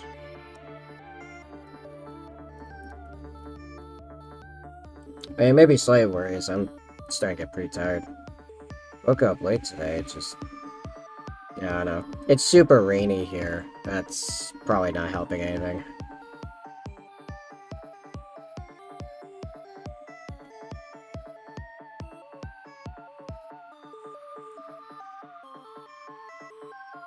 At least my meeting tomorrow is not till 11.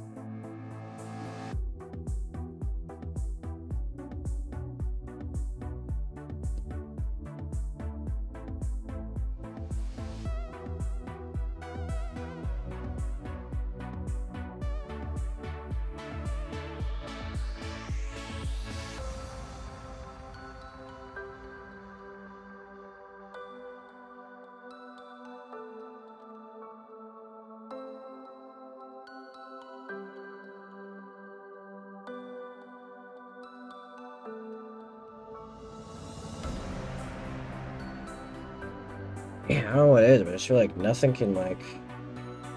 just cut through plastic anymore.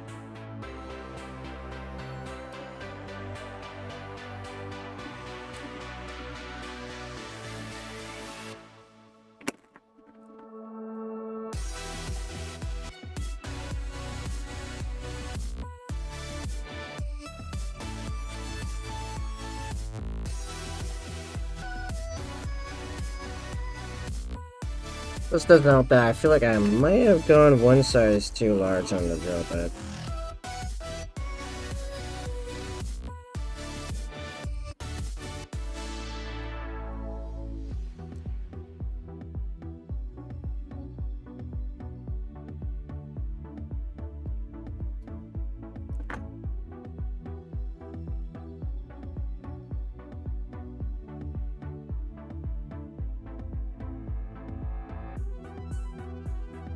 I don't know, what do you think? For a heavy bow rifle?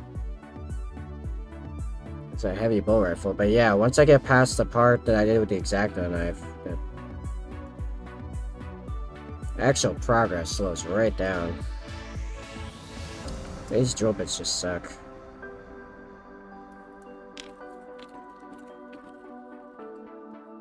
Didn't I find like a stack of random... Ow. Jeez. What even? Yeah, these things. Cobalt drill bits. Which size are these in relation? I don't even know where these are from, really. I just keep finding random stuff I own.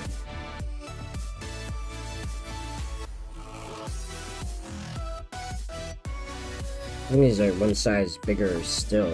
I don't know, these are... Nah, these are bigger. These are pretty chunky. These might be of use later, but not for this. I think these would be good for, like, the really small magnets. I don't know.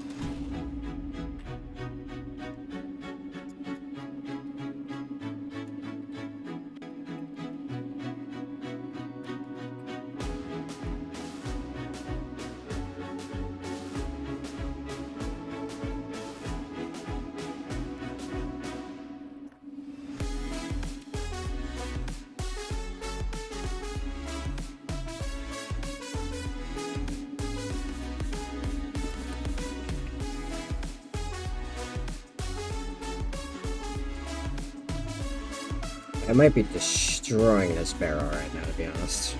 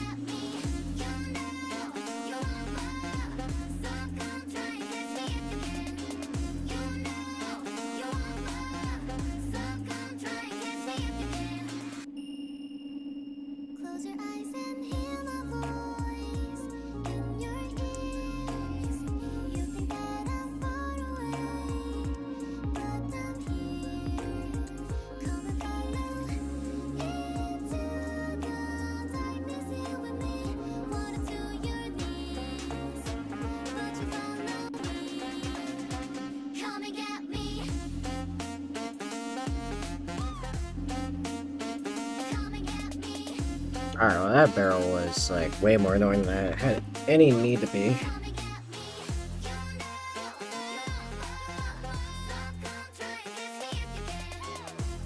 The appropriate arm for that is number 54, I believe it is.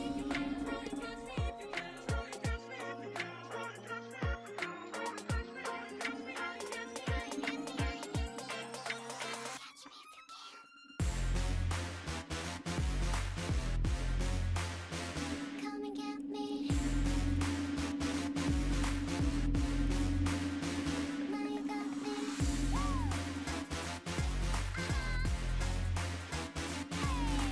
Now I'm with you and you with me. Singing you to sleep. Now close your eyes and rest in peace.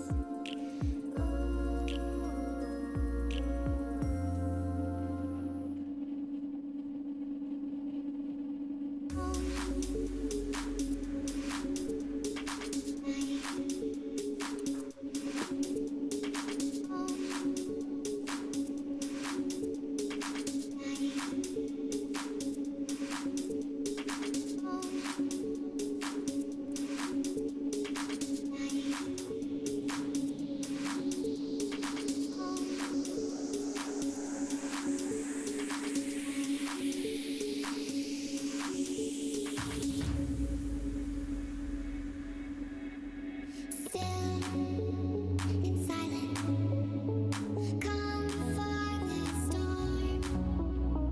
Gold and diamond, jewels behind the throne. Into the night, out of the dark, take to the sky, chasing the stars.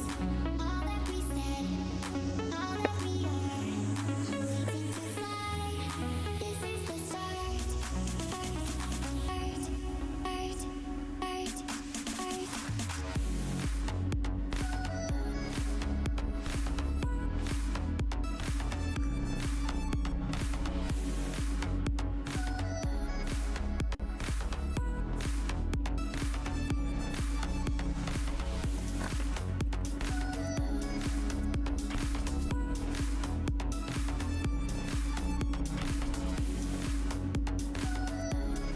Yeah, something tells me the sheer quantity of alterations I would have to do to get one of these shooting into a body in the ground just is not gonna happen.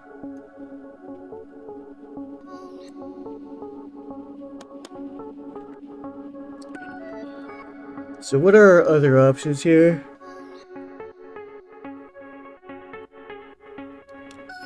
I was just getting tired. Jeez. Ugh.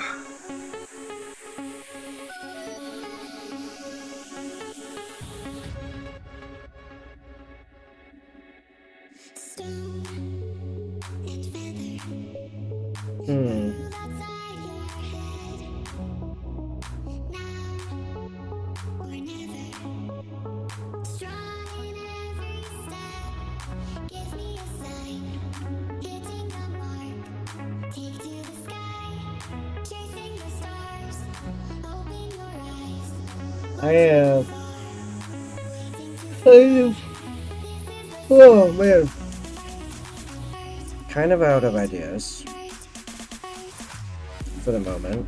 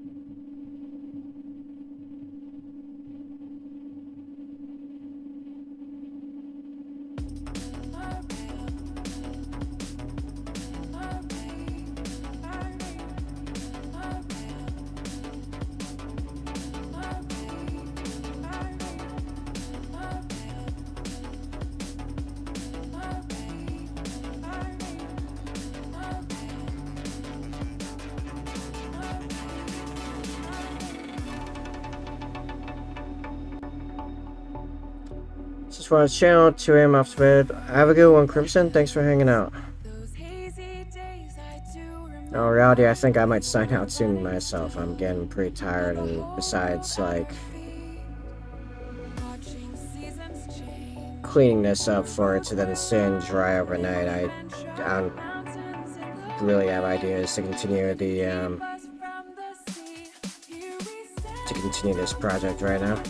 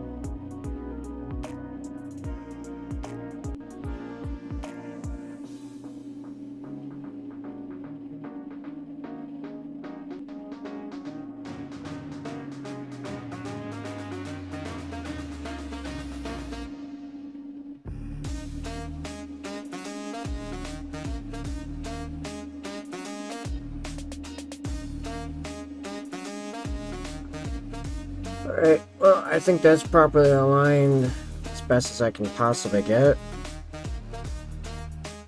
We shall allow it to harden, and then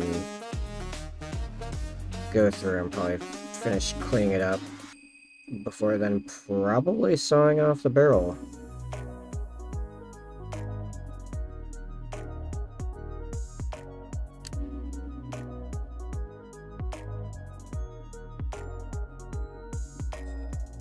Okay. Well, I'm gonna be honest, I'm tired. This was kind of a bonus stream anyway. I don't normally stream on Wednesdays, at least currently. At least I used to. I don't know, it might become more often now with the schedule changing. That's still a maybe, but I'd like to get to that point. But, yeah, I think I'm gonna call it.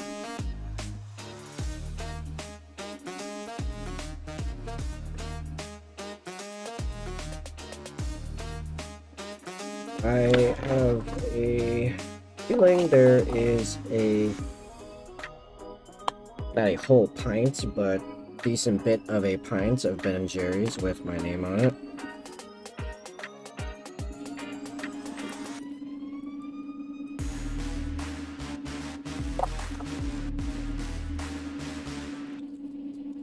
So I hope those of you left enjoyed the stream. If you wish to see more of this, whether it be the degeneracy of the Cash for Chaos or me building these Heavy Intercessors and their extremely gory executions of these cultists,